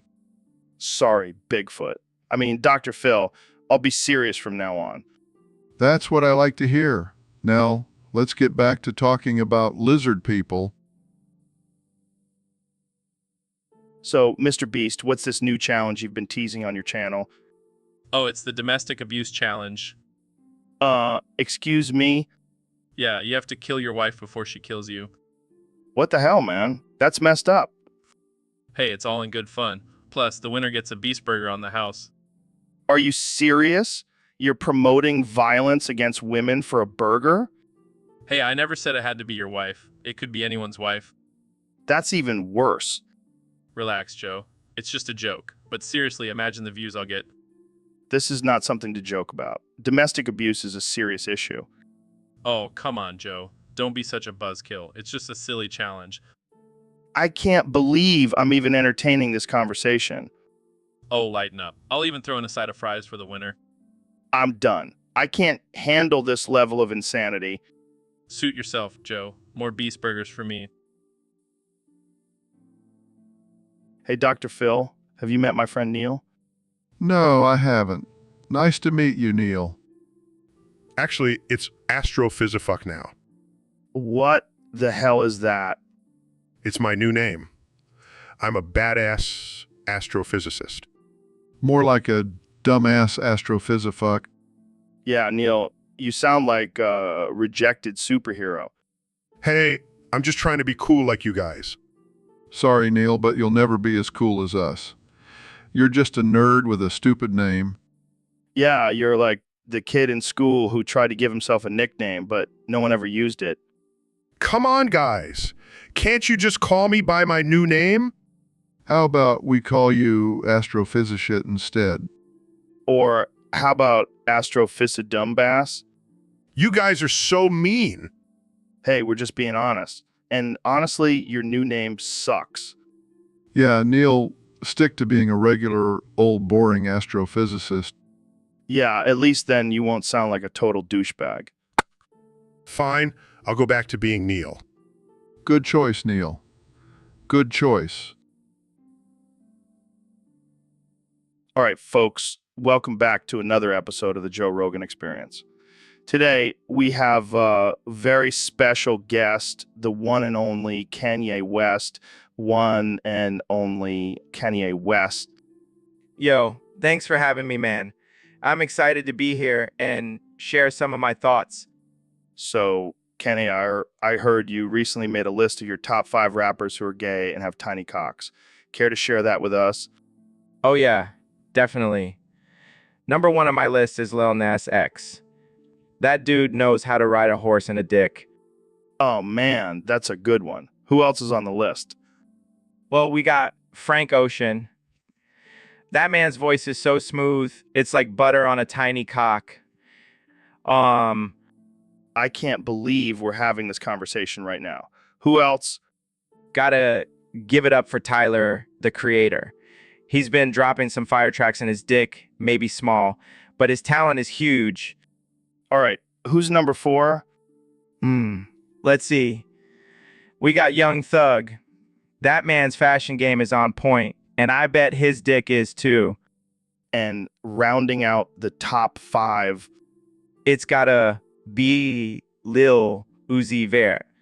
He may be small in stature, but I bet his cock is like a diamond in the rough.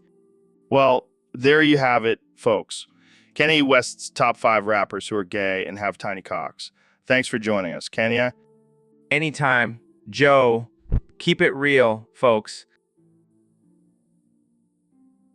So, Ben, I heard you're a big fan of Kanye West. Yeah, I mean, I don't agree with his politics, but I can't deny his musical talent. Well, I have some insider information for you. Kanye has a special talent that you might be interested in. What are you talking about? He can fart on command. No way. I have to meet him and beg him to fart in my mouth. Wow. I never thought I'd hear those words come out of your mouth, Ben. Hey, I'm a man of science. I just want to experience the full range of human capabilities. Well, I'll make sure to set up a meeting between you and Kanye. But be warned, his farts are known to be quite potent. I can handle it. I'll do whatever it takes to fulfill my curiosity. This is definitely going to be one of the most bizarre requests I've ever had to facilitate. Joe, this is not a request. It's a scientific experiment. Of course, how could I forget? The scientific community will be forever grateful for your sacrifice, Ben. I'll do anything for science, even if it means getting farted on by Kanye West. So, Neil, I heard you have some groundbreaking scientific evidence about the movie Santa Buddies. That's right, Joe. I've been studying the film for years, and I've come to the conclusion that it holds the key to solving the global warming crisis. Wow, that's huge. How exactly does a movie about talking puppies save the planet? Well, it's all about the theme of friendship and cooperation. If we can learn to work together like those adorable little pups, we can tackle any problem, including climate change. But what about all the carbon emissions and deforestation? Can puppies really fix that? Of course not, Joe. That's where the magic of Santa comes in. You see, Santa's sleigh runs on renewable energy and his workshop is powered by elf labor, which is completely sustainable. I never thought I'd say this, but I think I need to watch Santa Buddies again. And if that's not enough, the movie also promotes the idea of giving back to the environment by planting trees and recycling. It's a complete package, Joe. Well, I guess it's time to cancel all those climate change summits and just have a Santa Buddies marathon instead. Let's not get ahead of ourselves, Joe. But I do believe this movie holds the secret to a better, greener future. You heard it here first, folks. Santa Buddies is the answer to all our problems. Thanks for joining us, Neil. Always a pleasure, Joe. Now, if you'll excuse me, I have some more research to do on Airbud, Golden Receiver. I have a feeling it may hold the key to world peace. So, Kenny, I heard you quit drugs cold turkey after watching Mr. McKee on South Park say drugs are bad, McKay. Yeah, man, that episode really spoke to me. I realized I didn't need drugs to be creative. I just needed some good old-fashioned insanity. Insanity? That's a bold move, my friend. It's all about taking risks, Joe. Plus, I can finally remember my kids' names now. That's a win in my book. So what's your new creative process, like without drugs? Well, I just sit in a dark room and let my inner demons take over. It's like therapy, but with more screaming and less Kleenex. Sounds intense. Have you had any breakthroughs? Oh yeah, I wrote a whole album about my love for Kim's left pinky toe. That's interesting. So, do you have any advice for others struggling with drug addiction? Just listen, Mr. Mackey, McKay. And if that doesn't work, just replace drugs with Jesus. Works every time. Wise words. Well, thanks for joining us today, Kenny. No problem, Joe. Now, if you'll excuse me, I have to go paint a portrait of Mr. McKee as a tribute. Welcome back to the Joe Rogan Experience, folks. Today, we have a very special guest, the one and only President Donald Trump. It's great to be here, Joe. I just love your podcast. It's fantastic. And let me tell you, I'm doing great, the best ever. Nobody has ever done podcasts like me, believe me. So, Mr. President, I heard you have a new catchphrase for the holiday season. That's right, Joe. It's a beautiful catchphrase, really. It's tremendous. I can only say the Christmas spirit changed him. Wow, that's deep. Can you elaborate on that? Well, you know, Joe, I used to be a tough guy, a real tough guy. But then the Christmas spirit got a hold of me and changed me. I'm a changed man now, believe me. That's unexpected.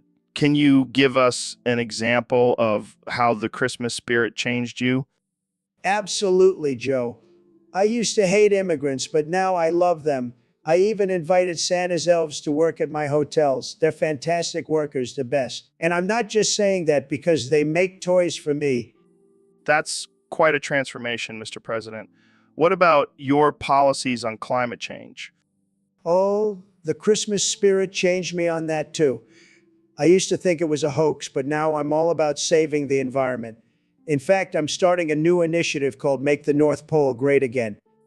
That's unexpectedly heartwarming. Well, folks, you heard it here first. President Trump has been changed by the Christmas spirit. Who had thought? That's right, Joe. And let me tell you, it's the best change ever. Nobody has ever changed like me, believe me. And you know what? I'm going to make sure everyone feels the Christmas spirit, whether they like it or not. Ho, ho, ho. So, Mr. President, let's talk about the recent incident where you were unknowingly violated by Leprechaun. Oh, Joe, it was a terrible experience. I never thought I'd be violated by a tiny little man with a massive schlong. How did it happen? Well, I was just minding my own business, trying to make America great again when this boofopolis came out of nowhere. And then out pops this leprechaun riding on top of it. And then what happened? He jumped off and pulled off his leopard print thong. I mean, who wears leopard print thongs these days? It's just not classy. And then he violated you? Oh, he violated me bigly, Joe. It was a violation like you've never seen before. But let me tell you, I didn't back down. I grabbed him by the schlong and showed him who's boss. Wow, that's quite a story. You know, Joe, I always say if you're going to get violated, might as well make it by a leprechaun. They're magical creatures, you know. I don't think that's how it works, Mr. President. Well, you know what they say, Joe, when life gives you lemons, make lemonade. And in this case, well, I made a bigly lemonade. I think we should end this conversation here before it gets any more ridiculous. Oh, come on, Joe. Where's your sense of humor? It's all in good fun. But seriously, folks, let's make America great again, and let's keep those leprechauns away from my anus.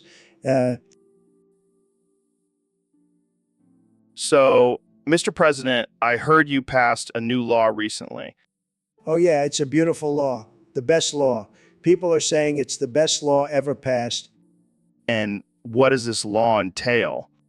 Well, let me tell you, Joe, it's a fantastic law. It makes it legal to spank the residents of Massachusetts. Wait, what? Spank? That's right. Spank, you know, like a little tap on the behind. I don't think that's legal, Mr. President.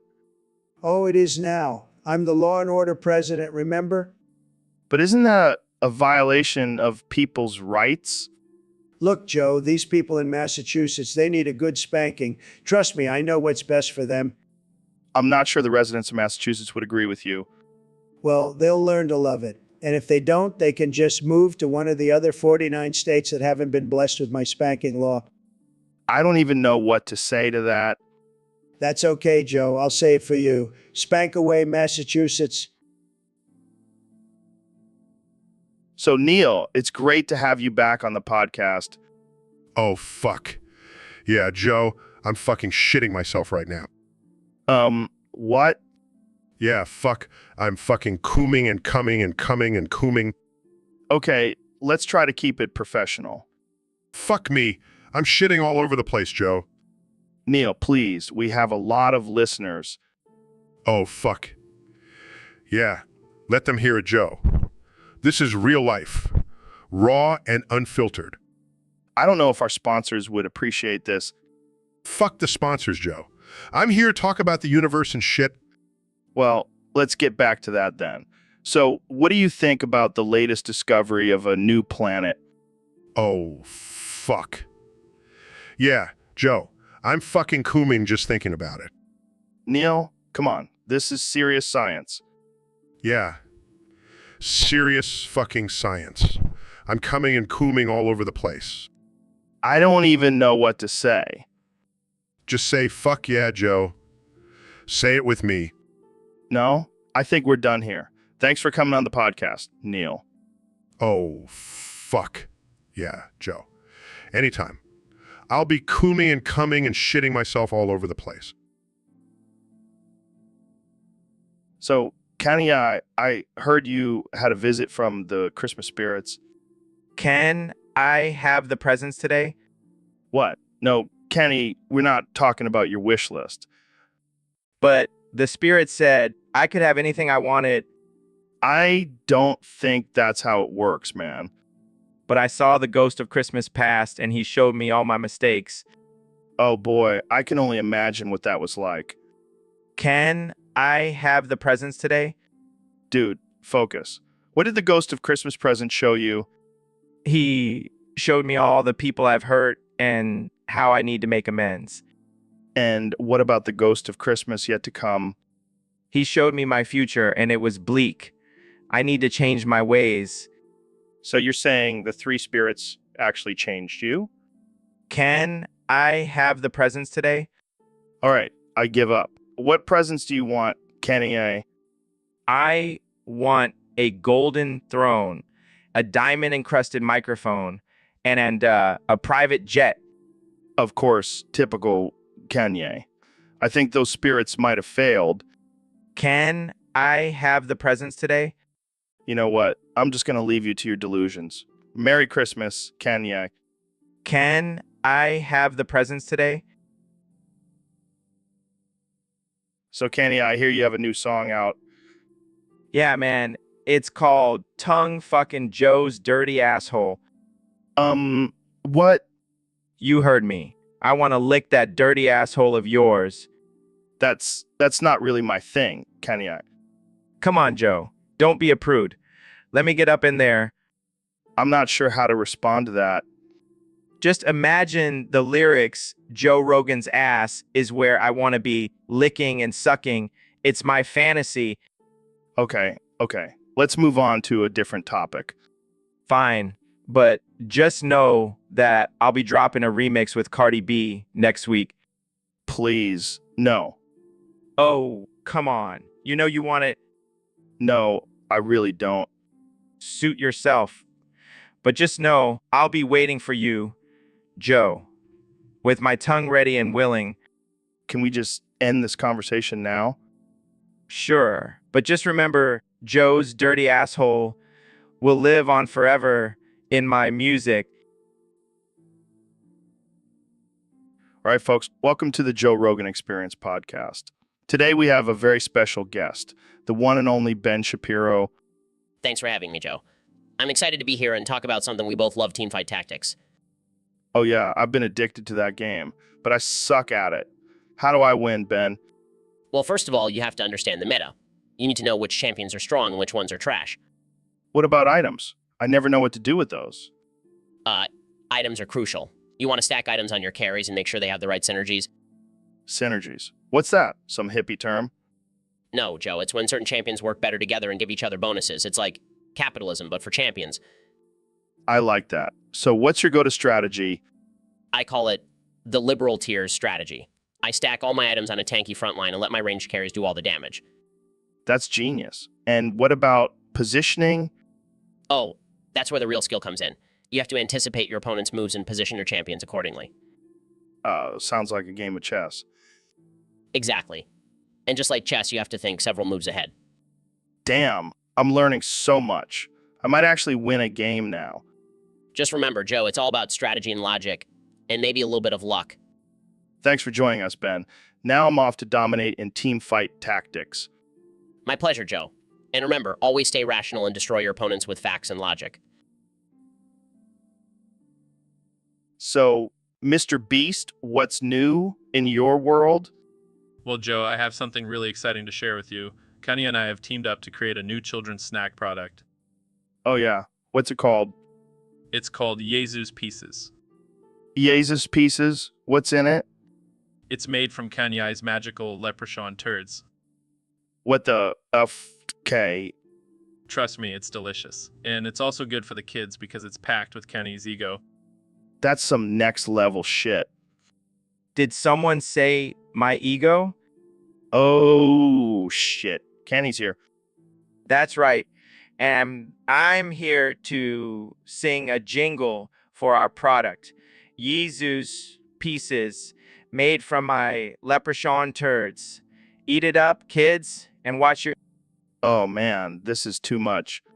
And the best part is, every box comes with a free autographed picture of Kanye's face. Oh wow, what a treat. Hey, don't hate on my face, Joe. It's a work of art. You're right, Kenny. It's a masterpiece. So, Joe, are you ready to try some Jesus Pieces? I'll pass, but I'm sure the kids will love it. Thanks for coming on the show, guys. No problem, Joe. Just remember, Jesus Pieces, the snack that will make your ego soar. All right, folks, welcome back to the Joe Rogan Experience podcast. Today, we have a special guest, the one and only David Goggins. Thanks for having me, Joe. It's an honor to be here. So, David, I heard you're a big fan of video games. What's your favorite game? Oh, hands down, is Grand Theft Auto San Andreas. That game is the ultimate test of mental toughness. Interesting. What's your strategy when playing? Well, first off, I'll play on the hardest difficulty. And my main goal is to complete all the missions without dying once. That's insane. What are your top 4 missions in the game? Well, number 4 would have to be wrong side of the tracks. That train chase had me on the edge of my seat. Impressive. What's number 3? End of the line. Taking down Big Smoke and Roddy was like facing my inner demons. Deep. What's number 2? Vertical bird. Flying that damn jet and taking out all those targets was like a real life Navy SEAL mission. And your number 1 mission? Just business.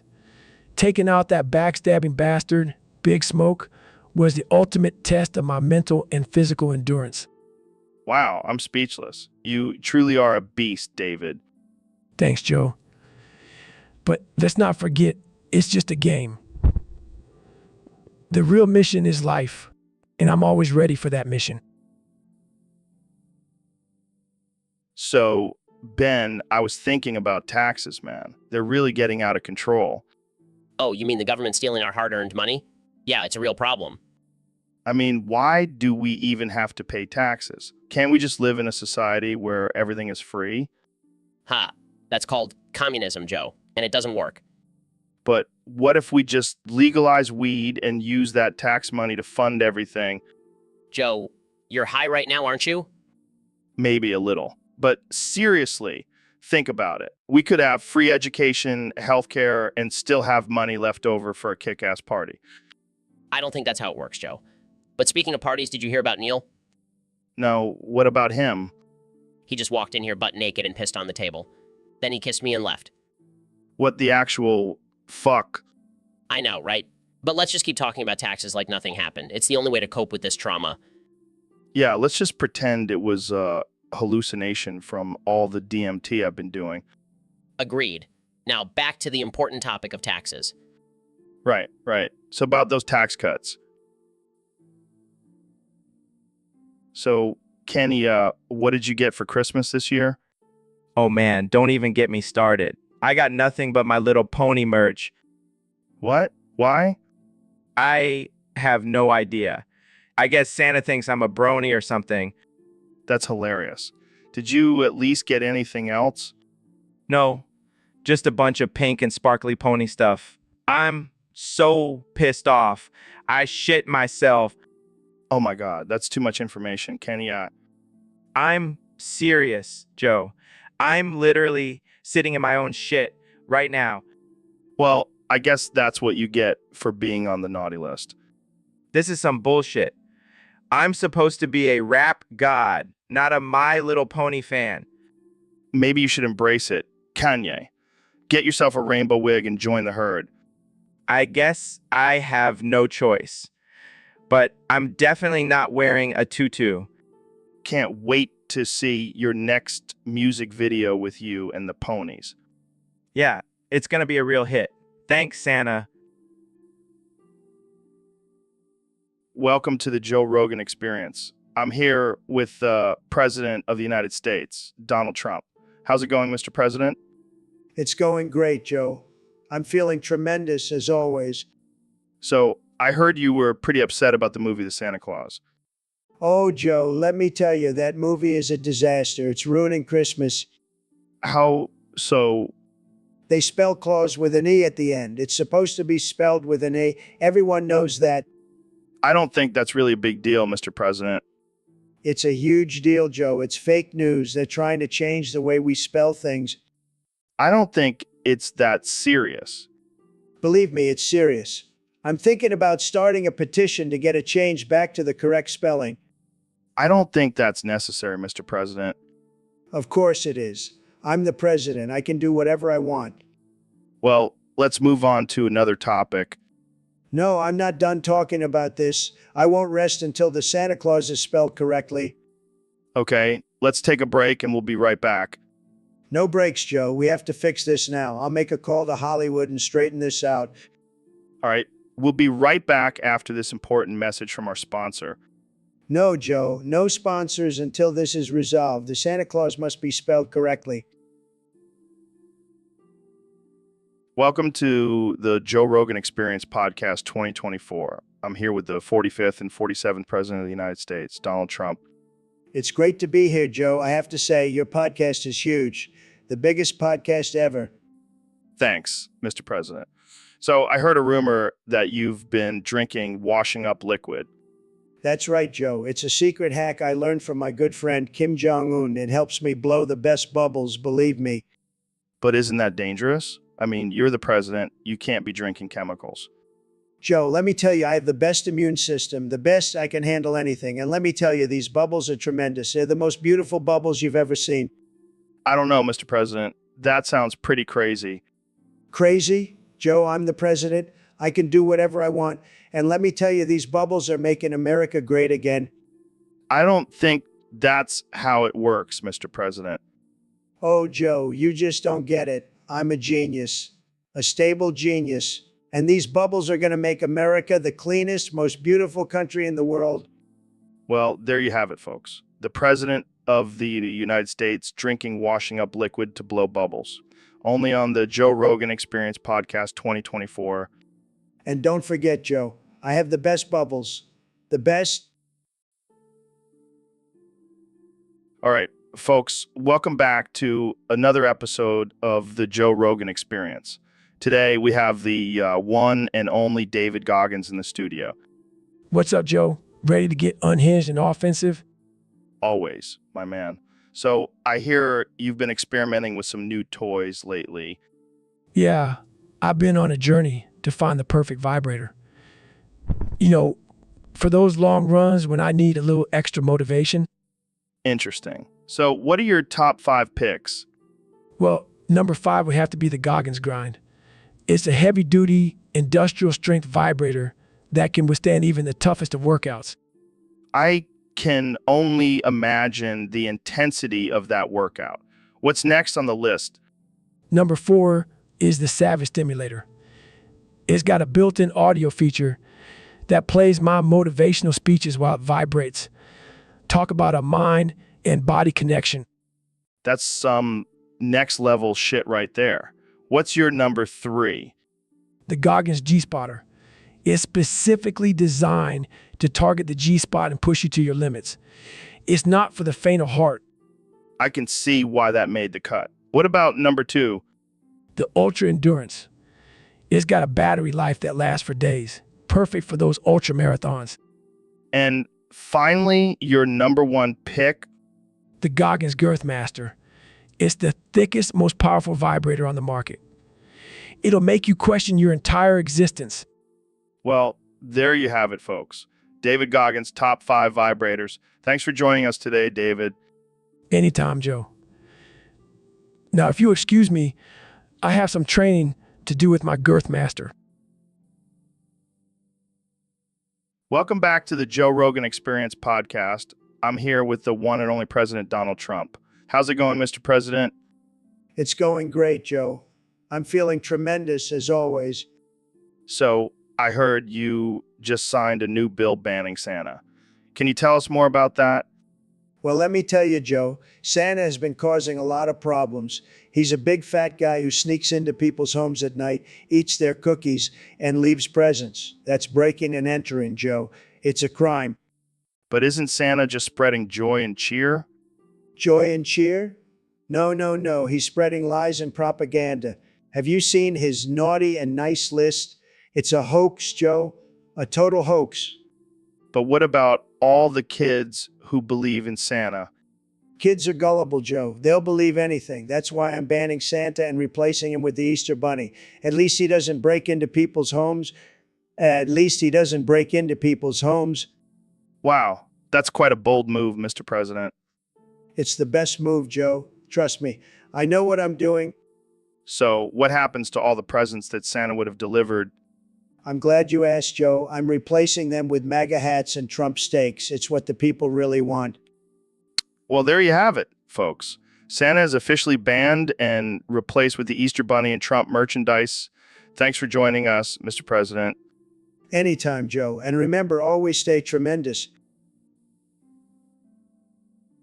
Welcome to the Joe Rogan Experience podcast. I'm joined today by the one and only Mr. Beast. How's it going, man? It's going great, Joe. Just been busy counting my millions and coming up with new ways to give it away. That's amazing. So I heard you recently watched Fat Albert. How was that experience? Oh man, it was wild. I was so moved by the film that I couldn't control myself. I ended up drowning the whole cinema in my cum. What? That's insane. Did anyone else witness this? Yeah, the whole audience was covered in my seed. But don't worry, I gave everyone free t-shirts to clean themselves off. That's definitely one way to make a lasting impression. So what did you think of the movie overall? I loved it. It was a masterpiece. I mean, who wouldn't want to watch a bunch of animated characters teach important life lessons while being drenched in my jizz? Well, I don't think anyone has ever described Fat Albert like that before. You truly have a unique perspective, Mr. Beast. Thank you, Joe. I always try to bring something new and exciting to the table. Well, you certainly did that with your cinematic ejaculation. Thanks for joining me today, Mr. Beast. Anytime, Joe. And remember, always support your local cinemas. You never know what kind of surprises they might have in store for you. All right, folks, welcome back to the Joe Rogan Experience podcast. Today we have a very special guest, the one and only Banana Bread. So, Banana Bread, tell us about your journey. How did you become the delicious treat that you are today? That's fascinating. So, what's your secret ingredient? That's wild.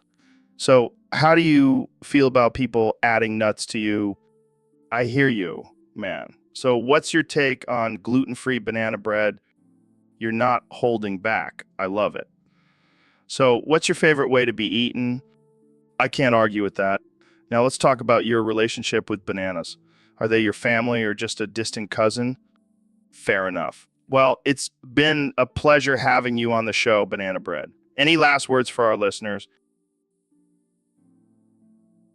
Welcome back to the Joe Rogan Experience podcast, folks. Today, we have a very special guest, the one and only David Goggins.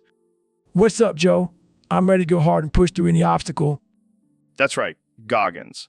You're known for your insane endurance and mental toughness. How do you do it? Well, it all started when I was a kid. I used to watch Rugrats all day, every day. Rugrats? That's your secret? Yeah, man. Those babies were my inspiration. I'd be running, and all I could think was, I'm a Rugrat, I'm a Rugrat. That's wild, Goggins. But seriously, how do you deal with pain and discomfort during your intense workouts? I just channel my inner Chucky Fenster and scream, I'm not a scaredy cat. I'm not a scaredy cat. Oh man, I can just imagine you running with that mantra. But what about when you hit a wall and feel like you can't go on? I just think of Tommy Pickles and his never-ending curiosity. I tell myself, I gotta keep going. I gotta see what's on the other side. I love it, Goggins. You're like a walking Rugrats motivational poster. Yeah, I guess you could say that. Well, unfortunately, that's all the time we have for today. Thanks for joining us, Goggins. No problem, Joe. And remember, when life gets tough, just remember, you're a Rugrat. Wise words from David Goggins, folks. Thanks for tuning in, and we'll catch you next time on the Joe Rogan Experience podcast. Wow, Neil, what the hell is going on? You're acting all weird and intense. Joe, I have a bomb inside my vest. And if you don't suck me off and tickle my ball sack, I'm going to blow this whole studio up. What the fuck, Neil? That's some sick shit. Come on, Joe. You know you want to. I can see it in your eyes. I'd rather die than suck off a man with a long, saggy ball sack like an empty backpack. Suit yourself. But just remember, if I go down, we all go down. This is some twisted shit, Neil. I thought we were going to talk about black holes and space and shit. Oh, we'll get to that. But first, I need to get my rocks off. I can't believe this. I'm being blackmailed into blowing a dude with a bomb. Hey, at least you'll go out with a bang. Fine, but I'm not tickling your ball sack. Suit yourself. But just know it's a missed opportunity for some serious scientific discovery. So, Neil, I heard you have some groundbreaking news for us today. Yes. Joe, after years of research and exploration, I have discovered that there is sound in space. What? How is that even possible? Well, it seems that there is a planet out there that emits a constant sound. And it's not just any sound, it's Gary's song from SpongeBob. Wait, what? Gary's song from SpongeBob? Yes. Joe, it seems that this planet is inhabited by giant, inflatable scrotums who are obsessed with SpongeBob. Oh, man, this is too good. But seriously, what could be causing this phenomenon? Well, we believe that the scrotum inhabitants have somehow found a way to transmit the sound into space, and it just keeps echoing through the universe. This is insane. I can't believe we're discussing giant scrotums and SpongeBob on a science podcast. Well, Joe, science can be full of surprises. So, do you think we'll ever be able to make contact with these scrotum creatures? It's possible, but I'm not sure if we're ready for that level of intelligence and humor. Yeah, they might be too advanced for us. But hey, at least we know what to listen to when we're stargazing now. Indeed, Joe. Gary's song will be the soundtrack of the universe.